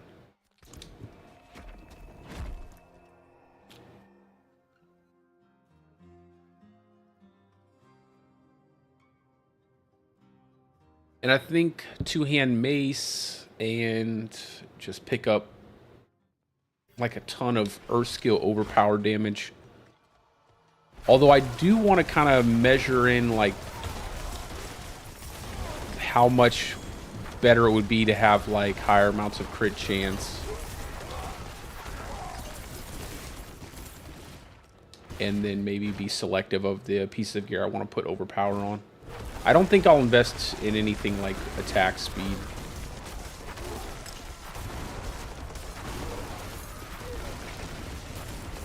And I have to pick up another Banished Lords because I lost my other one. I think I scrapped it on accident.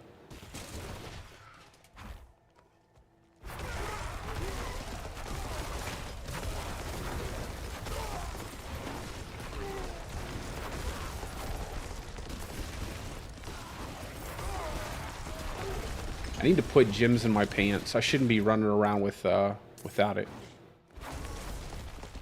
Wouldn't have made it without you.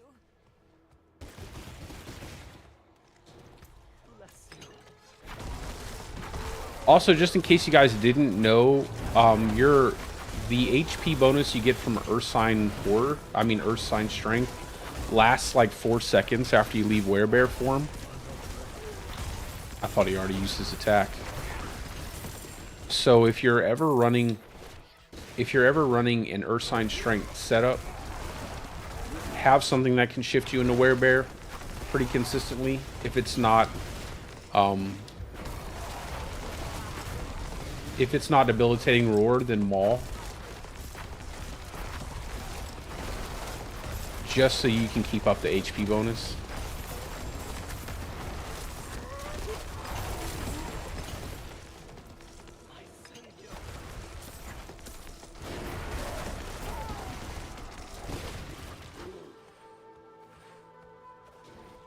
Couldn't have made it without you.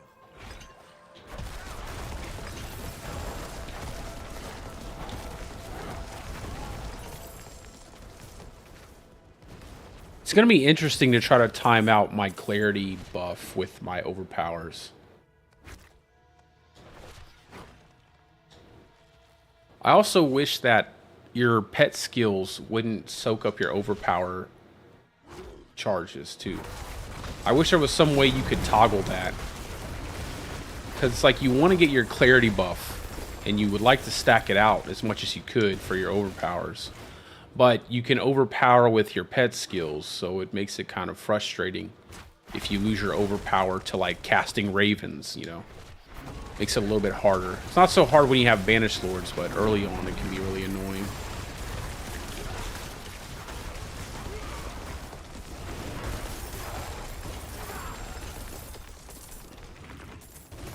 It's like nothing feels worse than losing an overpower to ravens. I haven't been able to build out a setup with it, but I've heard that that part of the amulet is fixed. Obviously, your boulders now rotate, but I'm hearing that your boulders will fall off every time you recast Hurricane, which makes it still feel really bad. Which is unfortunate because that's not how it worked previously. From what I'm hearing, that's the case. So I don't know how good that's a big problem for the build if your boulders fall off every time you refresh your Hurricane. Typically they'll make like 7 rotations around your character from my previous experience with the build. Like they'll make like 7 full rotations before they fall out. So if they're falling out every time you refresh it, it's going to be a problem. Although you might be able to make a build. I'll probably make a build with it but you'll probably have to use you'll probably have to use one-hand axe and totem. One of your weapons would give you duration to Hurricane, and one would give you the double cast boulder.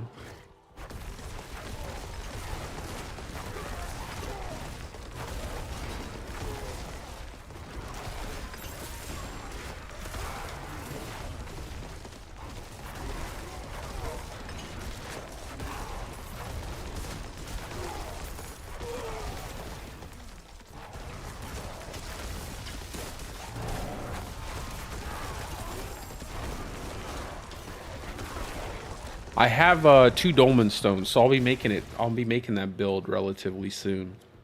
Probably within the next week or 2.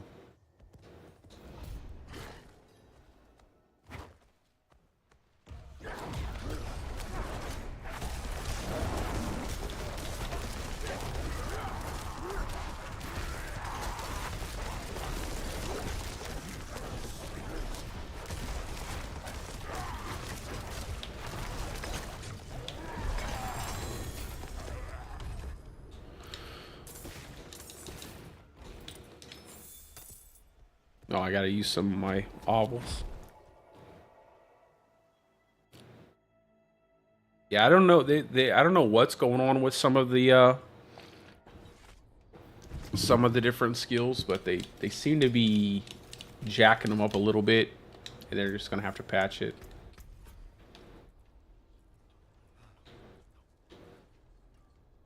What board is this? Yeah, this is the Ancestral Guidance board.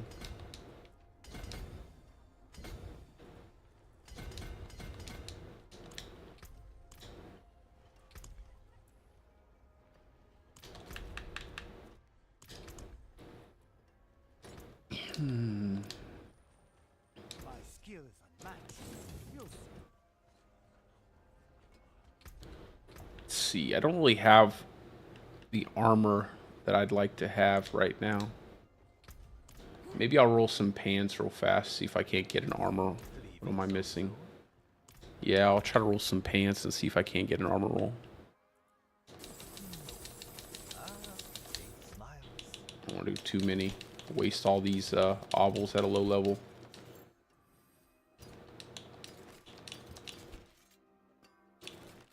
Max life, good. We'll take the life per second, but you want an armor roll. Need something blessed? Cursed, perhaps?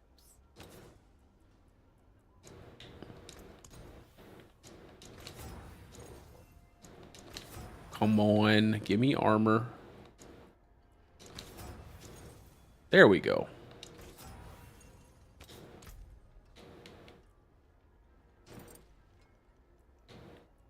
That's going to feel a heck of a lot better.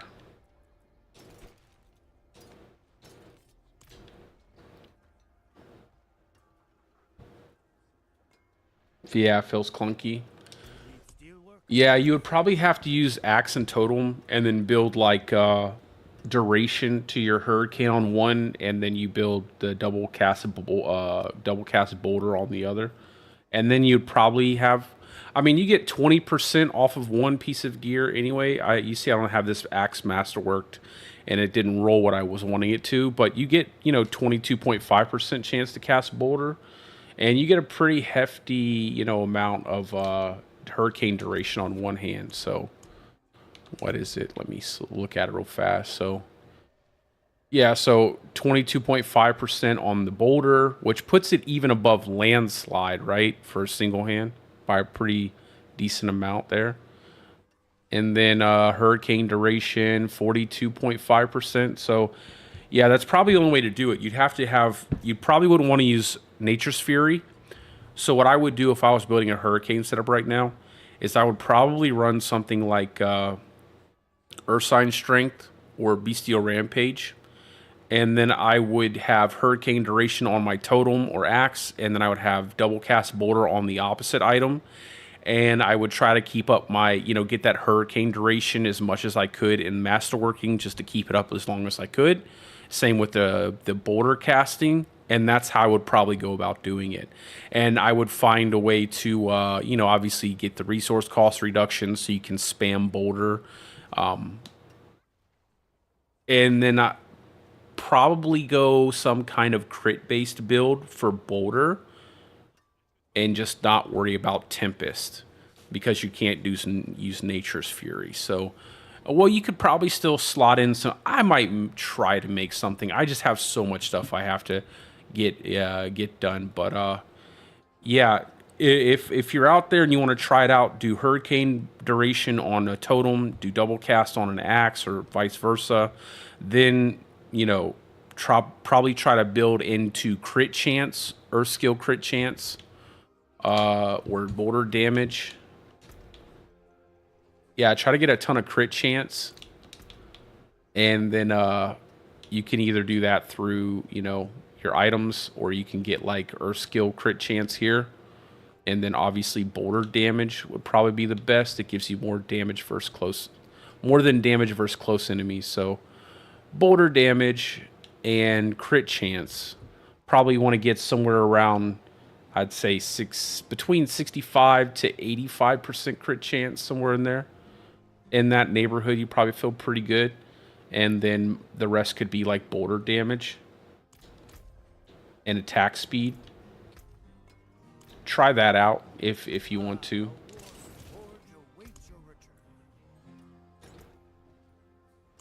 But that's probably how you'd have to do it for right now.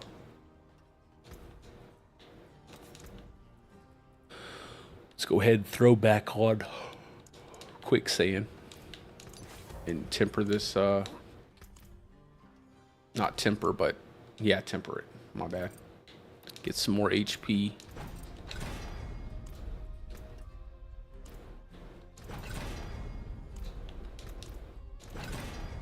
Damn, 3 in a row, huh? 4. Wow. 5. That's gotta be a record.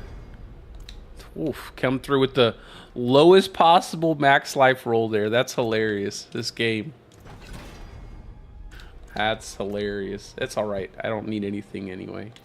Other than that. Let me go ahead and socket the thing. I do not like running around with lower amounts of HP. Do I have enough? No, not unsocket, socket. There we go. I do have 2 exactly. Even though I'll probably get rid of it, I still want the HP. Oh, I missed the Legion event. And let's go ahead and use Fortitude.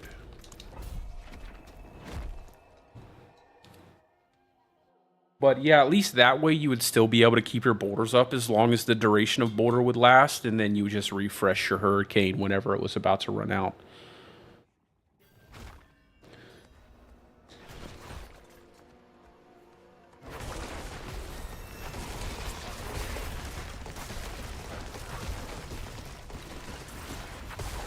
I think it's doable, but it's not going to feel as good as what it did previously, but I think it's definitely possible. It's just unfortunate that they managed to jack it up so much, unless it wasn't intended to work like that.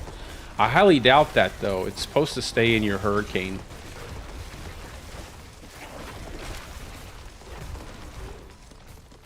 I'm sure they'll fix it.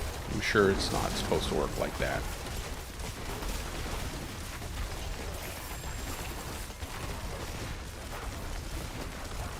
I mean, they need to rework the Dolmen Stone necklace anyway. The Dolmen Stone amulet is ridiculous.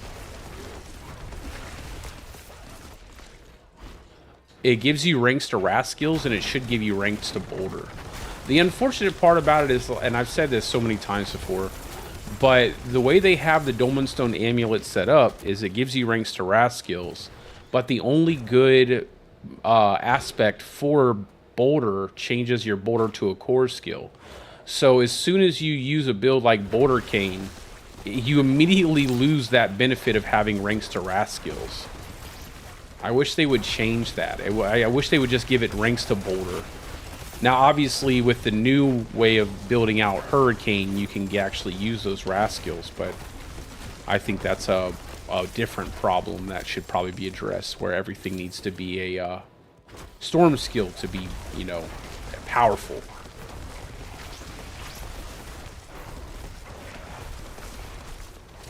Yeah, it seems very short-sighted, like a lot of things that they do. It seems like they weren't really thinking about how they were implementing something. Just like, you know, lightning storm duration as a tempering, or pulverized size as a tempering. Like, it sounds okay, but when you, in practice, when you actually play the builds and stuff, you realize quickly, like, they're pretty useless. So ranks to wrath skills, and when you're doing your damage with boulder, and boulder's now a core skill, I feel like if you played the game, you would realize that that would be the case when you implemented it. Also, I feel like every amulet should have movement speed no matter what. I think having movement speed is a must to make every single class feel good. Like, mobility is always the most appreciated stat.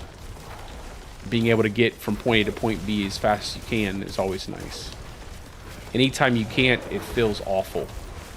So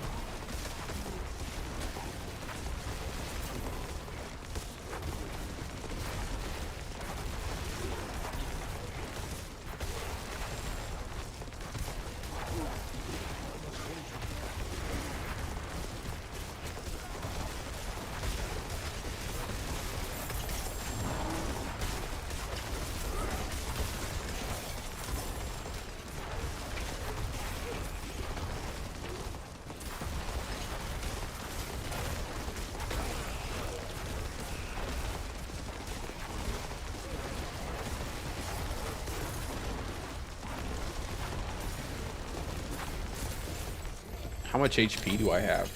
39? That feels pretty good to have that much HP this early.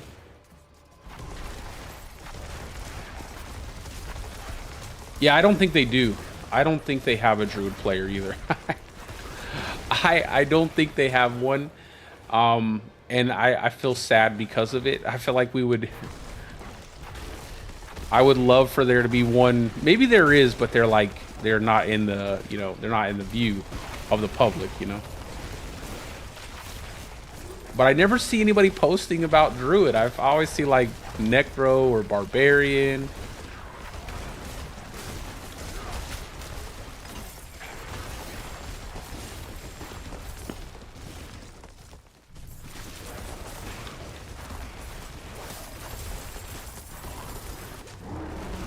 Ooh, I thought I jumped into that little Nova there. No pun intended.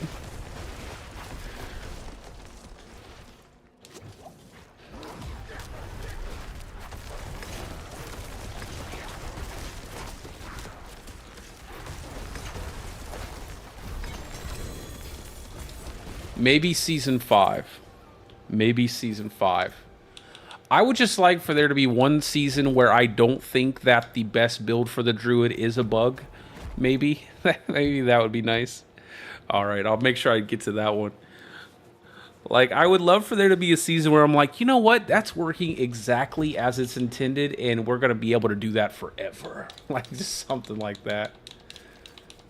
I always feel like every single time that there's a Druid build that starts to kind of take off, it's always a bug. It's never actually a mechanic that's intended. I feel that, and I feel like that this season with wind shear and like hurricane damage.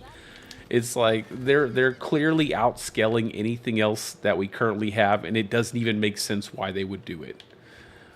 So it automatically puts me in the idea that it has to be a bug of some kind that they're going to fix in the future. Like, I'm still trying to figure out why they nerfed Banish Lords. Yeah, bro, I'm doing the same thing. I'm just like, screw it. I'm like, I'm just going to play with the dang... You know what, though? At least with Earthbreaker, the bug isn't ridiculous, right? It just makes Earthskill, like, it just makes using Landslide as good or comparative to some things.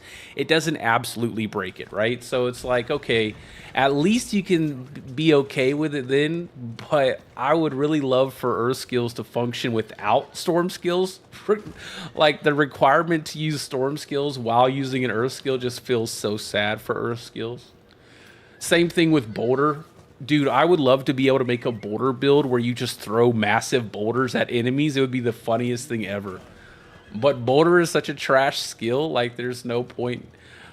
I would love for them to have a tempering that increased the size of your boulders, and then you could just chuck boulders at enemies rapidly. I think that'd be probably the coolest looking ability to use. Just to be able to spam it. But I don't think that's going to be the case. I'm also still trying to figure out why in the world they haven't changed this here too. Like, natural boulder giving you crit chance while fortified. Savage boulder giving you crit chance. It's like both of these are just basically the same. In fact, natural boulder is just way better. I'm also trying to figure out why Endless Tempest gives you a percentage chance instead of just a flat duration. Because this doesn't even give you, what, like a couple sec, like less than a second, of maybe less than 2 seconds on Hurricane. And then I'm also trying to figure out why Cataclysm, despite being buffed like a bunch of times, still is the worst. Like, it doesn't do anything, it barely touches anything. Or like why Perfect Storm hasn't been buffed. It's so comically bad, Perfect Storm. Oh, the worst one, the worst defender. This one right here, Charged Atmosphere. Like, Charged Atmosphere is the worst passive in the game, I want to say. I don't know who is doing the math on that, but it doesn't do any damage. It just, like, kills a rat. Like, my Charged Atmosphere will occasionally kill a rat, you know, just a random rat running around the ground. Or break a pot. Like, that's the funniest thing. Like, your Charged Atmosphere goes off and breaks a pot. And it's like, why? I have this 3 points in this passive and it broke a pot. And then 15 seconds later, it'll break another pot. And you're like, oh, well, that's great.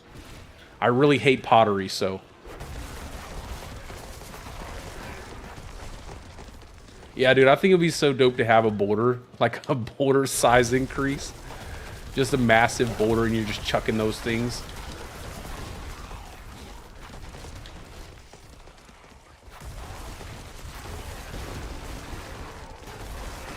It's like, talk about the one wrath skill that everybody's been asking for to be good, and that's Rabies. And Rabies is still like, and Hurricane is massively powerful. People have been wanting to make a Rabies build forever.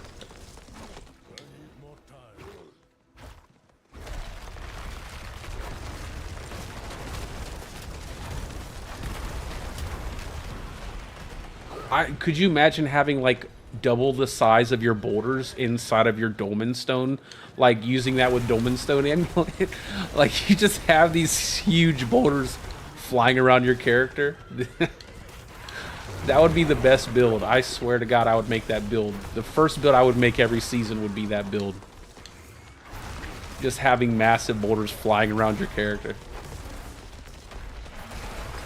And it would also fix a lot of the problems with boulder cane, where the boulders, you know, you have to position yourself really, you know, in a way that you actually hit enemies, because you'd have like massive boulders hitting everything.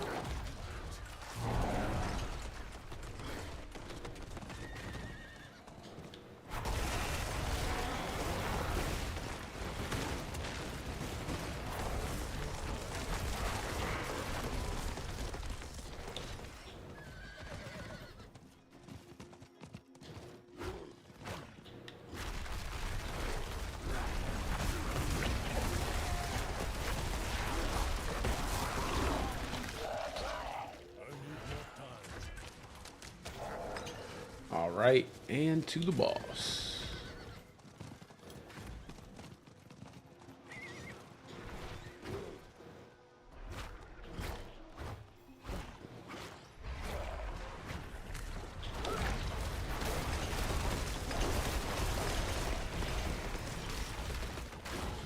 I'm never sure if I do the damage when I see a Necro around. I'm never sure if it's their companions. All right, let's see what we got. We'll do the hold here. Let's go do some, because I'm so close to having a Tree of Whispers, and I definitely need to get my money up. So we'll go do Hellside. That should give us, by the time we're done with the Hellside, we should be 85. Once I hit 85, I gotta get off of here, guys. But I'll be back on tomorrow. And like I said, I should be getting out a lot more content. I just have to start getting some ideas for videos outside of just build videos. I think I'm gonna make a couple bossing guides too, but I gotta get the the Stygian stones. I have no Stygian stones from anything.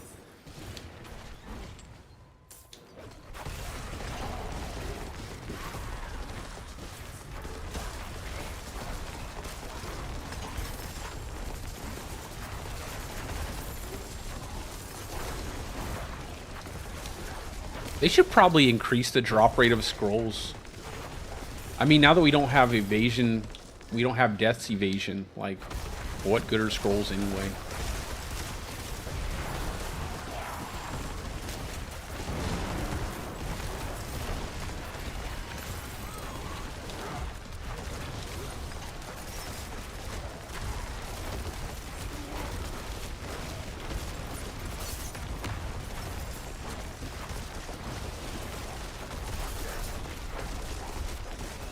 There we go. You see how, like, it seems like Pulverize just doesn't even do anything sometimes? There are, like, several hits where the Pulverize just did not seem to do anything. I definitely feel like Earth skills have wonky hitboxes. Like, there has to be something up with the hitboxes. And I've noticed the same thing with Landslide. If you use Landslide by itself, even with, like, Trample Slide, enemies that are small, or enemies that fly in the air, or enemies that are up against a wall, you'll find that you do significantly less damage. And if you want to test that out for yourself, just go fight Varshan. Go fight Varshan with like a landslide or a trample slide. Like, watch how fast you kill him versus killing like Galvanic Saint, where you have a floating enemy versus an enemy that's standing on the ground. There seems to be something weird with the hitboxes. I noticed this last season, and I've kind of felt the same way with anything ground targeted, like Shockwave with Pulverize. Just feels like it bypasses the enemies completely.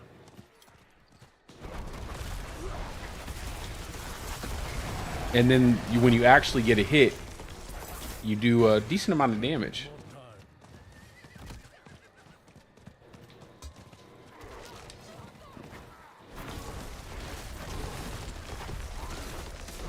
Oh yeah, bro, the potion upgrade this season, bro. It is intense, the amount of gold you need. Oh my god. They talk about something they need to cut down on. The dang potion upgrade is ridiculous. It's like 9 mil or something like that for the like 7. I can't remember, but it's a lot. It's a lot of gold for your potion upgrades. It's crazy.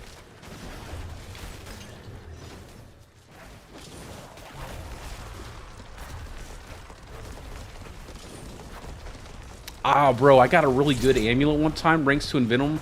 I had a greater affix on Rings to Envenom, and I had a greater affix on HP, but I bricked it with Tempering, bro. Pissed me off. I was like, no way. But, yep, bricked it with Tempering. Made me so mad. Well, not really, but it was frustrating, to say the least.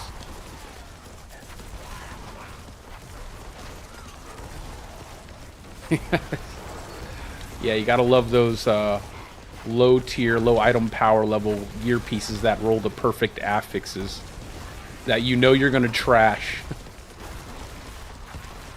I guess it's not so bad on amulets though. If you don't need the resistances, if you're finding you're hitting the resistance caps, it's not so bad. Now on gear pieces, you probably want the extra armor, you know, you want the extra stats from it.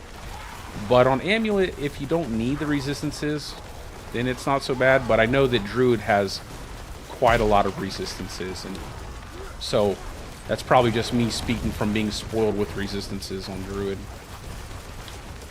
I really don't like this Sork using Meteor here, man. That's scary. I can't see anything.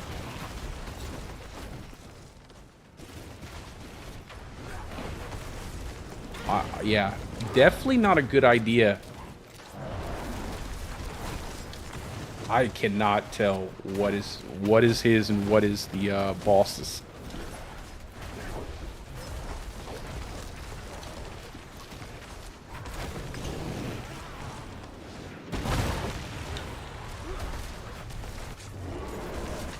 I don't like this at all.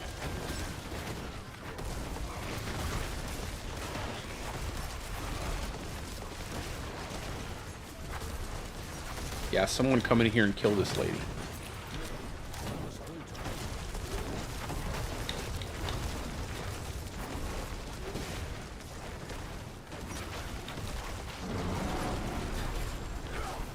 I don't want her to do that quick dip out where she drops it on the ground right in front of her, like that.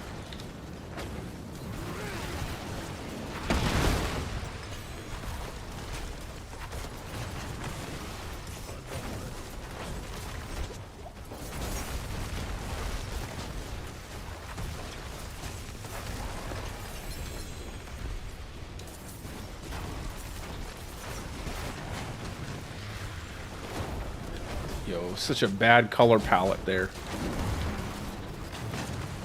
Oh my god.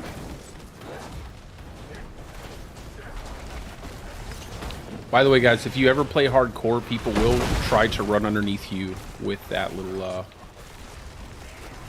damage circle.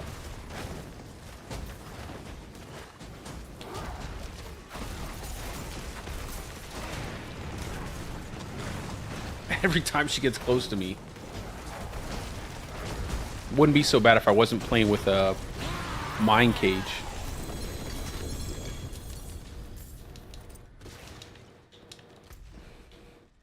Let's see, just a couple more cinders.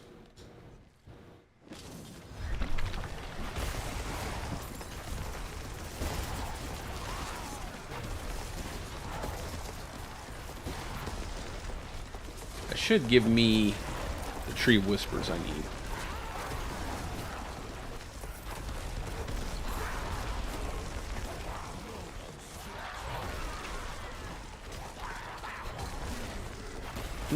Catching some lag.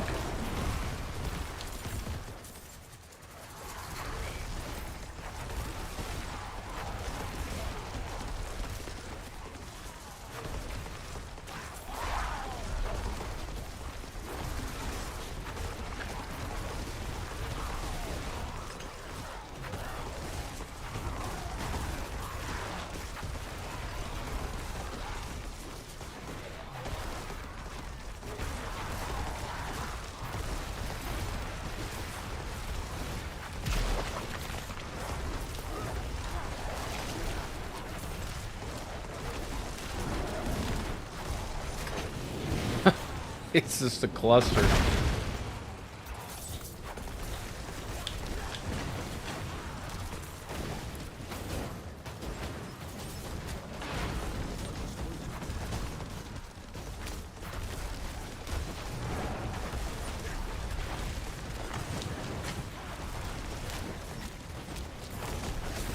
Let's just hop out here and try to kill this Hellborn real fast.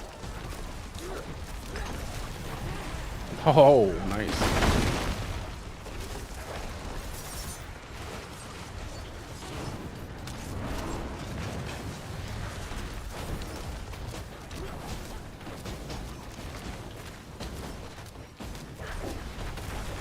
There we go. We got a good hit.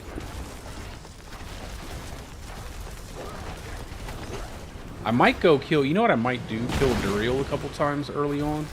Just so I can get that Banish Swords up. It'll help a lot. I don't know if I go at level 83 though.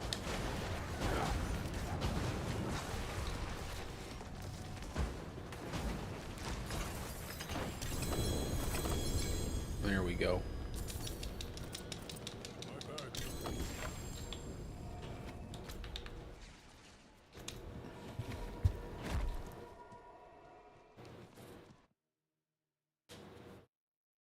I'm hoping that I think at the bar that I want to set for like making the builds is probably like level 80 on hardcore. Like I feel like if I can hit level 80 in the pit on hardcore, that will probably be pretty decent for softcore. I think that's probably the best best way to go about it. I still haven't gotten a perfect Calm Breeze.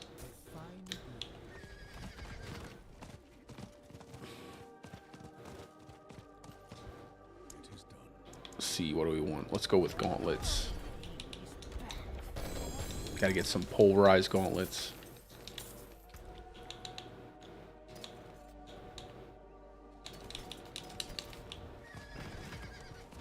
I need more time. I carry the best. Bless and thank.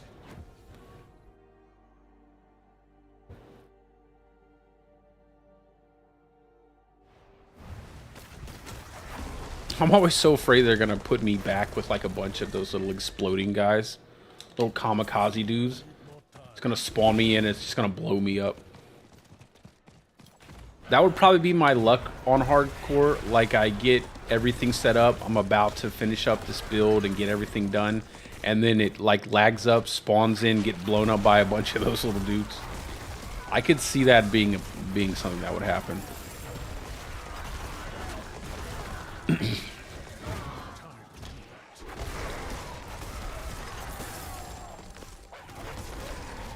All right, I think we're good here. There we go.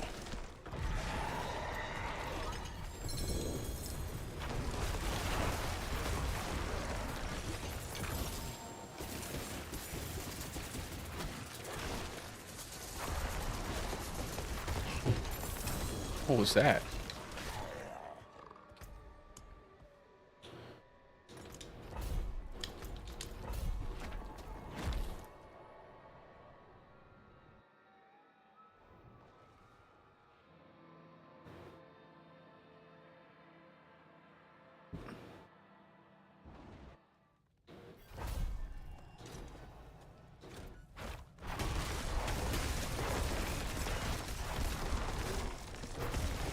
All right.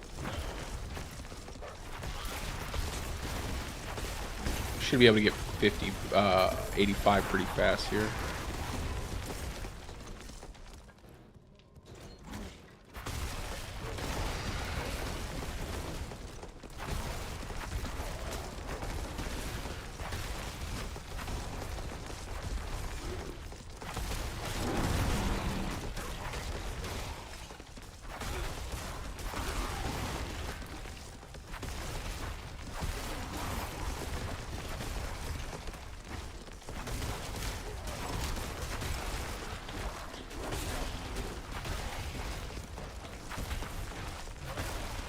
I think my Wolf Wind Shear build is going to be pretty good. I feel pretty good about it.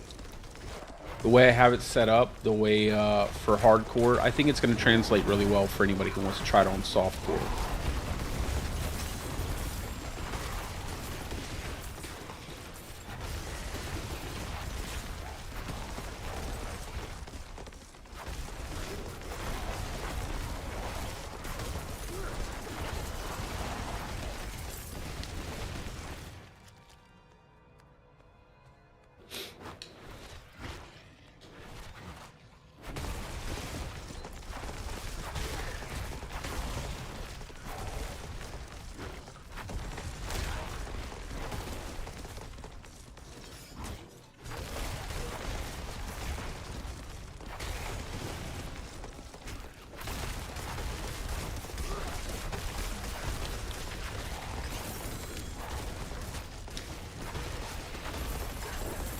Dang, it's so nice to have like skeletons or something like that.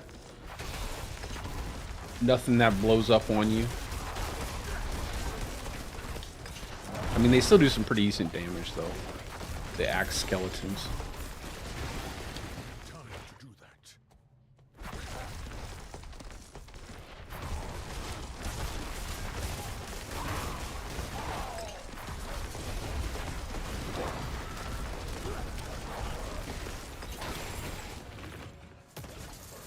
I must wait.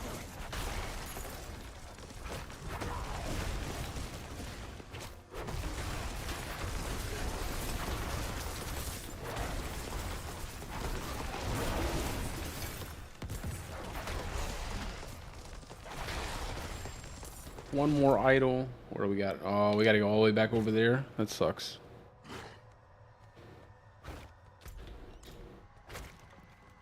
I hate missing stuff like that in the dungeons. I hate missing those small little areas. I wish we had a, I hope in the future updates they give us an overlay, like a nice little overlay right there in the top left-hand corner would be nice.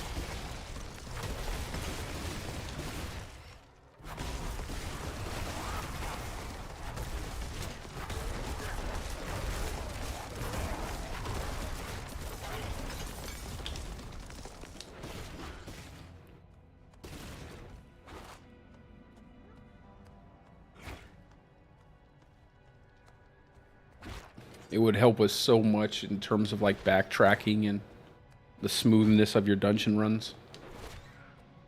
I'm not necessarily a fan of the overlays that sit in the middle of your screen. I like to actually see my character, especially with like all of the ground AoEs that there are. This gets kind of cluttery sometimes.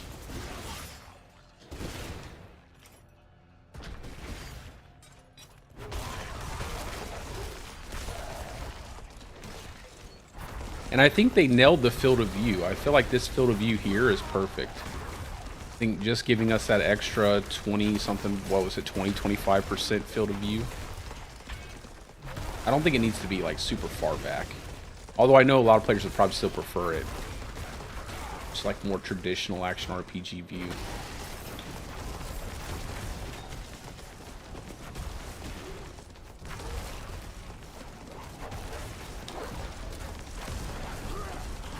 It would definitely make lightning builds and landslide builds even better, having that extra field of view though.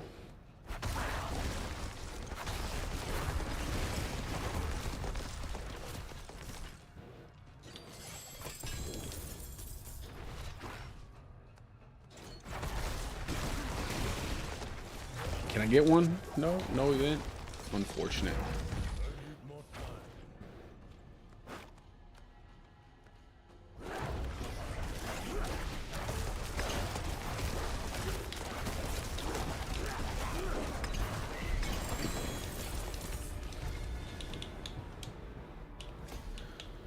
All right. Well, we definitely got to go werebear. We definitely got to go spirit.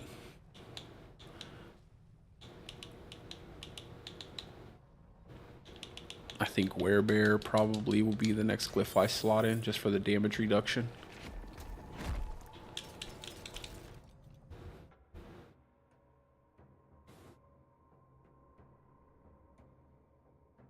Let's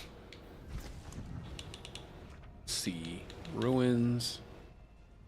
We'll do the Forbidden City.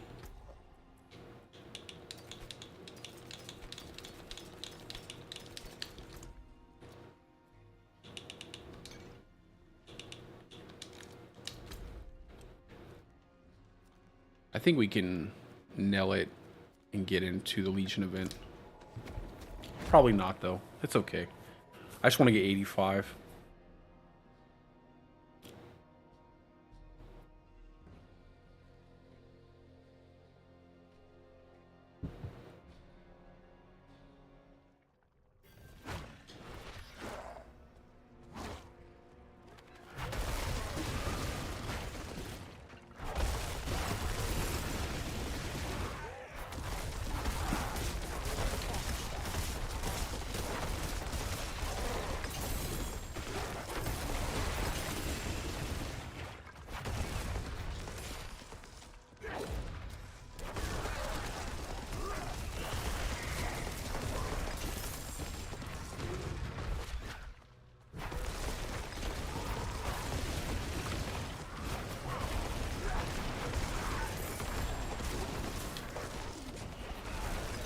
All right.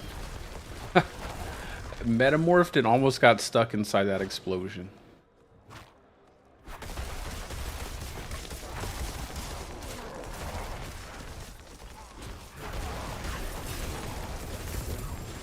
All right, that's good.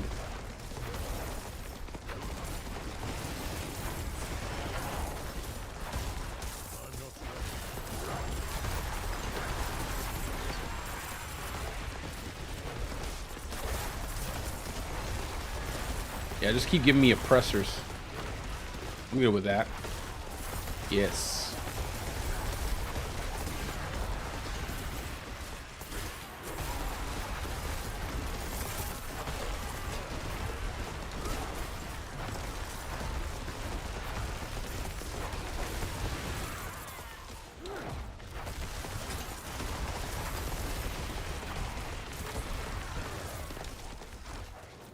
Oh no, come on now.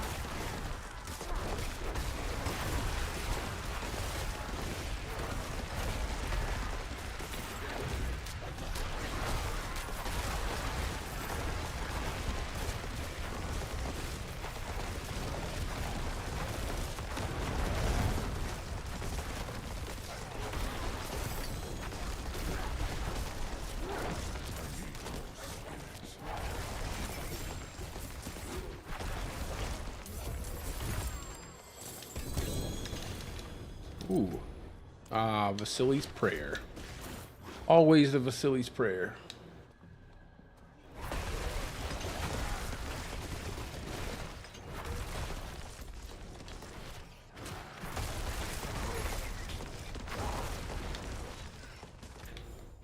Let's go back this way because I know there's probably one here, and then I won't have to backtrack.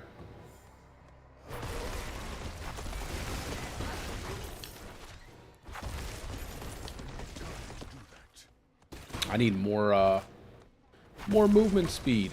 More movement speed. I definitely would like to get a greater affix on the boost for movement speed. And then Digigrade Gate should probably carry me over. Maybe get a Tempering into Digigrade Gate.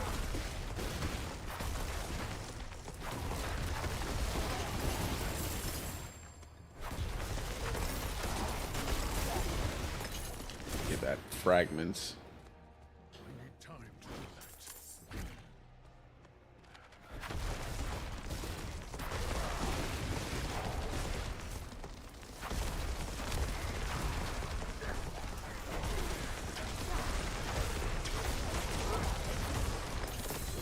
There we go.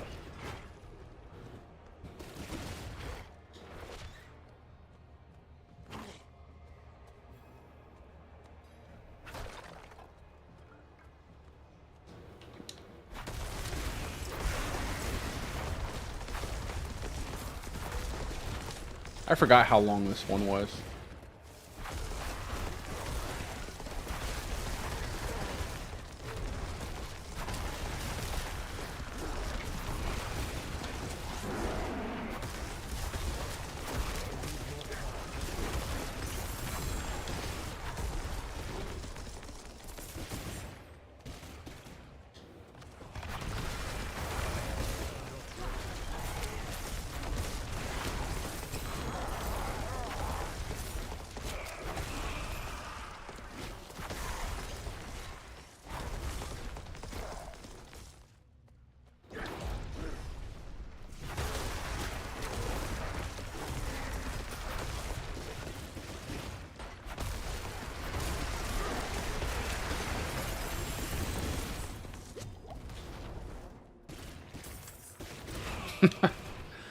Oh man.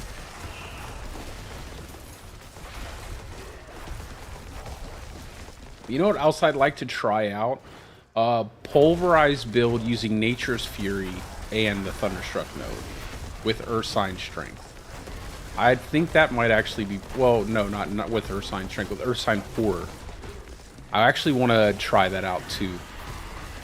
But I'll probably do that in Softcore because I'd rather have the extra HP in Hardcore. But I might go ahead and do that. If anybody has an overpower build, I mean if anybody has a pulverized build set up in their softcore character, give that a try. See if it works out really well. Try out the Nature's Fury with that, and just configure your Paragon board to look to pick up the Thunderstruck node. Because I imagine you could probably get like some pretty nice procs off of Lightning Storm inside of your Ursine Horror proc, because it's actually pretty good in terms of getting that Lightning Storm cranked up.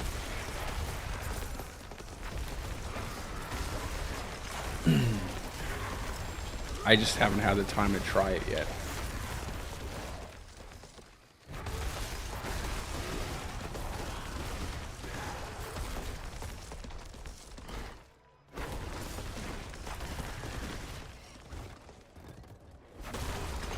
We'll go to the dummy after this, and I'll show you exactly what I'm talking about too.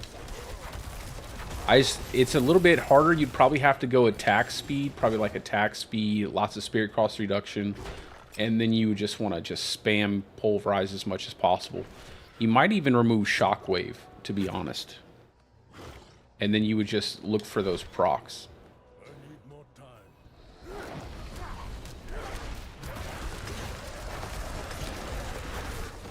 Nice. Easy, easy, easy.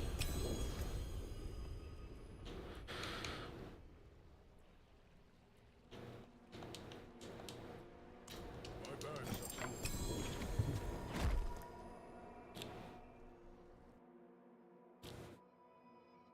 All right, let's we're gonna break this stuff down. I'll go show that real quick, and then I'll bounce up off of here. But I will be back on tomorrow, so, and I should be getting some videos out too within this week as well.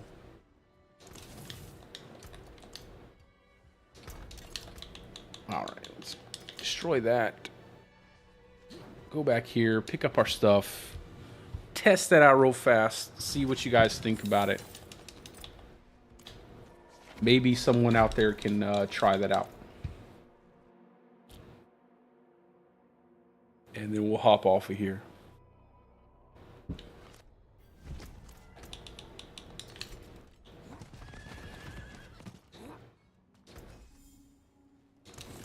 Okay. So then we will swap.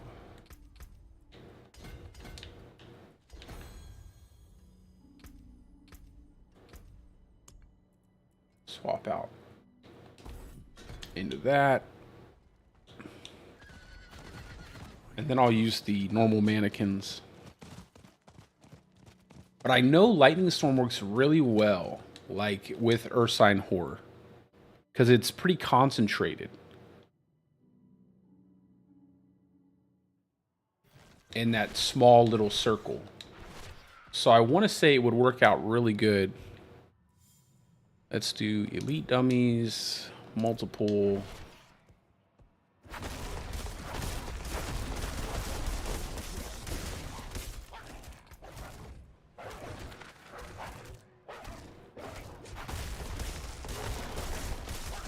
It's even popping up.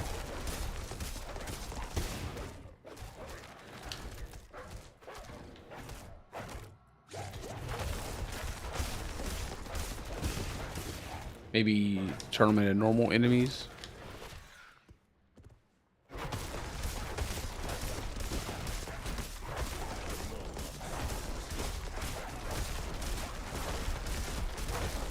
There's the tornado.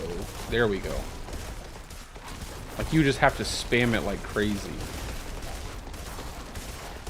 And it actually keeps the tornado in like that nice little pocket there.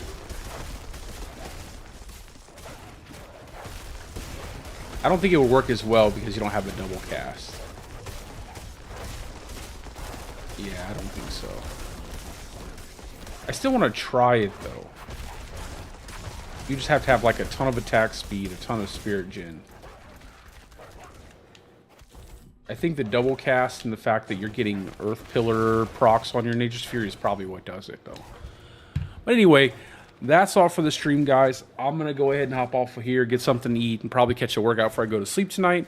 I will be back on tomorrow, and like I said, I'm going to be much more consistent now, getting out some content, making more builds for you guys, and then probably trying out Rogue later on in the season. But anyways, guys, that is all for me. I hope you guys are having a great day or a great night, depending on wherever you're from. Thank you guys so much for stopping by, and I will see you tomorrow. Peace out, guys. Have a great night.